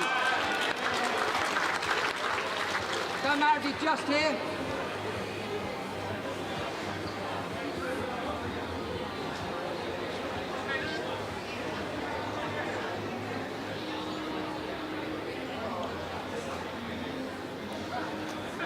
Nathan Rice. That's a fair effort. Good, mate. Well done. Yeah, you've been playing our hands so well. Just stay there. It's key this end just to get bowls in really good positions. Skips are going to make changes, so you want to set it up as much as you can to be in the favour for your team. Yeah, good home here, Els. I'll play with you, buddy. How about if you go a bit more? Yeah. It's a great three from Ellen Fife. Yeah. Two back bowls, the shot. Right, Nathan Rice, we'll see him give this a big chance, try and the jack into the ditch. Down, Lurchy. It is close, very close. Nick Brett knew it, he found it.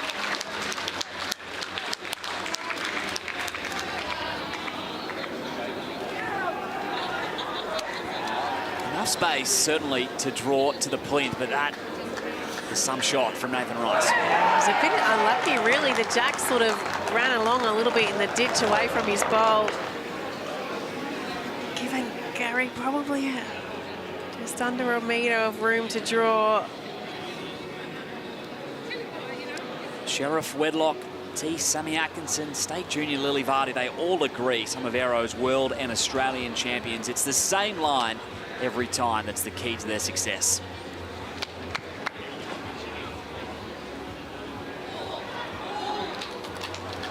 That'll take it.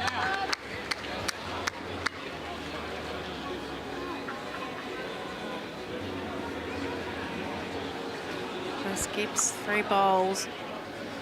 Same amount of opportunities to draw as close as they can.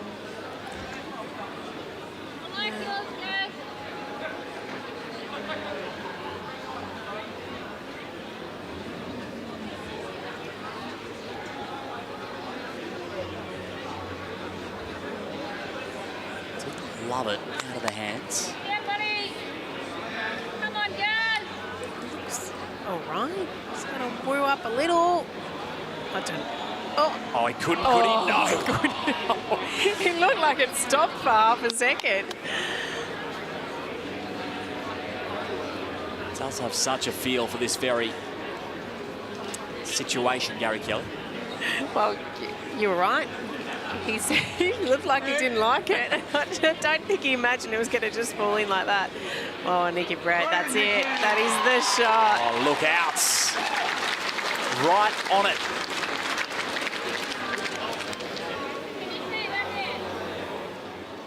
Next to perfect weight from Nick Brett. What a shot. Yeah. Oh, you don't want to get closer than that. Any closer and it's going to roll in. That is absolute perfection.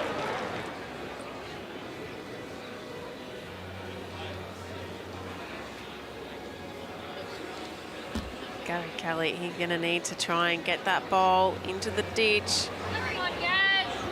got to be close. Gave it a red-hot chance. That must have shaved the paint off. There's barely a gap between the ball and around past millimetres. Hawks will come away with the first set here. They've got one in hand. Nick Brett will let it go, and they take the set courtesy of his draw to the drink. The Hawks with the upper hand as we turn for home. One set remains. They got off to a hot start. 2-0 after the first end. They led for the majority of this set, and they are in the box seat to head to the grand final against the Jets.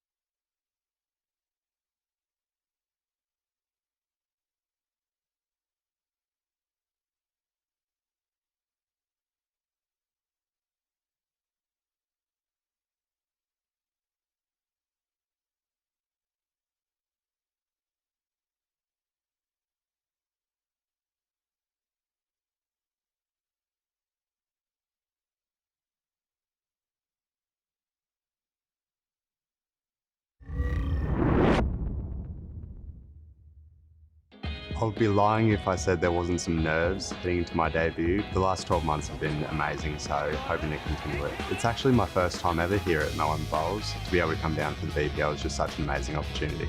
It's my first time here. I've never played here before. Definitely a bit nervous, but a lot of excitement. It's obviously an event that I've watched a lot on TV, and it's one of the premier events. So yeah, can't wait to get out there and have a go. Pretty nervous, I won't lie, heading into my first BPL tournament. I know if I just give 100% and try my best, whatever happens out there happens. Got a really good team with me, a few absolute superstars, and I'm just going to go out there, try and be a really good teammate and give it my all. Some of the debutants in BPL 21 here at Moama, a great milestone in their careers, Carla. Yeah, absolutely, and all three of them done themselves really proud throughout this event. We saw some great bowls from them all, and you know, the first one's always the hardest. They all admitted they had a few nerves, which is understandable. So looking forward to see what they can bring in future events. Absolutely. Else out there, what a draw to start it off. Some of the Sydney Saints in the crowd.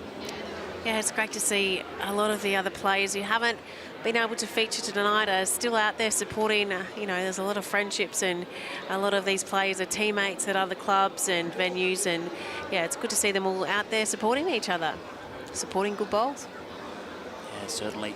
Barry Lester from in pre-game. Alan Fife had the feel for the green in the previous match, and now he enters as substitute.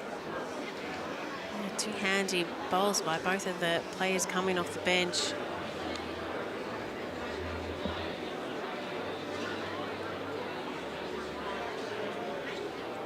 Hawks take the first set. They're second in the BPL, only behind the Geelong Jets for first set wins. Perfect, Kelso, well played. To back hurlers. Kelsey Cottrell, that's outstanding. What is the scoreboard?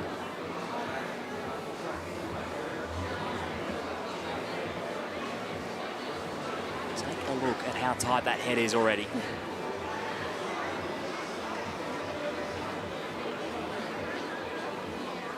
So Barry Lester, he's 2 down, but he's only a foot short with his first bowl. Something you won't say too often. In the area once again. And again, mate, don't matter if you just.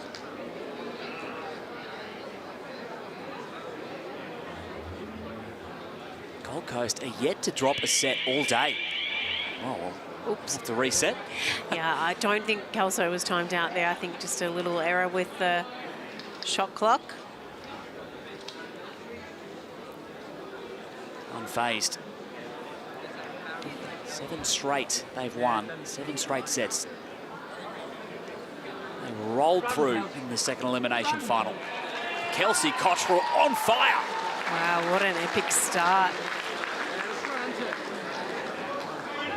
Crazy start by Kelsey. We'll see some weight here from Barry. Don't get a lot of opportunities to play runners when you're leading, but if opposition's going to set it up like that, you can't leave it there.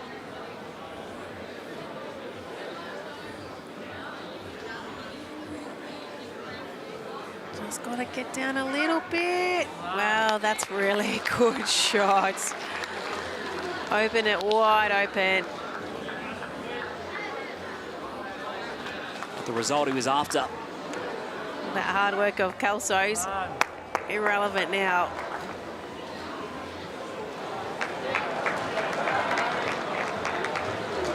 Spat out the back in the pulse with shot.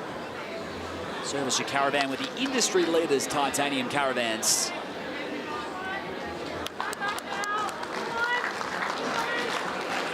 Brett, well played.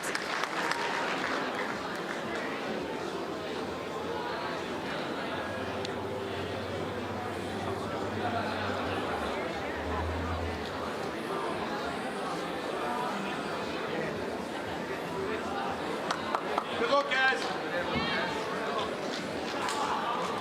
Ideally here, Nick wants to just roll his ball or just change it up a little bit. It might hang out wide a little bit. Got to come back.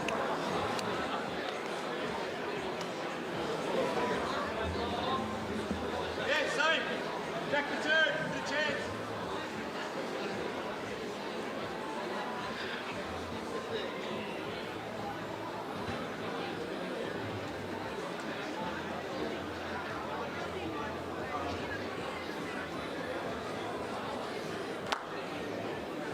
Sorry, the Gold Coast Hawks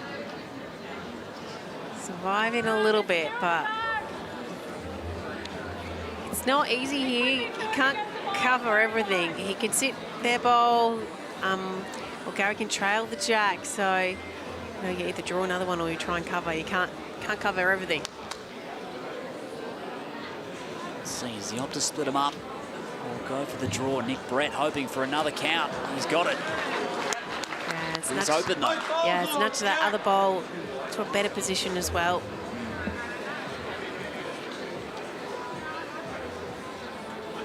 Running weight, looking for both of the balls. He's missed so many this evening, just that small margin. Hasn't been far away at all. So a multiple to kick things off for the Gold Coast Hawks, and their hot night continues.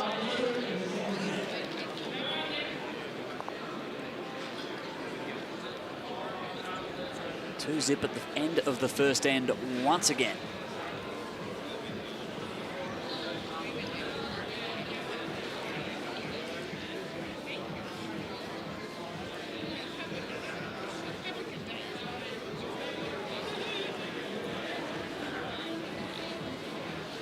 It was a 19-5 aggregate scoreline against the Pioneers in the first semi-final. That is just superb leading.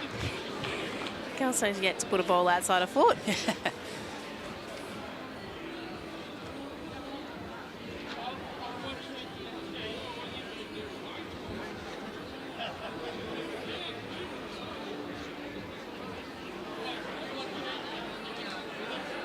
Just resetting.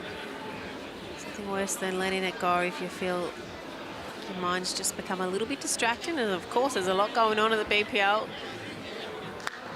Oh, it was worth resetting, wasn't it? It's a good shot.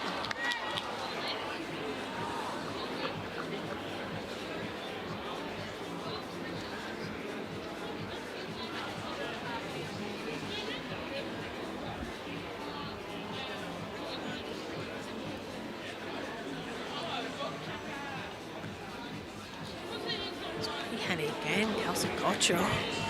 She is automatic this evening.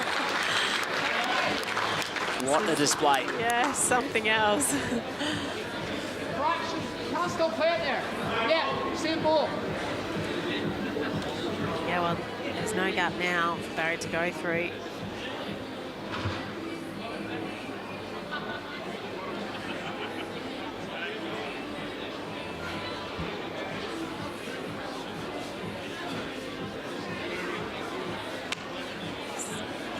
If he can just hang on. Oh, he's played it.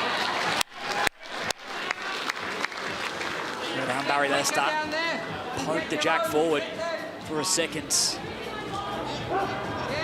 Those were two unbelievable starts from Kelsey Cottrell. They're now out of play.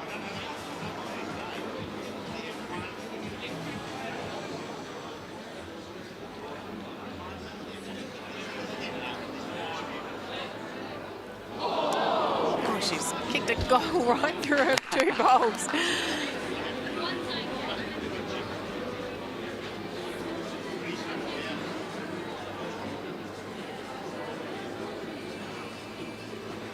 Opening for the Pulse.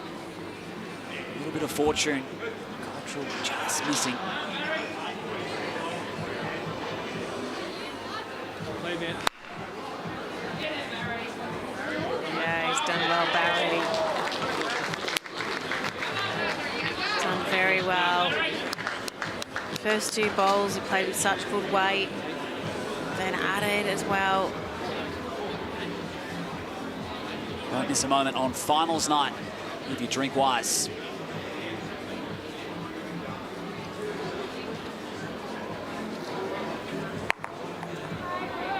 Well, that's helped. It's definitely helped.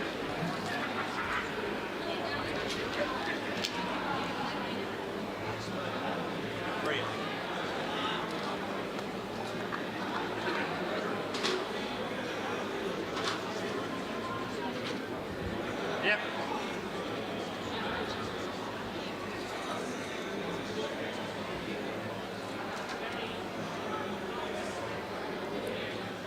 Yes. Well done, mate. He likes it. Needed that bowl.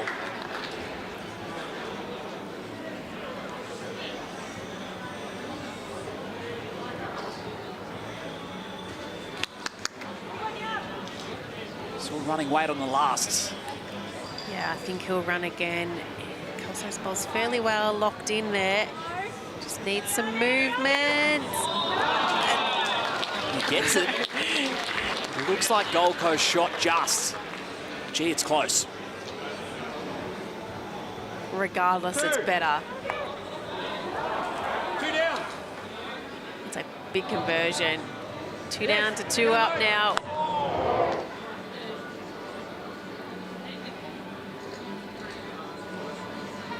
And we're seeing weight from Gary. Down, guys.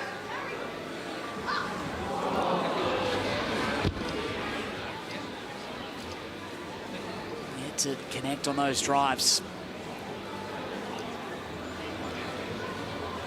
Yeah, the thing is, he's right in the area with every weighted shot. It's just having one of those nights where they're not connecting and only missing by a couple mils or a centimetre.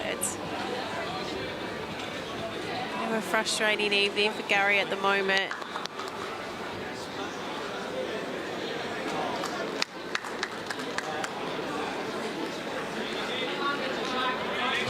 Anticipating what Gary is about to try.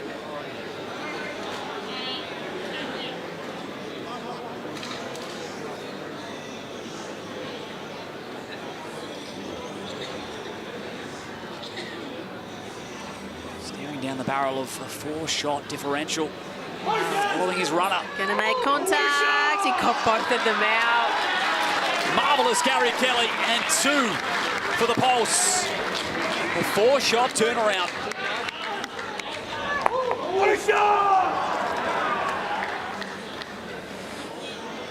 Ties it right back up here, 2 apiece after 2 ends.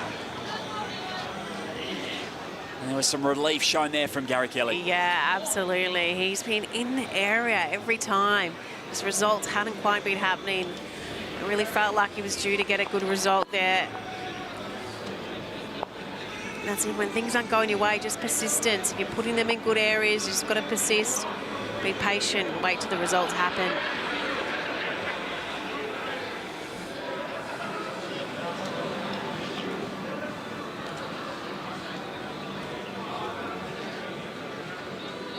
Power play still in hand. This set seems like it's going to come down to the final couple of ends. Barry, Lester, Sublime. Yeah, and that's great, isn't it? To get your first one after a big end, got the, you know, the momentum going, bit of adrenaline going as well. Get your first one right close. Ask the question of the Gold Coast Hawks. Hurry now, Kel. Hurry, Kel. Hurry! She's answered it. Expect nothing less. The way she has bowled tonight.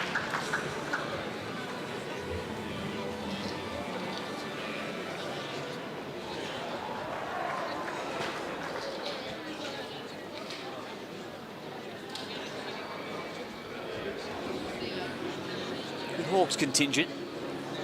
They've come down to the Murray. Always well represented up at Club Pine Rivers. Played it really well. Played it great. It's handy.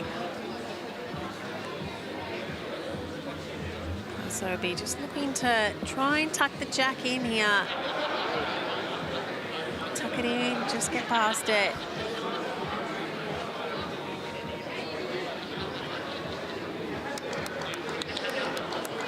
Far away.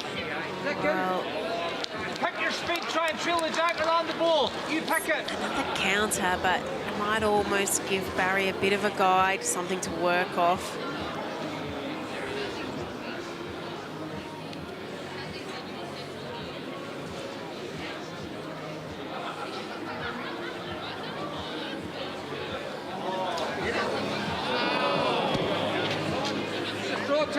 Another one, just missing by the finest of margins.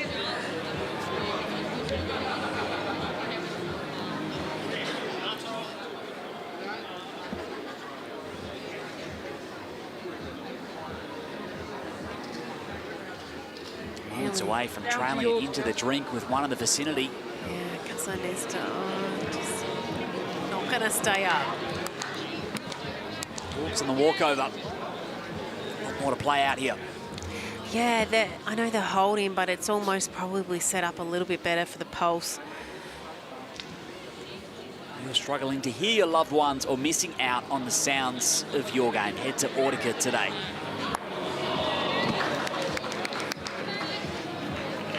One of the bowls out.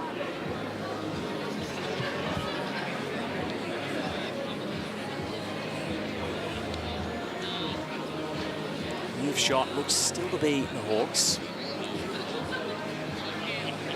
Plenty of room though here for Nikki Brett to draw another shot.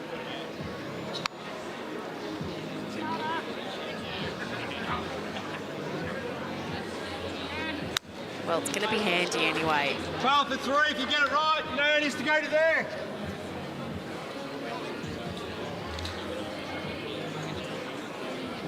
Clear call from Barry. Gary! Come on, guys. Liking the look of the line. Close. He's got it, but that. The wrong side of the jack. It was a great shot. It was.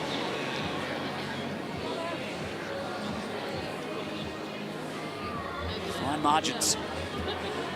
Yeah, it was just perfect weight. Just didn't quite get the right angle, and it went straight to where Nick's first bowl had finished. So now he's just got to draw the same sort of bowl. Oh.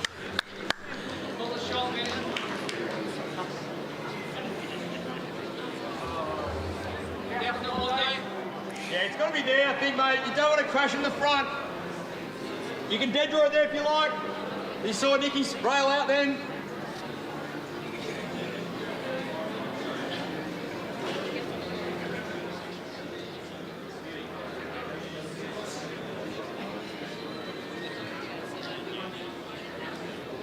Gary Kelly again at pressure moments. On the pull up.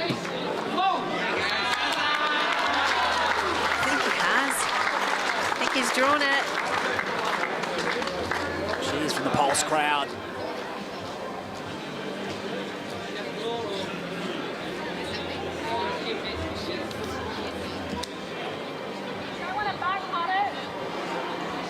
Blue paddle, not much in it. Now Nick Brett, conversion opportunity.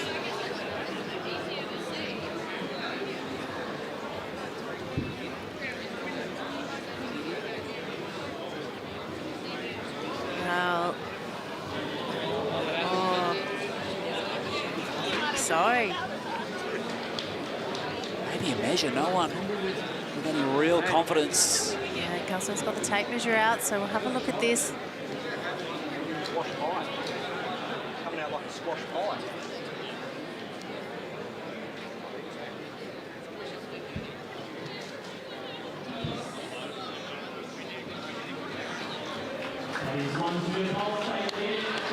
Confirmation of the Pulse taking their second straight ends. And it's the first time in this match that they have had a lead in either set. 3-2 after 3 ends.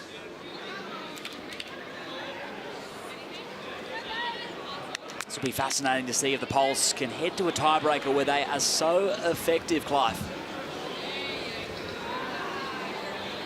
A wonderful BPL 21 for tiebreaks, except for, I suppose, except for tonight. They dropped their first one, as you mentioned earlier, Liam, but Catherine Rednall joins me, and this one is right on a knife edge. Yeah, absolutely is. Kelsey's been outstanding so far, hasn't she? So she'll be hoping to keep that up and just nick them over the line, I think. A 3-2 lead in that measure. I mean, got to say, from our vantage point, we thought Nick Brett had got the job done there, but Yeah, definitely looked like it, especially I think without the touch, he was good for shot, but Kelsey Cottrell has been so good since coming on. she's Again, absolutely middled the rink going this way, hasn't she? Yeah. Which has been so good. again down on a perfect line. Great start. Well, it's well played. It's a touch short, but always harder to draw to that jack when you can't see it, Catherine. Yeah, it certainly is, and I think you've got to remember the tactics of the Pulse as well. They're always up and at it, aren't they, and potentially looking for the runner for Gary. So something on the centre line, I would say, is always pretty good against them. I think Nikki will be quite pleased anyway. And Barry's overdone this, which can be the issue when you can't see the jack, and sometimes just play a little bit too much weight. Even for experienced players, it can still catch you. Yeah, you know you've got to get round that bowl. You certainly do, and that forehand is quite speedy as well, especially at this time of the night compared to that backhand. The little breeze coming in does scoot it along a bit, so... Certainly cooled down a little bit more. As you would expect, as night has fallen. Kelso's good here again. Now, Nikki's asking it to stay middle. She has. Great bowl. Well, that is just perfect weight control. And a toucher, which is massive in this position. With it loaded up on the jack and the angle to get the bowl off jack clean is covered by Kelsey's first front bowl. Yep, certainly is. I think Basil just looking to roll the bowl onto the jack and bring his first two into the game. He's playing playing to push this.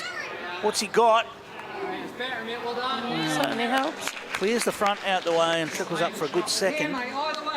And suddenly that angle is now available to chip that bowl off the front of the jack. Interesting to see where the Hawks decide this one should go. I think Nicky's feet were matching Barry at the back, so... Hurry, Kelsey. Hurry. Yeah, pretty good. Kelsey's turned her own bowl. Yep, take that. It'll be interesting to see the weight decision here from Gary Kelly. Yeah, I think this will be quite firm. I don't think Gary's hit as many with that nice, just rolling into it weight as he would normally hope to. So I think about this the will only be one quite bowl firm. there, though, Catherine. Yeah, but I think at this point in the game, he's probably just got to take the chance. And he's controlled it with this one. Oh, and he's very close. I'm sure he's quite got enough. So that has just nudged the jack, and that will be 2. But now the jack is visible from the mat. Just not sure with that weight he was ever going to get it past Kelsey's back one. He's definitely improved it for himself, but... Well, the door's open. It is indeed. Enough that you get the ball as well. Pulse lead at 3 shots to 2. Having lost the first set, this end is crucial. He's just going to be wide of the jack, but he's got one of the bowls. You're the next, mate. Yeah, and it's gone too, which sets him up pretty well for the last one. Nick will just be trying to get to those back ones. Well, importantly, Nick's still got 2 bowls to play on this end. Gary down to just 1. So it looks like they've abandoned that idea and they're going to try and hide the jack. Yeah, I think be proactive, get the jack first, really shut it down and take the shot away from Gary. If he misses, he's playing the right weight to finish past as well. So that's a really good bowl from Nick.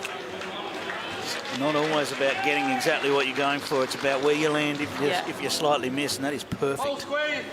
Played perfect weight there. Yeah, mate. Yep. And we saw Gary Kelly get 2 Hawks bowls out in this direction previously in this match. Can he find a way to the shot bowl here? It's a whitish line. It's coming now. Here it comes. What's he got? Of it. He's got the jack. 2 in the ditch is the call from Barry Lester. Now there is room, and we've seen Nick draw to the ditch earlier in the match and do it with precision. Yeah, these are the ones that look easy, but certainly are not.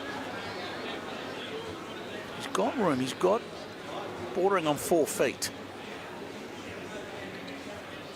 But there is no reward for quick. Thinks he's heavy, judging on Nick's body language. There's no reward for quick.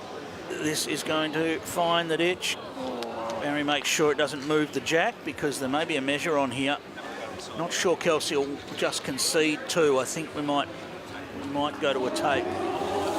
Power play has been called. That's by the Hawks. Yeah, they've left their power play till late, haven't they? Which will be beneficial for them after that last shot from Gary Kelly, I would have thought. Let's have a look here. And we have confirmed 2 shots to the Pulse. So they lead it 5 shots to 2. It's a Hawks power play. So the equation is fairly simple. It's 2 shots required for the Hawks. Yeah, that was massive, that measure as well, because a 2 is certainly more tricky than a 1. There is always a 2 on, but just winning the end would have been pretty much in the Gold Coast Hawks' hands, I think. But a 2 is slightly more of a challenge. Absolutely. So the 2 just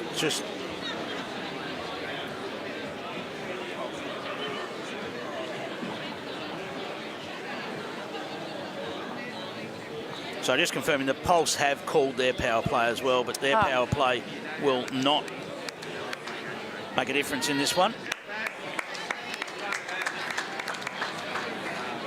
Did the Pulse win the end? We're off to a tiebreak to decide our other grand finalists as the Jets eagerly await. It feels like the Jets have been waiting forever for their grand final. It feels like they've been waiting a couple of days even. Yeah, it does. This game seemed like a long one, hasn't it? It's been a lot of twists and turns. I'm just talking about how far they've been on top of the table. Oh, yeah, they have. They've been absolutely outstanding throughout the whole tournament. And I think if they'd have lost that last game on a tiebreak, it probably would have been a tragedy, because they've been just absolutely fantastic. Dominated the whole way through the last few days. How much you enjoyed your time back in Australia, Catherine? Oh, I've absolutely loved it. You know, it's an honour to come over here and represent the Pirates, and didn't get the result that maybe we'd hoped for, but a lot of tiebreaks. Yeah, so like 14, I think. Hang on, did you say the Pirates? Yes, yes, the Pirates. I did say the Pirates. 15 tiebreaks, wasn't it? Yeah, yes. Absolutely mental, and we didn't win very many. Yeah, but I've absolutely loved it. You know, the last one was totally new for me. The format, the team, everything was new, and I certainly feel like I've gone better in this one, apart from the TV game yesterday, which I was woeful, and I think I could have kicked them closer. But yeah, it's been absolutely brilliant. 15 tiebreaks is insane. Don't remind Alex of that score. Generally, the stat is around about just over 40% of games go to tiebreaks. You're going closer to 70%. Yeah, maybe more, I think. All right. Barry Lester holding sway here just. Remember, the Hawks need 2 shots to confirm a place in the grand final against the Jets. Anything less than that, or an end to the pulse, and we'll be going to a triples tiebreak. Barry Lester just misses the jack. Finishes in a nice home. Yes, good shooting from Baz there. He's in the area that he would want to be. Nice landing zone there for Kelsey. Certainly is, yeah.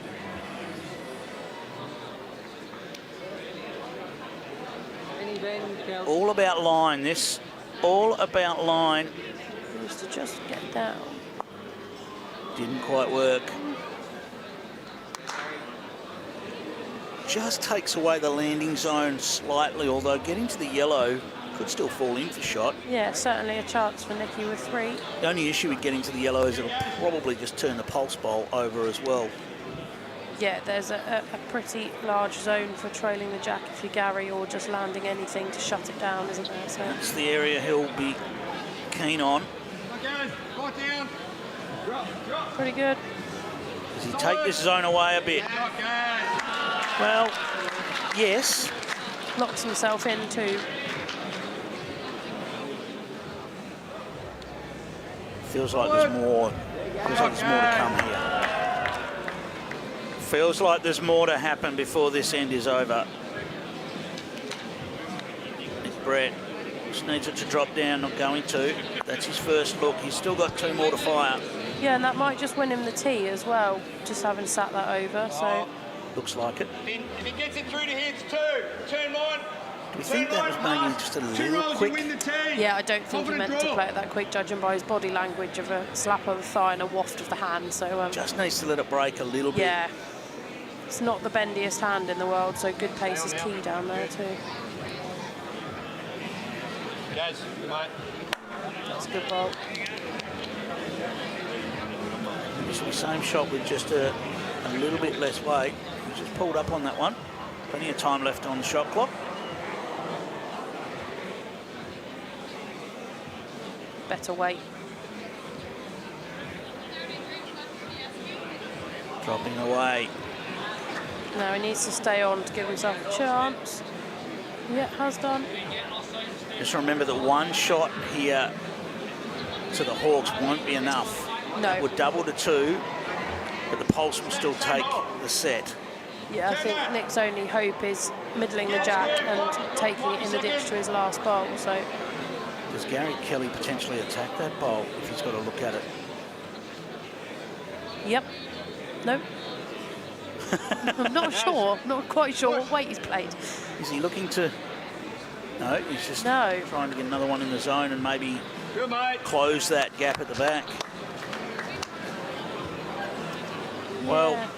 It's not really done anything useful, I would say. That I think he was trying to just land in there and lock the jack. Perhaps the only thing about turning that bowl over is just close the door slightly in terms of how much room there is for the jack. It almost means now it must be belly jack.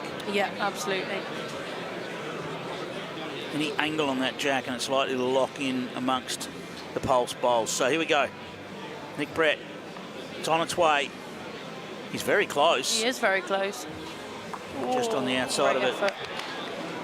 So that'll be a big collect to the Pulse. I don't know that we're worried too much about how many it is. It was 2 doubled to 4 by the looks of it. It doesn't matter because it is all on the line here. Here we go. We go to a three-player, a triples tiebreak. One end to determine who joins the Jets in the BPL 21 Grand Final. Catherine, neutral observers, we always want a tiebreak. We do. We've got one. Unless you're playing. Yeah, I think the one-end tiebreak is absolutely anyone's as well. So. Well, let's just remember the Pulse have only lost one tiebreak all week. Have they? That wow. was around an hour ago. Ah, was that the first one they'd lost? Blimey. Yes. Okay.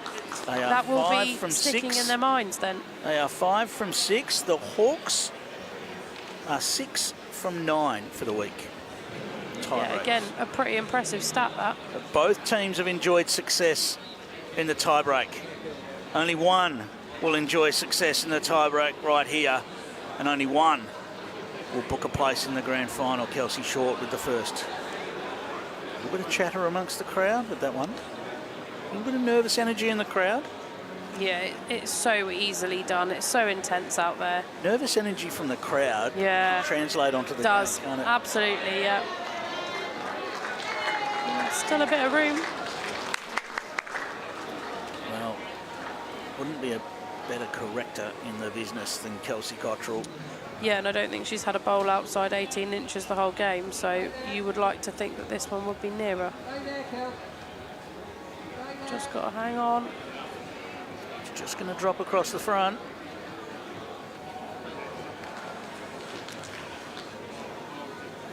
Ellen Fife. The most minor of corrections required to get right to the jack. Very good line from Elsie again. She's trotting after it.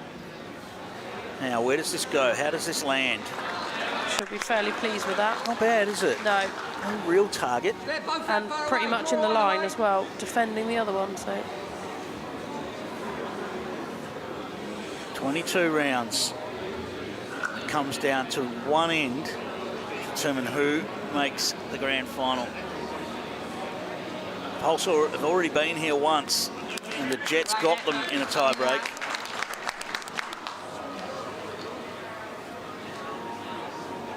And they make amends. Good home there from Nathan. I don't think he'll be too unhappy with that one. Pulse are heading straight round for the back tee right now. Yeah, getting it in early, aren't they? Well, it's just essentially to say the Hawks can't play that shot. Certainly is. Keep them to the draw. This is going to do the job. That will, unless they're desperate now, the Hawks will not play that big weight. No. They may have to nominate a kill. They do have that up their sleeve. They do get an option to nominate the kill once in the tiebreak. Tell you what. He's very close, is Nathan Rice. This is a bowl here from Nathan Rice. What a bowl. What a shot, Nathan Rice. Great shot. All the experience. Yeah, he's had a great BPL as well, Nathan has, playing both positions. He's skipped, he's led, he's tie-breaked. We've said over and over at a BPL, this guy was known for years for his weighted shot, but his draw shot is just so pristine. And there's no one more chilled either. No. Maybe Scotty T. I might Barry have Lester exaggerated. in reply is just holding on the outside. Nathan Rice with his son watching on, Levi. Doesn't take much to pick that they are father and son. And his son getting inspiration from dad on the biggest stage of them all. Yeah, it's great. It means so much, doesn't it? When There they are on the bench. There you go. Hiding behind the trophy. Nicky's going past it. Saying to Gary, go get it. So does Gary play weight that allows him to land or push the pulse bowl up onto the target, or does he just go flat out at it? I think from Barry's call there, he was just pointing at the inside of the bowl, so I think it will be slightly firmer. However, the better result would definitely be just a little push and stop. Barry, the expert with a confident call. Certainly is. Big on a confident call. It is solid weight. It's tight to me. What's happening? Edge? No. No edge. Okay. So now the Hawks have 30 seconds plus potentially a timeout to decide where to put this last bowl. Bowl up onto Jack for the pulse. They're going to figure out exactly what Gary's going to play here and try and put a bowl to cover that. So bowl up onto Jack. Yeah, I think where Kelsey stood weight-wise is probably where Nick is going to be. 2 or 3 metres past where the Jack Jack is. there's quite a bit of distance in between Ellen's bowl and the Jack, which would make you think that it probably will not middle the Jack. I think Nicky will just be trying to split them They out still to the had their side. timeout. You only get one of them. So. It definitely won't be a blocker, I can tell you that much, because Nicky is absolutely horrendous at a blocker, and he would say that himself. Love the inside knowledge. Blocker and covering is not Nicky's forte. Anything else, we're happy. Going exactly where we perfect. discussed. So they've got the back of the rink covered. They've got the sort of 2 metre move of the Jack, 2 or 3 metre, and the nomination of the kill has come out. So this is going to be a big weight. Yeah, it is, yeah. Gary now. I mean, the yellow one sort of sticks out to the side, doesn't it? And shouts, come and get me, but it's such a difficult shot. Here we go. BPL 21 Grand Final on the line with weight. Gary Kelly is going to need this to hang on. Tight to me, Clive. It might be finding the gap. It has found the gap, and the Hawks have done it. They squeezed into the grand final by the barest of margins earlier on, and they've done it. They have booked a place in the grand final against the Jets. What a fantastic display from the Hawks. I think they deserve that. Kelsey was absolutely brilliant first set up front, and they've just bowled some big bowls at the right time, and really, really pleased for them. Well, the Pulse, they hadn't lost the tiebreak coming into tonight, and they've gone out in 2 tiebreaks. Who would have thought that that could be the case? Catherine Rednall, thank you so much. Safe travels home, and we look forward to seeing you when you're back in Australia. Yeah, thanks for having me, pleasure. Yep. What a result for the Hawks. It'll be the Hawks and the Jets for the BPL 21 title. That's not far away, but first, Lindsay gets to talk to the man that played the winning bowl for the Hawks. It's Nathan Rice. Yes, the man of the moment, Lechy, fresh off the bench and played the match winner. That must feel pretty good. It does. I felt good all game, and I had a good line at first. I just knew I had to take a little bit off, and lucky enough, Gary missed twice. I backed him to get it, but lucky for us, he missed, and we're in the final. Yahoo! I was going to say that game, it really felt like you had most of the momentum. It felt like you're the most consistent team, but they managed to force a tie break. Any nerves there at all? No, really. When you're on the bench and you got Kels there and Nick, I was feeling pretty comfortable. I knew it was going to be tight, but we got the tie break and we're in the final. Awesome, Lechy. I'll let you go have a minute, get ready for this grand final. It's going to be epic. Thanks, Lenny. There we go, Liam. Great draw from Nathan Rice. Thanks, Linz, in the tiebreaker. That's 7 of 10 tiebreak wins for the Hawks this week. Yeah, what a great shot, wasn't it? I almost felt like he knew the second he let it go. Kelsey was wheeling it in. She didn't need to, though. It was an outstanding shot. And it hung in there. 4 wins on the trot, and they've won their way through to the decider against the Geelong Jets, who are hoping for their first ever BPL title. The Hawks aiming for their second, the first since BPL 07. The decider coming up in just a few moments.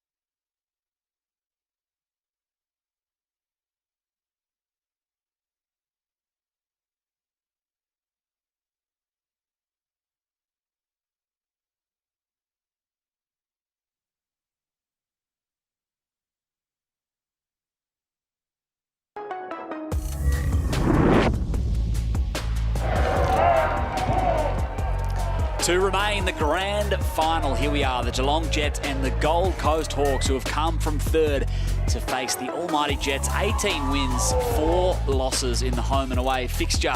And now we will decide who will win BPL 21 here at Moama Bowls Club. This promises to be a lot of fun. The team of the tournament versus the team of the day. Gold Coast have been scintillating today.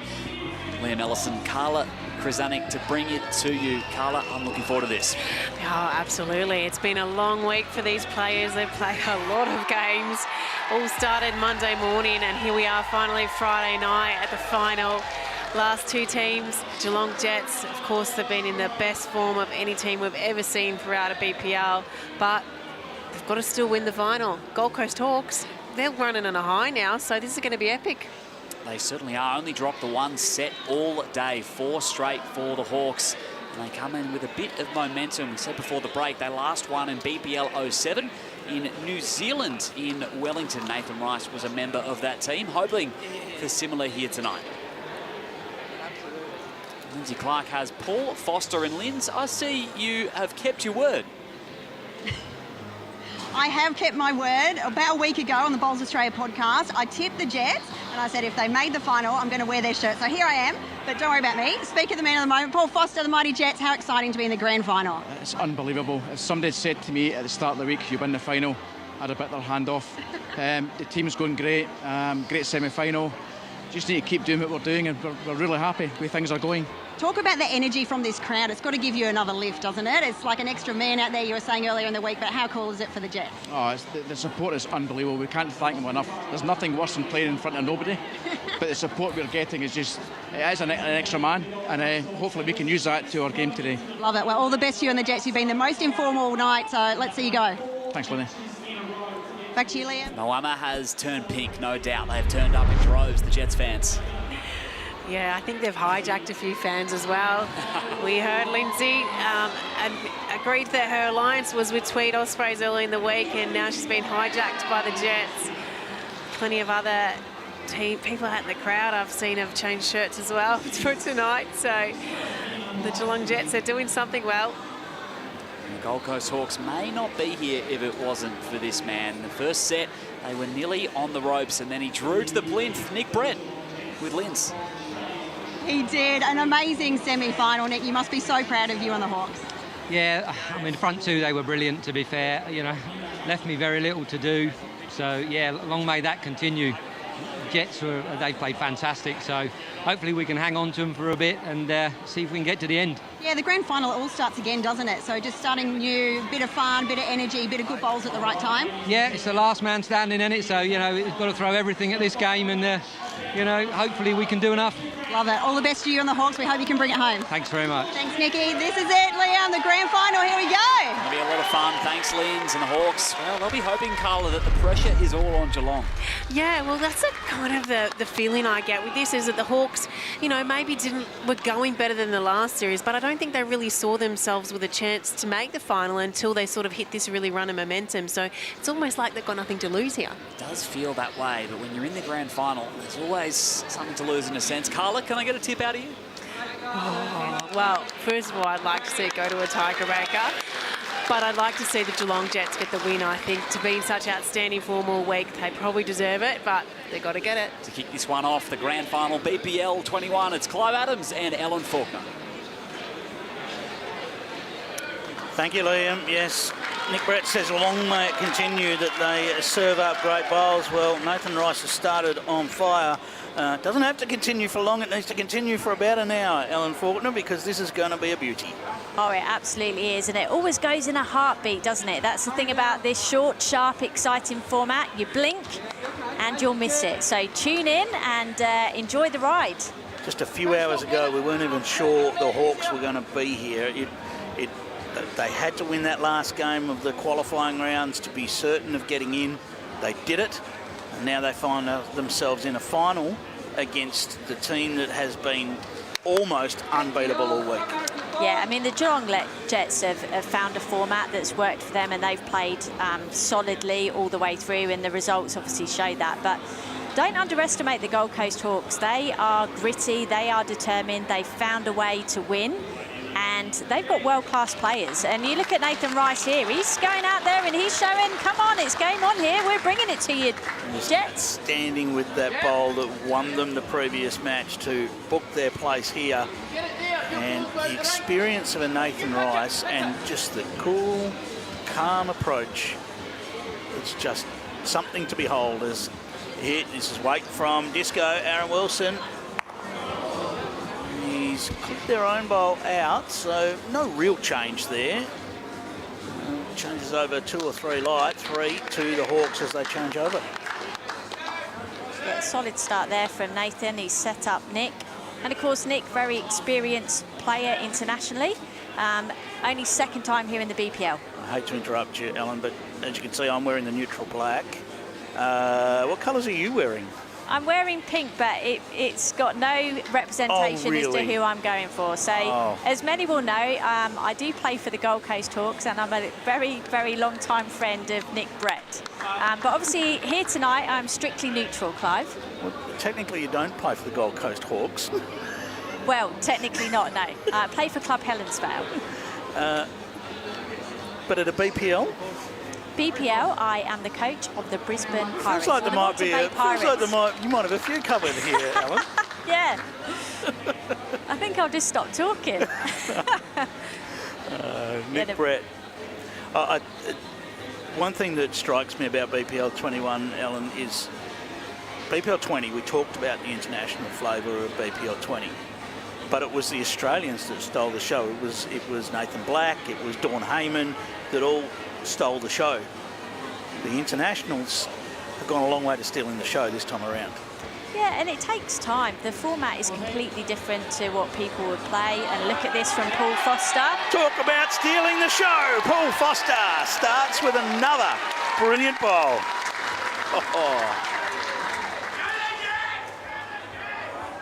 Paul Foster has found himself at BPL 21.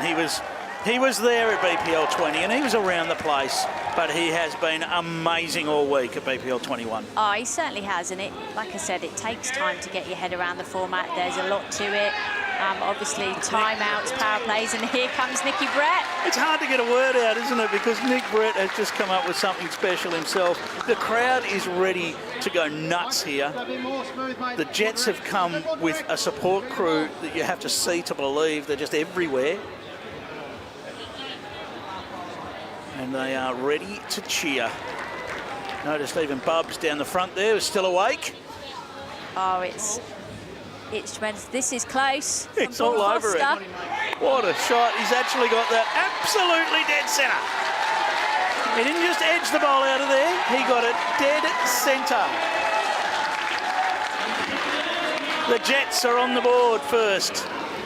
They take one shot, courtesy of Paul Foster. Brilliance.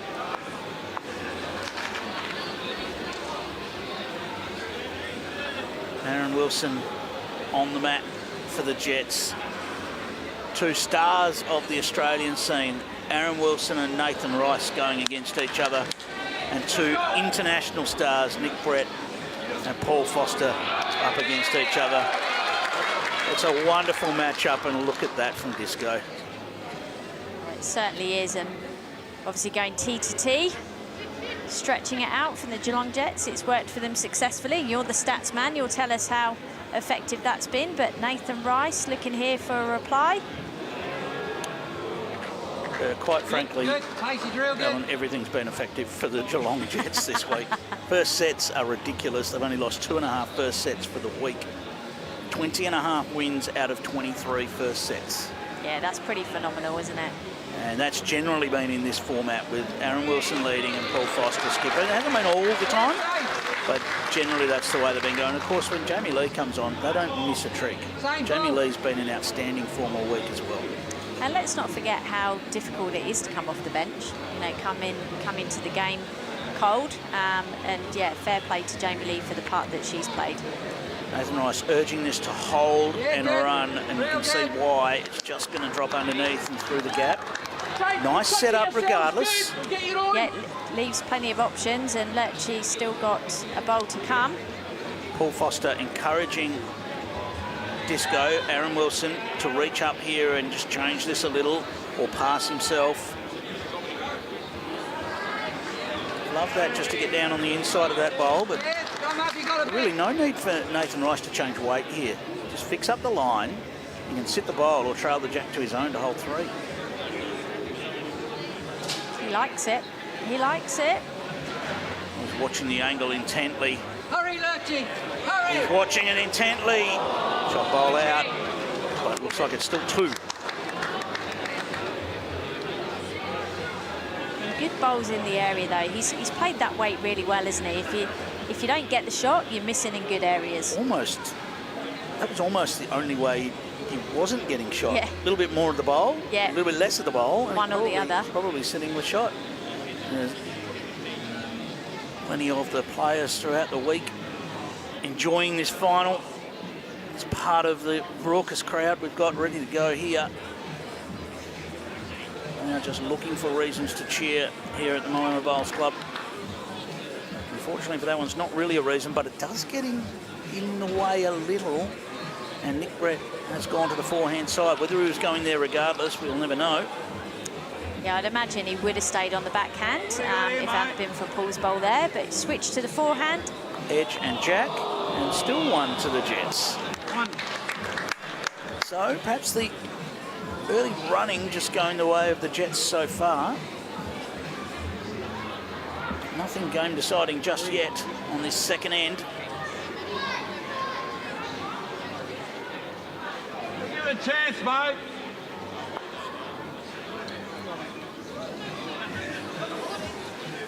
Allegiances have certainly been challenged throughout the week. I think more and more people have jumped on board I was going to say the Jets train, but it can't be the Jets train, can it? It's got to be the Jet plane. It certainly has. Yeah, there's certainly been fantastic support coming up for Motion Grove. You come up here saying you're not supporting anyone and you're in a pink shirt and black shorts. I know, I really didn't, honestly, genuinely. When I got to it was a case of what was clean before I go home tomorrow. Paul Foster. Talking about clean, that is one of the cleanest draws you'll see. What a great shot from Paul Foster.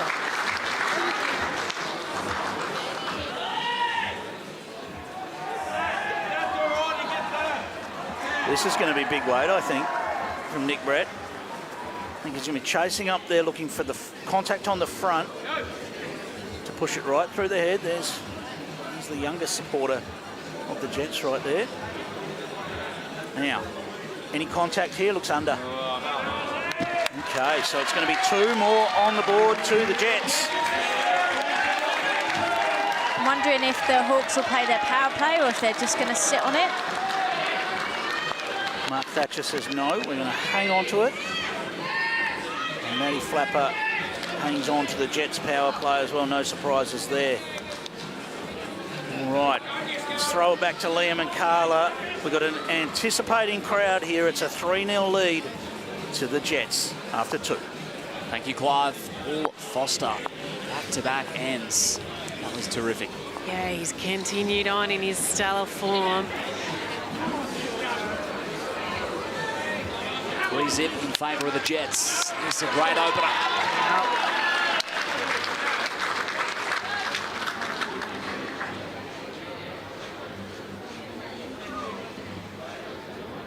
Crowd's really getting up and about now, enjoying this. These 2 teams out battling. Both been outstanding tonight so far. Nathan Rice, my goodness, he's on fire.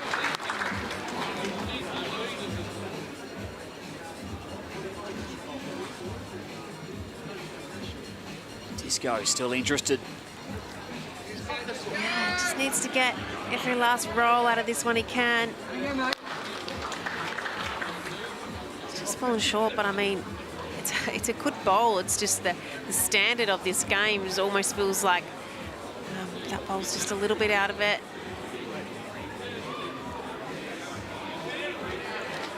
Great track. Another for the Hawks. Stoke at that. You left your own that. Inside edge. Yeah, One down. Looks nice from the mat for Aaron Wilson, just to give this a little bit of a chance. Reach up under his last bowl. Just got to start turning.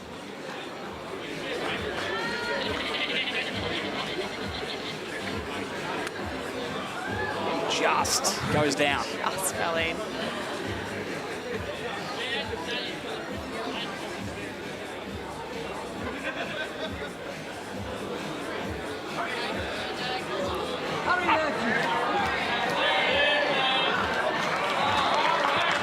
Nathan Rice with some quality.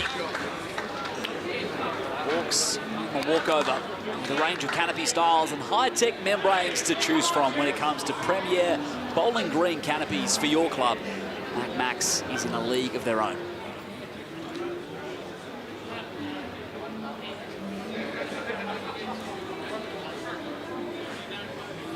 See Paul Foster looking to play something similar to what Disco was after.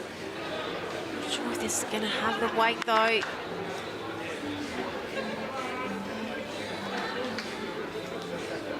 Thank you, Brett. Just needs to change things up a little bit.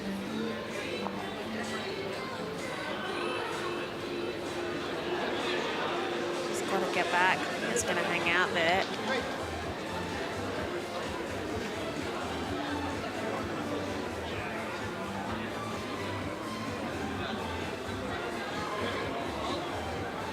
And draw for Paul.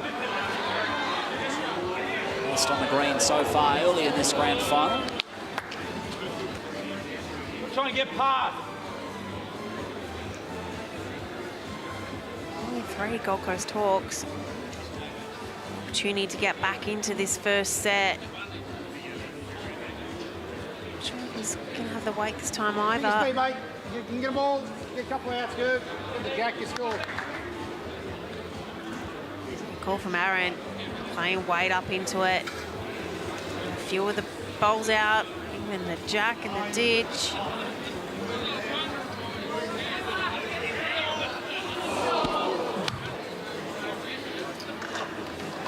The runner from Paul just off, so the Hawks possibly with a chance to take the lead.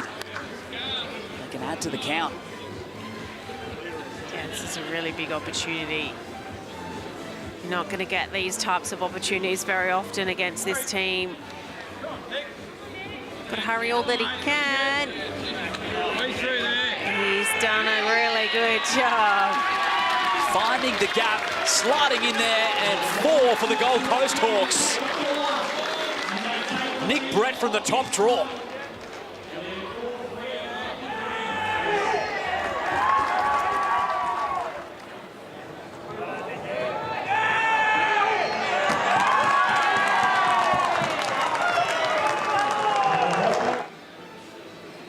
Big multiple for Gold Coast. Yeah, brings them well and truly back in. I thought we might have seen the power play come out for the Geelong Jets, but they've hung on to it. You see a double power play on the last end. Neither team's yet to play it. Holding it close.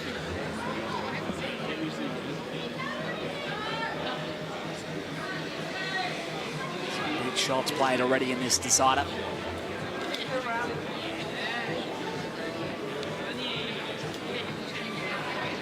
The story so far, Geelong's first set conversion, 89% of first sets they're winning, by far #1 in the BPL.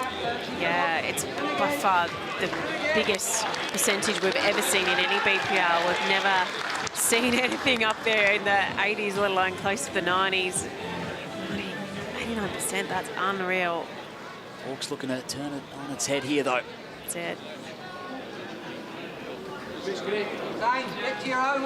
Great way, just slightly missed the line there. Opportunity to pop another one in the head. Oh, it's sneaked under, so get it up handy.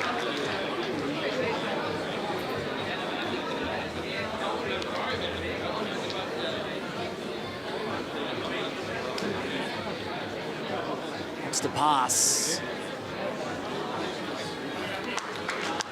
Superb Wait again by Aaron, just couldn't quite find the line this end. Aero enhanced grip miraculously makes a bowl feel 1.5 sizes smaller. The same line every time, Aero bowls.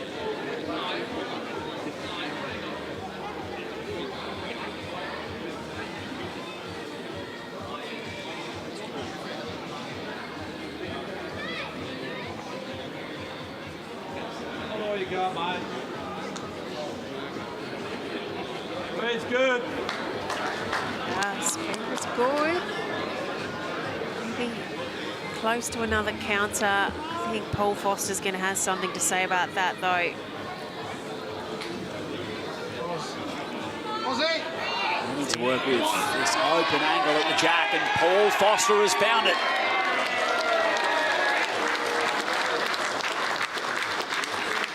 Get it. Go get it. Get her out of there. Wait, Nick Brett looking to get that last bowl. Paul Foster's out. It is close. He's going to get an edge. He's got an edge.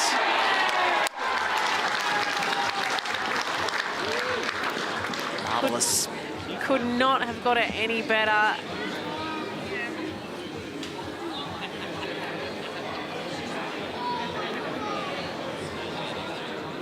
Hawks holding once more. Promotes it. Still Gold Coast. It's going to help, though. It's probably cut out. It is a measure, in fact. Come on, mate. Good shot. Yeah, cut out a couple, though, so good result.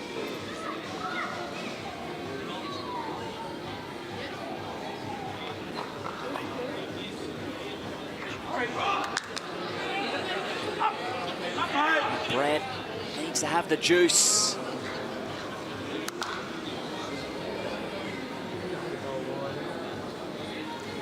Trying to work One out close his to two. what shot is he, Carla? You draw a shot there, mate. Aaron suggested close to 2 down, so it's going to force Paul onto the other hand. Got his first 2 openers on the forehand. He's got to swap over. He's got to get back. It's a little bit on the wider side. Well, we'll get the tape measure out here, I think. The result, only concerned it could have been 2 for the Hawks.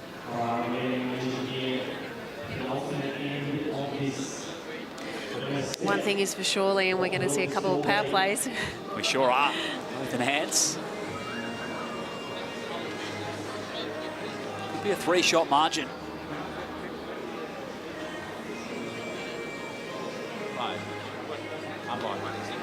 So it is too close to call. Nathan Rice has taken one out. We're going to call the umpire to have a look at the other 2.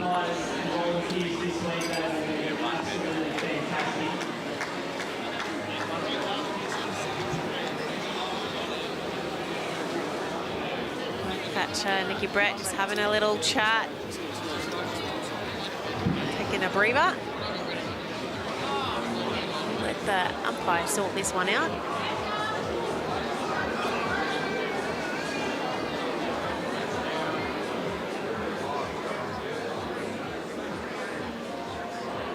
Laser comes into play.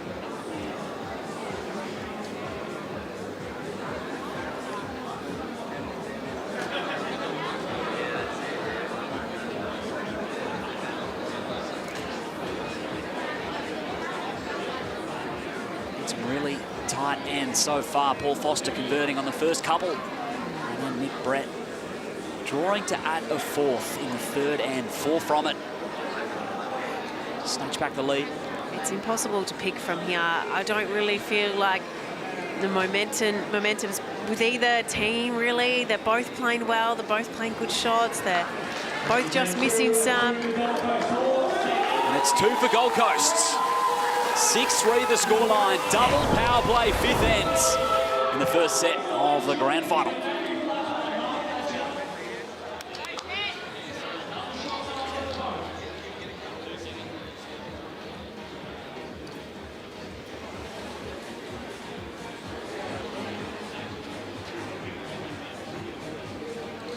Jets need 2. Gold Coast just need to win the end. That's the equation. Yeah. Even if they drop a 1, they're still going to get the win. So Ideally, Gold Coast Hawks trying to win this and attack it. Great starter. Aaron Wilson. Finished right in behind the jack. You couldn't have asked, you couldn't have put it in a better spot.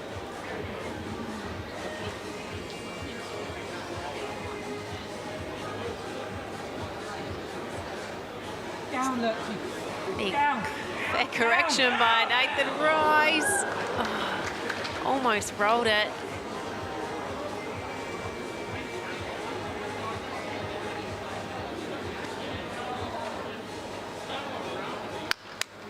That's it, let's go. Disco in the area. Doubles up the count. That's, yeah, superb bowling. Aaron Wilson. Nathan Rice is following this one down. Just got to hold on. Stay there, as long as you can. Good, mate. Well done, well done. That's going to be handy. Just got to build up the head, give themselves a chance to try and work the jack off that bowl of Aaron Wilson's. Don't make it any bigger. And say that you got the tee just now. Yeah, so they're going to get back early, get the respot mark. The last thing you want to do is try and draw another one and fatten it up.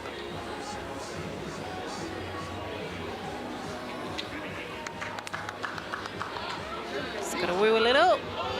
Oh, so many tonight we've seen just fall in. It really has. Still Gold Coast with a back bowl.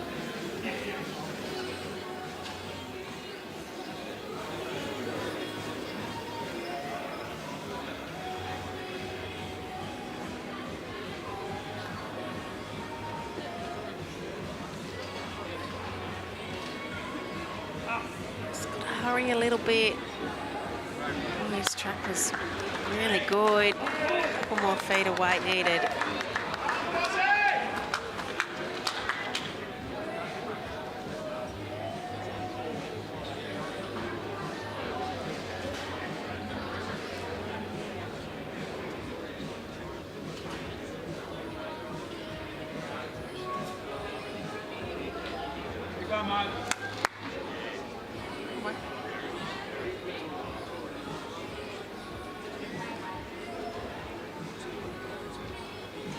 Maybe closed up the gap a little bit to access the jack.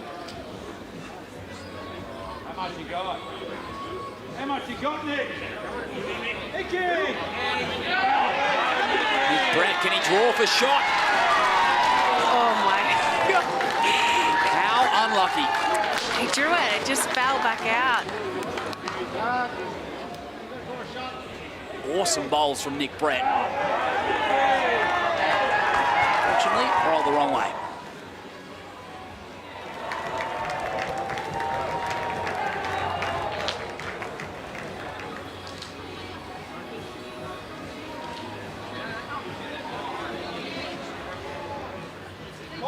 Paul Foster's in that area as well.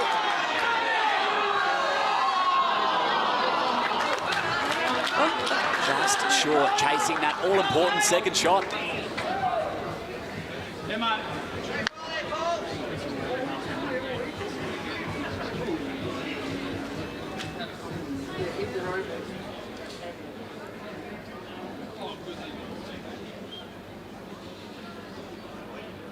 We've already got the respot.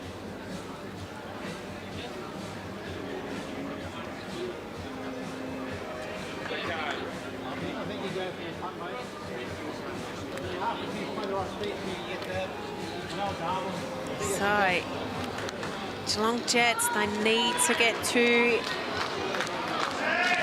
One's no good for them. Got to try and create something here.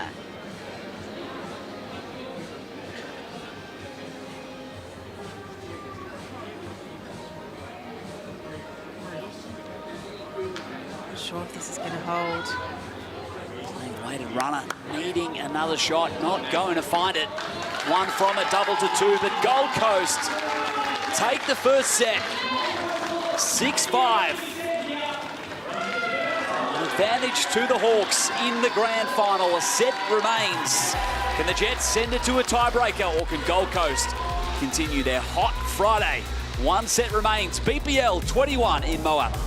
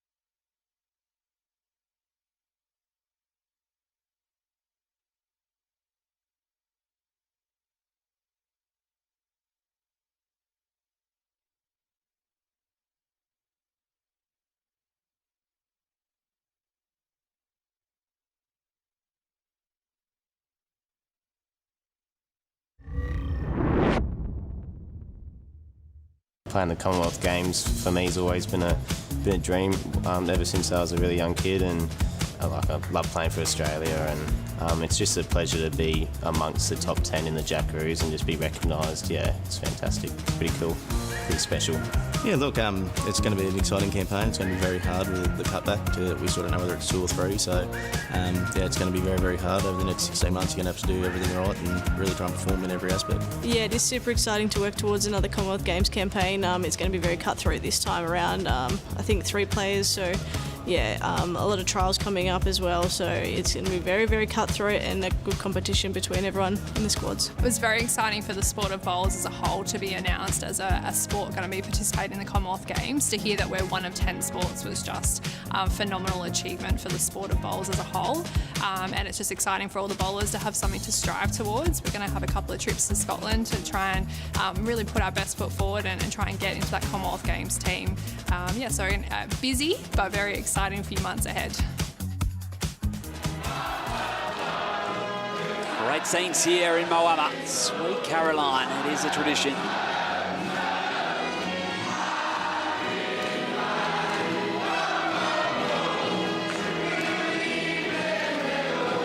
Join themselves here at the final as the Hawks take the first set, Carla. Yeah, what a great first set. It really came down to the last couple of bowls, didn't it? As we knew it would in the final, it always comes down to the last bowls, and Gold Coast Hawks were able to get away with it. So big set here. Kelsey Cottrell's come onto the rink. She was outstanding in that last semi-final, so she can go in with some confidence. I think she was, God, I barely put a bowl outside her foot the whole set that she was on. She was super accurate. Set the tone for the Hawks. Yeah, Aaron Wilson's going to start off this second set before we see Jamie Lee Worsnop come on. We've talked about all week how well she's come off the bench and just continued on in the form that Disco's been dishing up for Paul Foster.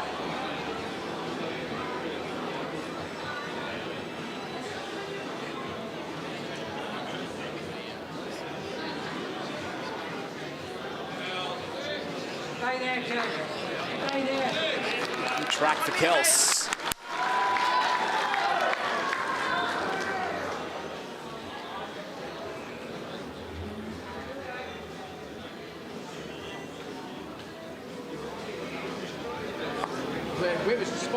Yeah, he was on a really good track. Unfortunately, just collecting his first shorter bowl.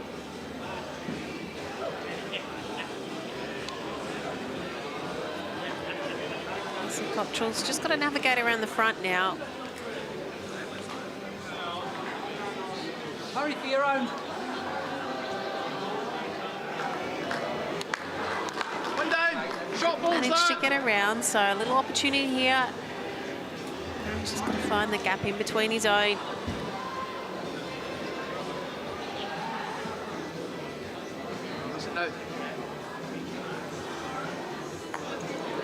Well, it's the Hawks. Yeah, it wasn't what he was after.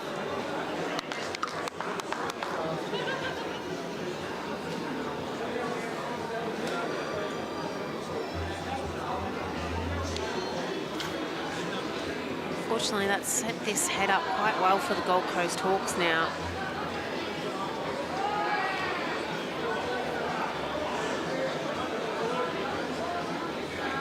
What a battle we've seen so far from Nick Brett and Paul Foster. Battle of the Brits, really. Great to see. You know, they both sort of have talked about how the first BPL was all a bit of a whirl, trying to keep up with the fast-paced rules and the different format. And they're both just taking it under their belt this time, haven't they? Sure have.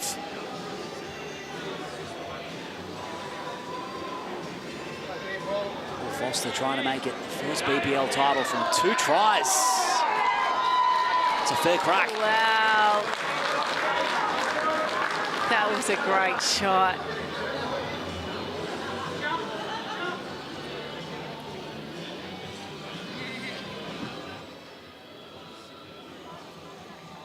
Well, Nicky Brett, he's got the legs. And he's on a really nice track. Just was missing on a little bit of the weight to get there. Lift him, mate. King him clean. Forward of us.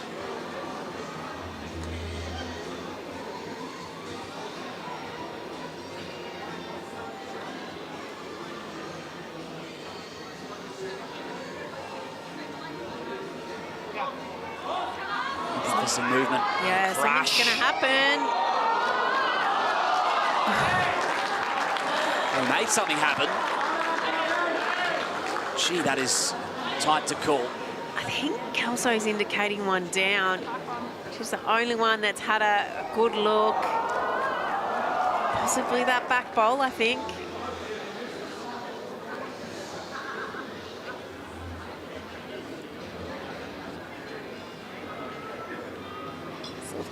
Close, needs to, I think it's going to go up onto it, so Aaron Wilson will have a good look and just make sure of things here. Very close. Disco not sure.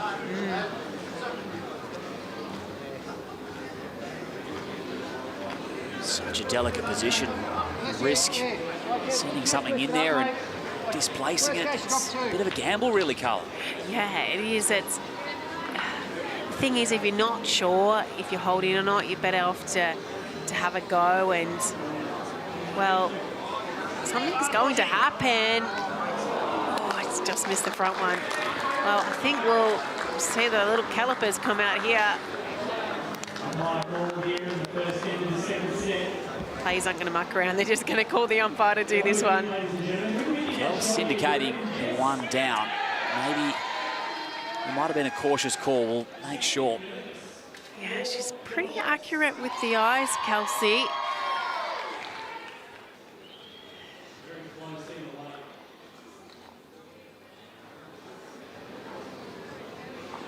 Bit of a hush coming over the crowd as we wait in anticipation.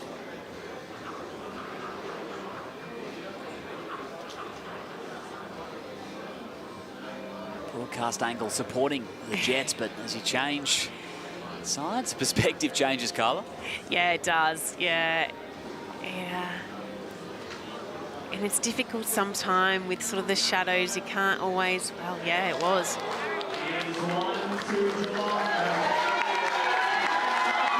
Jets start the right way.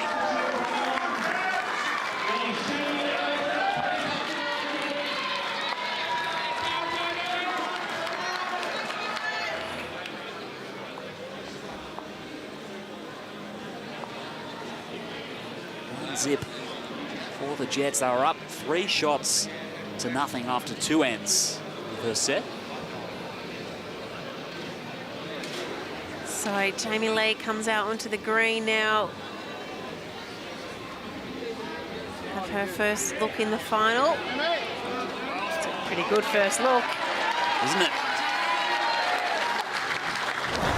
Stepping up on the big stage, Jamie Lee.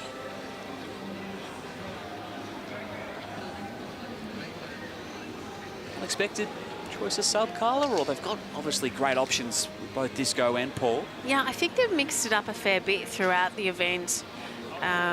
Depended on, Aaron mentioned it early in the week, dependent how they're feeling out there, whether he stays on and skips or whether Paul stays on and skips. I don't know, potentially they had a plan coming in, but both Aaron and Paul were finding it pretty well, so I don't know, it's a hard call. Maybe they left that one up to Maddie. Maybe. Same line.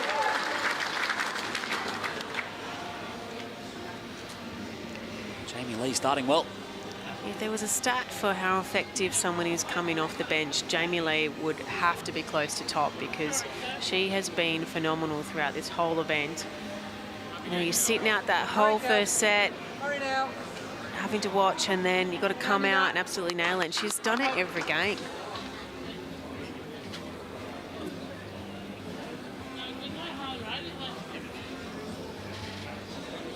To sit and watch the TV rink for the decider. Unfazed Jamie Lee. Can she make it 3 rippers to start?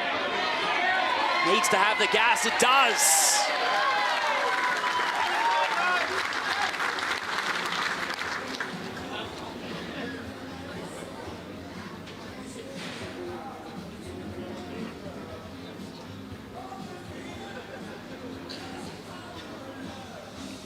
So Kelsey Cottrell looking to get one in amongst it.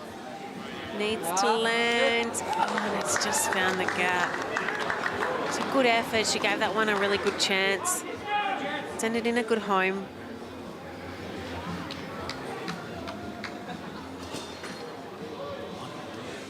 Disco will reset.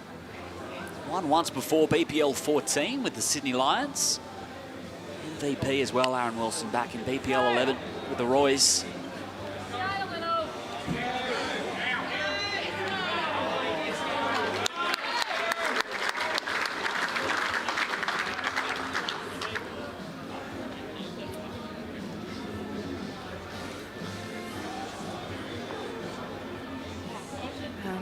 He's had a lot of good answers tonight. We're going to need another one of those now. Geelong Jets are holding 3. Well, this is close. Is he going to get the jug? Oh, just missed it.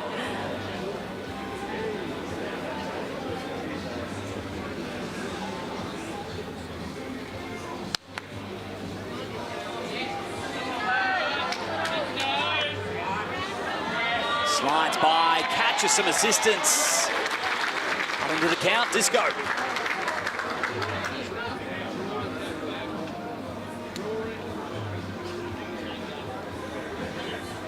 This is in the area again. It's closer. Great control, running weight. That's a humongous turnaround. 4 down to 2 or 3 up. 2. I think it's 2. Deserves a fist pump, that shot. Did well to find its way through that Geelong fortification. Yeah, they had them all piling in there. Sure did. 4 down to 2 up. Last chance, Disco. Still promoting. Yeah, it's a little sneaky one, that one, but just managed to cut the count down.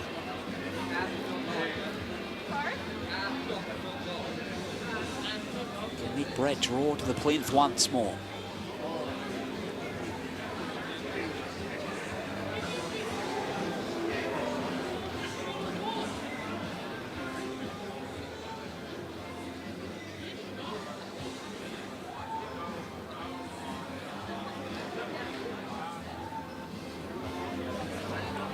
its way through a jumble of bowls. It'll be one for the Hawks.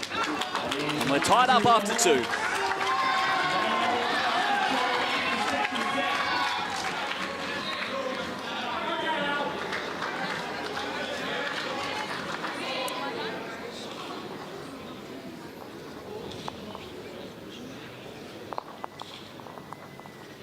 Been a tight final so far. It sure has been. Tight final, extremely high standard of bowls. And again. Geelong have won 4 ends, the Hawks have won 3.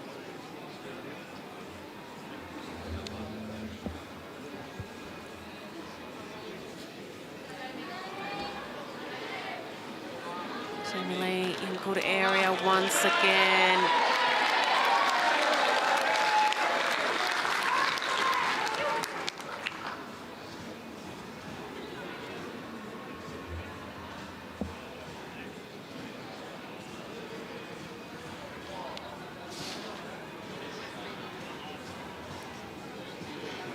Yeah, good. On at this time from Kels. Well done. And a handy home. Yeah, it definitely isn't a good home there.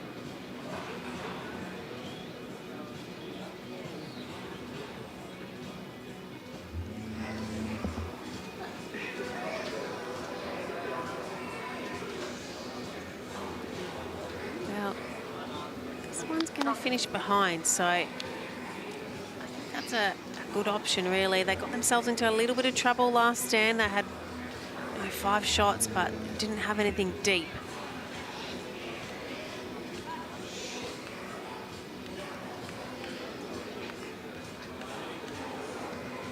So just needs to hang on here. 8 is real good.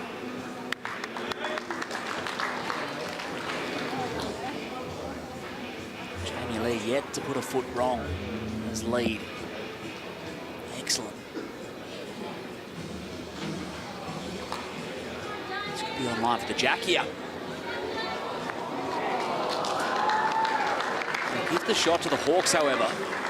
Yeah, it was another good bowl. Unfortunately, just collecting the jack on the way past.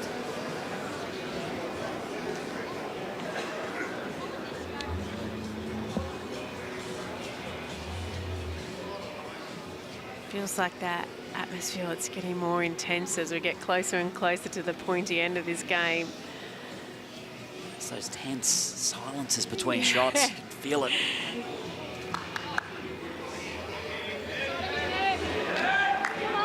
There's another one. It's the one so far.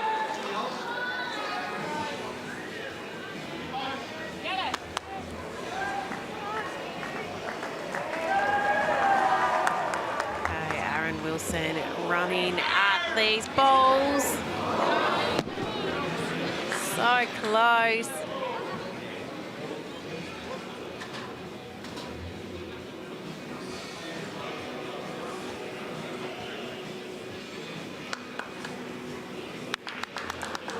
Force Nick Brett to put in a back bowl.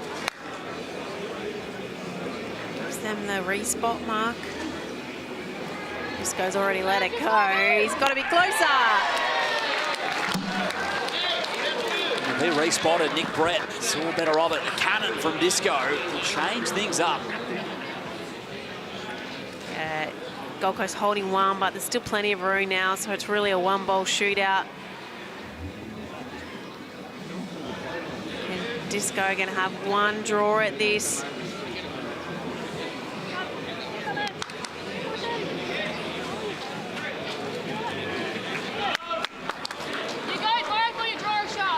Space to work with for Disco.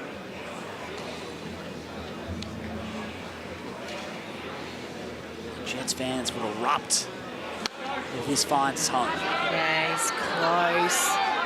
Still interested. Gotta be close. Urged on. Disco.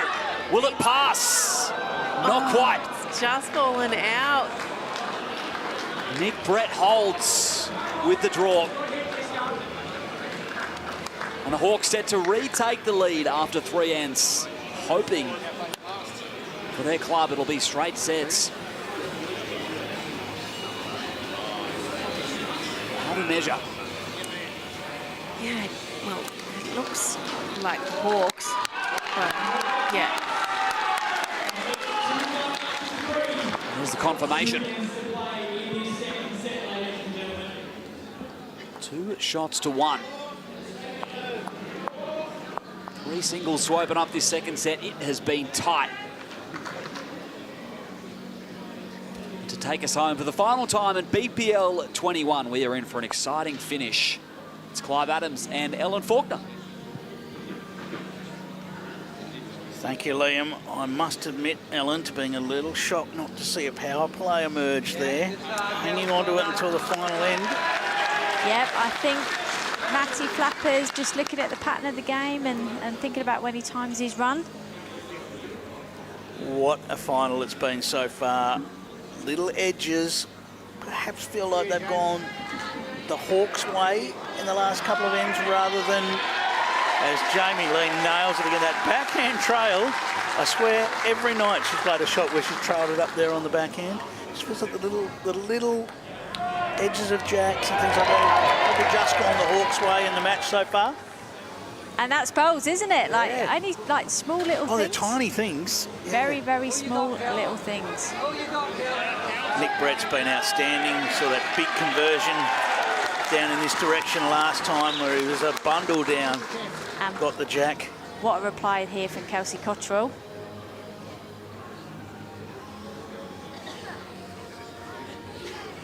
Jamie Lee switching over to the forehand. He's going to need this to climb down now. Oh, it's coming down. Just on the outside, but very handy for late. Yeah, she's played that with a good pace, finishing in a good spot. That weight's so important when you're playing in a respot format. You just don't want to lose bowls off the back of the rink. Kelsey will look to just try and tuck this away, trail it again. Yep. Tuck it away and take the target away. Turn it around the corner. Yeah, it won't trail the jack, but it's going to go to a nice home.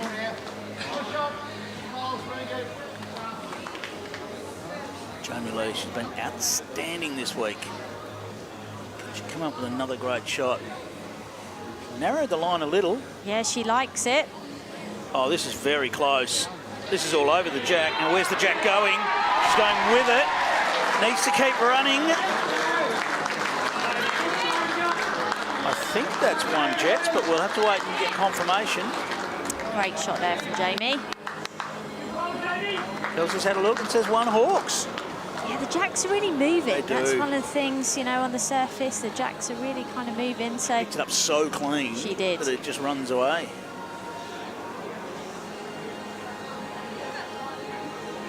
Still, Aaron Wilson has 3 bowls to do something about it. Can Nick Brett make that task a little bit more difficult? He's been very good in this match so far. This is swooping home. he needs to bend. Well, a little bit of uncertainty there from Kelsey as to whether that one counted. Get the feeling it did. Yeah, indications 1 and a measure to the Hawks.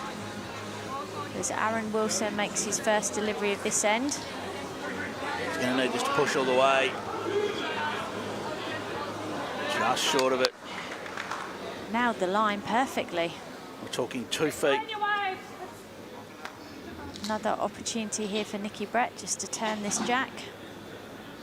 Make it even more difficult for Disco.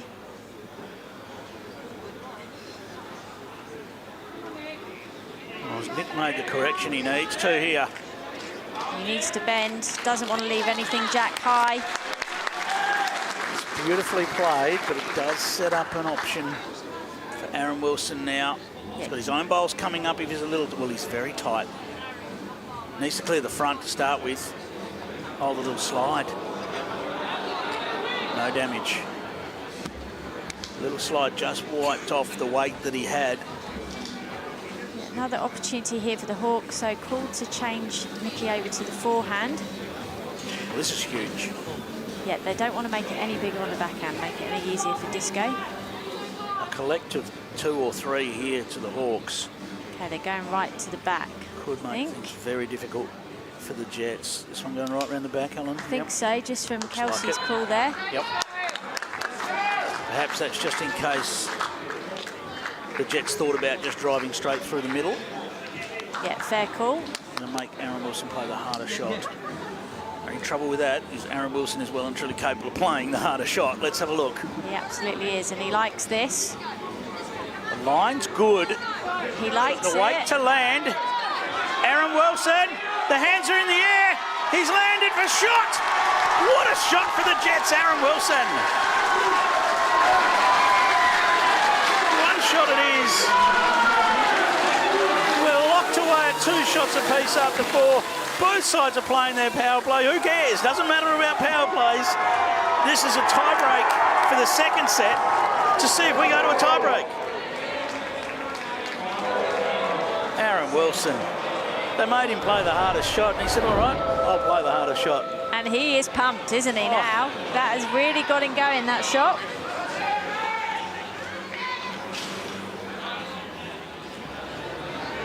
Well, this game couldn't be any closer, could it? 6-5 in the first set, all square in the second set as we go into the final end. He knew as he played that bowl that it was almost title on the line right there. He knew a metre out, but he was all over it. Who can hold their nerve now? The Hawks win the end. They're the champions. If the Jets win the end, we go to a one-end playoff to decide our champions.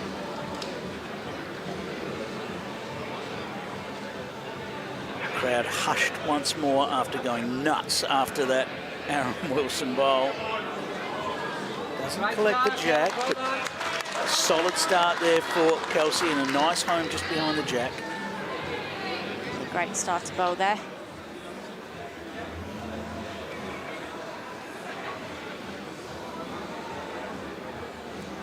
We've seen so many moments over the years on this rink. What has this end got in store for us? Still there, mate, only that. Same bowl's good. One long and one short for Jamie Lee Worsnop. Kelsey make the correction she needs. It's not much. Doesn't even need to correct. She could trail it to herself. Stay there again, Kel. Stay there. She could trail it to herself, Ellen. Oh, just edges the jack. What an effort. Live bowl, though, could be very important.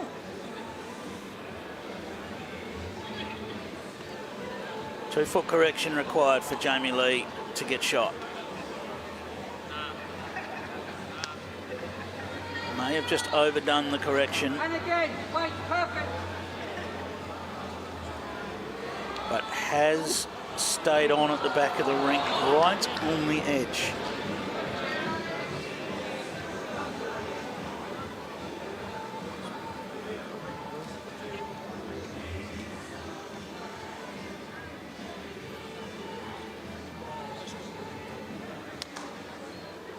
Kelsey just needs to climb down. It's not going to. She's going to pass, and that may well have been by design. Yeah, just made sure there, but finished in a good spot. Aaron Wilson, he stepped up last end for the Jets.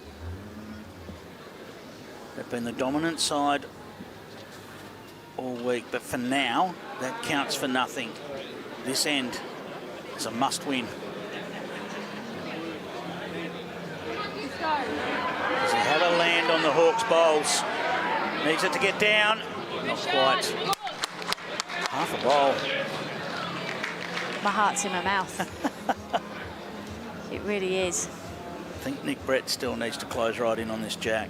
Yeah. That is too much room to leave Aaron Wilson with two more shots at it. Yeah, especially with having gone so close. Yeah, completely agree.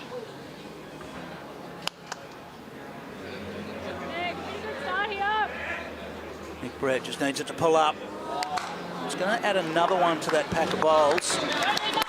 No, it's a half a bowl closer.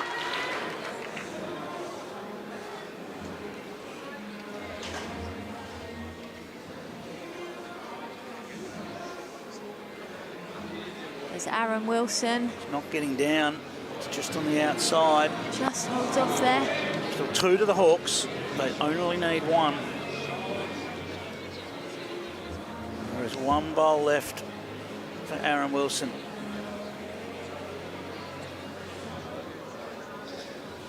Nick Brett, is he trying to land in the way here? I think he's tried to land in the draw line here. Crowder onto it. He's tried to land one in the draw line. It's a tactic we see more in perhaps the UK than we see locally. Now, this needs to hang on. It looks like it's dropping away. It is dropping away. And the Gold Coast Hawks have done it. The Gold Coast Hawks are the BPL 21 champions.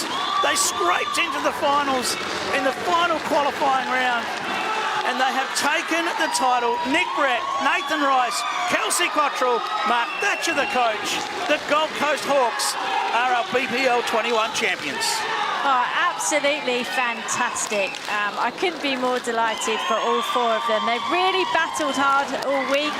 They came back from a disappointing one at the last one, and they bounced back. They're showing their spirit, and they've come away as champions. They turned up this morning. They weren't even sure they were going to be playing finals. They put a massive display on in their first elimination match, and they've done it. They've done it. Nick Brett with a fantastic conversion up there. What a match. Let's get down to Lindsay Clark, who's got our champions. A bit of disbelief here. Ledger, you did win it. Nicky Brett, amazing. Do you reckon, did you save your best for last? How amazing was that? Oh, well, you know, we knew the Jets, to be fair to them, have been brilliant all week. And we knew we had to play, you know, as good as we've got. Luckily, we found some good ones, and fair play to them. They've had a great week. We just knew we had to step up, and you know, the front two were brilliant. It was a special performance. Coach Rookie, how proud are you of this team from last, only 3 or 4 months ago, to first now? Crazy. Yeah, I can't be more proud of them. They've worked their backsides off this week. And as you know, it's a roller coaster, this tournament, but they finished strong 5 in a row to take the title. It's amazing. Lurchy boy, you won it last time several years ago now. How special is this win for you guys? Unbelievable. Like, from where we come, we just felt like this morning, our first game, we started finding some form, and yes, I still don't believe it. I can't believe it. We've come from nowhere, and here we are. And our last word, Kelsey Cottrell, one of the most informed leads of the tournament. How good is this for your team? It's bloody brilliant. Just such a great fight. We played so well. We probably only had one day where we scratched around, and yeah, we all just put it behind us. We turned up today. We knew we had to win 2 games to make finals, and once we were in the finals, we knew we were as much chance as anyone else, especially with these 2 legends. So good, an amazing performance. Your BPL 21 champions, the Gold Coast Hawks! The Gold Coast Hawks have done it, 2nd title in their club history, and this is the Drinkwise moment of the match. Oh, Nicky Brett, he said to us he was going to bring it, and he did. What an absolute ripper. And seeing some of the travelling members are stoked. They have done it. 2nd title for Nathan Rice, 2nd title for Kelsey Cottrell. We'll wrap it all up after this and go through it. The Gold Coast Hawks, your BPL 21 champions. Stick around, more to come after the break.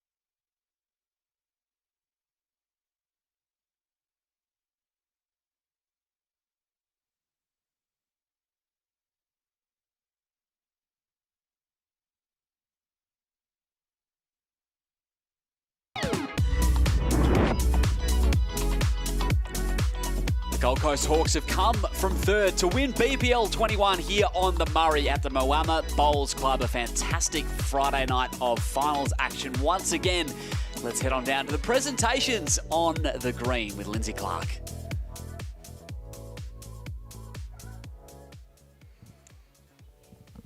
For the presentation of the $140,000 Bowls Premier League 21 here at the magnificent Moama Bowls Club. On behalf of Bowls Australia, it has been our privilege to present this event to the spectators here at Moama Bowling Club and the supporters who have enjoyed the action, courtesy of Fox Sports Australia, Kayo and Sky Sports New Zealand live coverage. Joining me now to make the official presentation of Bowls Premier League 21 is Bowls Australia CEO Matthew Kennedy and Moama Bowling Club's chairperson John Warledge. While we are doing an acknowledgement, I would like to now ask Matthew to present an appreciation plaque to Moama Bowling Club for their contribution to the staging of this event. Could we please now have a round of applause for the board, staff, members and volunteers of Moama Bowling Club.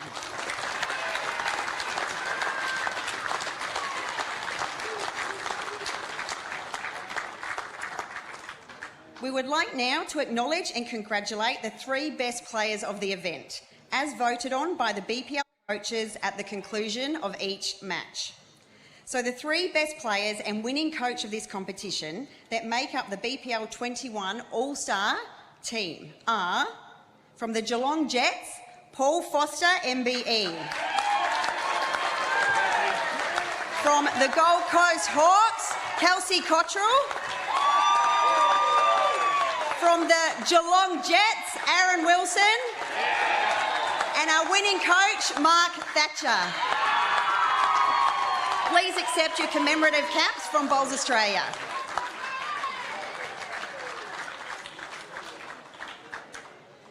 We will now present the coveted MVP medal for the player judged the tournament's best performed player by a panel of experts after each round. John, would you please now do the honour of presenting our MVP medal? The player who received 49 out of a possible 54 votes, deemed to be our most valuable player of BPL 21 is Paul Foster from the Geelong Jets. Congratulations, Paul. Please come forward to say a few words on your experience here this week.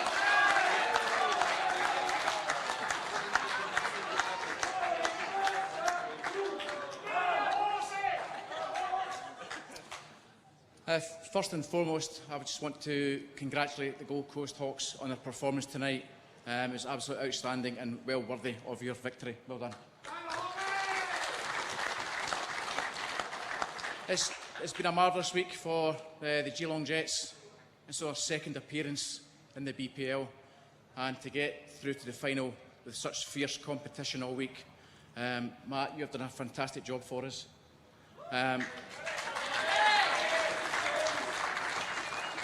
Jamie Lee, to come off the substitute bench.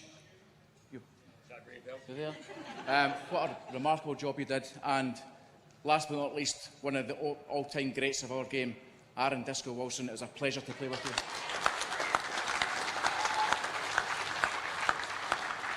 Just want to thank Bowls Australia for a marvellous event. This is one of the best countries in the world to play our sport. If you can't play bowls here, there's something wrong. Want to thank Moama, Liam, Swanee, Big Kev, Stewie and all your staff for the work you've done all week. Absolutely fantastic. To Andrew Howie and your team for the work you do behind the scenes to make this event go ahead. And to all the supporters of all the franchises that came, I hope you enjoyed yourselves. So thank you very much.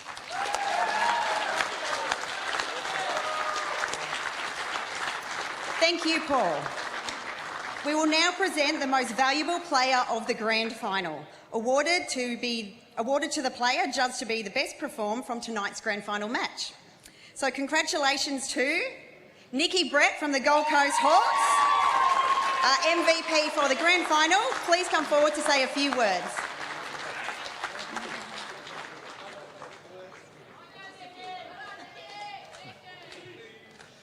Firstly, I think Paul's stolen all the sandwiches about thanking everybody, so I don't want to do all that again, but just to reiterate, what an event this is for all of us to come and play in. What a field for everybody to come and watch. I mean, there's some best players in the world, male and female, live on TV. What a great format. If people don't want to come and play bowls now, what have we got to do? So, again, can I say well done? I mean, they're setting standards all the way through the week, the Geelong Jets. We were all looking at them thinking, are they ever going to pack it in? So fair play to them. Congratulations, on where we got today on a successful week, really. Well, obviously, we're really happy to be here, and long may the game and the BPL continue. Thanks very much.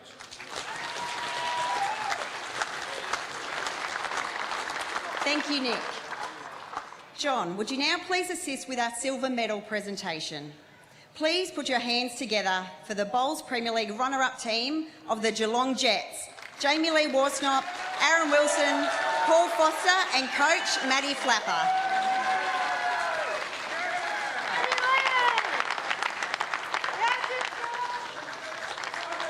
And we'll welcome just one more speech from someone from the Geelong Jets as well.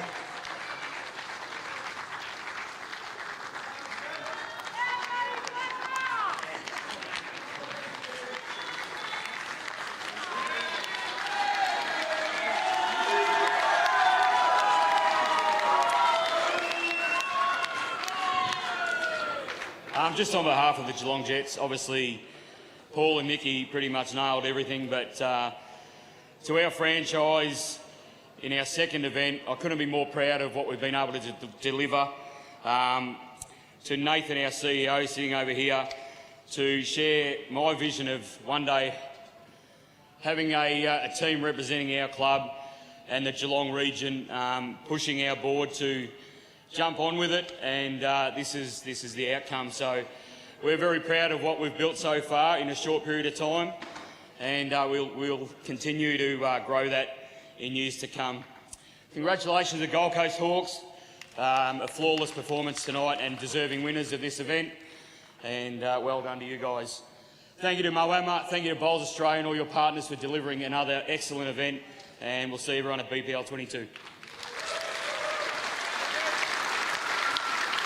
Thank you, Matthew. Matthew, would you please now assist with our gold medal presentation? Ladies and gentlemen, please congratulate the winners of our $140,000 Bowls Premier League 21 competition, the Gold Coast Hawks, represented by Kelsey Cottrell, Nathan Rice, Nikki Brett and coach Mark Thatcher. We'll also hear from one of their representatives with a short speech.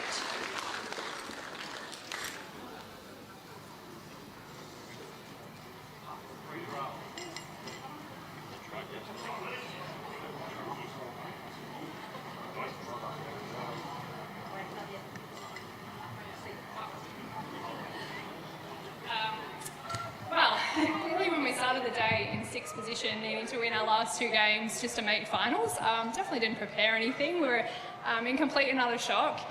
We started this event so well, and we have one bad day. Everyone talks about the roller coaster ride that you go on with BPL, and we've definitely been on that. But yeah, just an amazing finish. Thank you so much to our support. You guys were outnumbered, but you were loud. Thank you so much.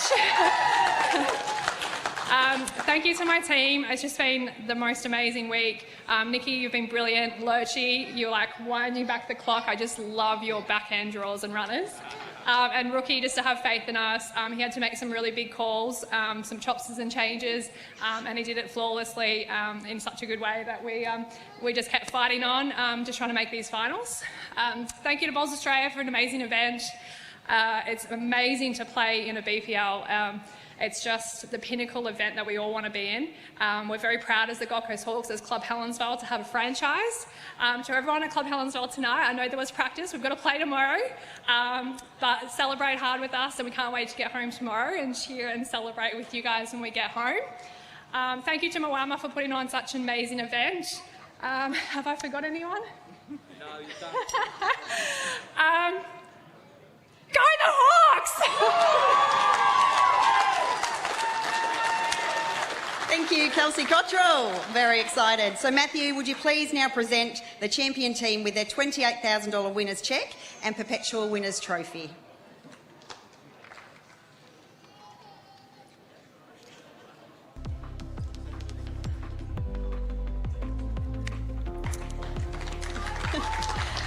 Well, that brings an end to the formalities and to the presentation of BPL 21.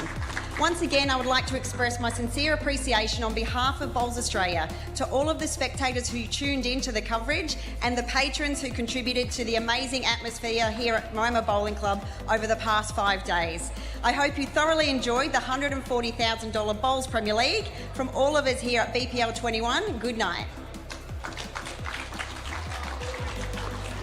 What a night for the Gold Coast Hawks, getting it done, sitting outside the top 5, coming into day 5 of competition. 3 straight finals wins. They won 9 of 10 sets today. It was a dream run, Carla.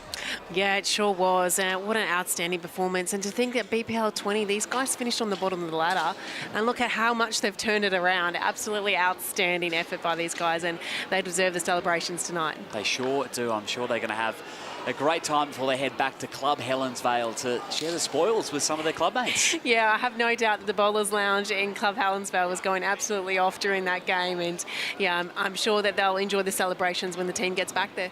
They will. Let's have a look at our Titanium Caravan's moment of the night, and it came in the semi-final. Yeah, didn't it? Well, I think the moment of the night, really, you have to look back at the Geelong Jets and really appreciate what an outstanding tournament they had. The semi-final, my goodness, that was just some outstanding bowls. Aaron Wilson, how's that for a draw shot? They really were outstanding all week, and all credit to them. They fought hard in the final, but yeah, Gold Coast Hawks, they just found it when they needed it. They got the job done against the Pulse to win their way to the grand final, and then the Hawks defeated the Pulse as well. They hadn't lost the tiebreak all week, and then they fell, unfortunately, from the Melbourne perspective, twice in the finals. Let's hear the thoughts of Lindsay Clark and Clive Adams on this big week we've had in Moama. Yeah, look, it's been an amazing BPL 21, Clive. I don't know about you, a thrilling finish. The Jets were the talk of the event, but the Mighty Hawks did it when it counted. Yeah, it just goes to show you just can't make any assumptions at a BPL, can you? It's, what a performance from the Jets, but the Hawks are our champions, and how deserved. I mean, some of the big shots played in that final, across all of the finals, were just outstanding tonight. Yeah, they felt like a slow burn a little bit, but Nicky Brett definitely deserved his MVP on grand final night. He was amazing today. To think that they turned up at the start of the day, they weren't even sure they were going to be playing finals, and then Nick Brett comes up with some stunners. I mean, the jack in the ditch, or the jack trail up there, was just a crucial shot when he was about 4 or 5 down when he played it. Yeah, look, it's been a special BPL, lots happening, lots of atmosphere. The crowd's been amazing all week, and Moama's such a fantastic host venue. They can be so proud. We love a BPL week, and they've done us proud. It's wonderful. So thanks so much, guys. All the action's done here at Moama. Back to you. Thank you, Linz. Thank you, Clive. Done a great job throughout the week. And Carla, it's been a lot of fun again. 21 BPLs in the books. Yeah, it's been an amazing week. Great bowls, great atmosphere at Moama. It's been a fantastic one. It sure has. Until late October for BPL 22 in Brisbane. Thank you and good night from all our hardworking team behind the scenes. Thank you very much for joining us for another edition of the Bowls Premier League.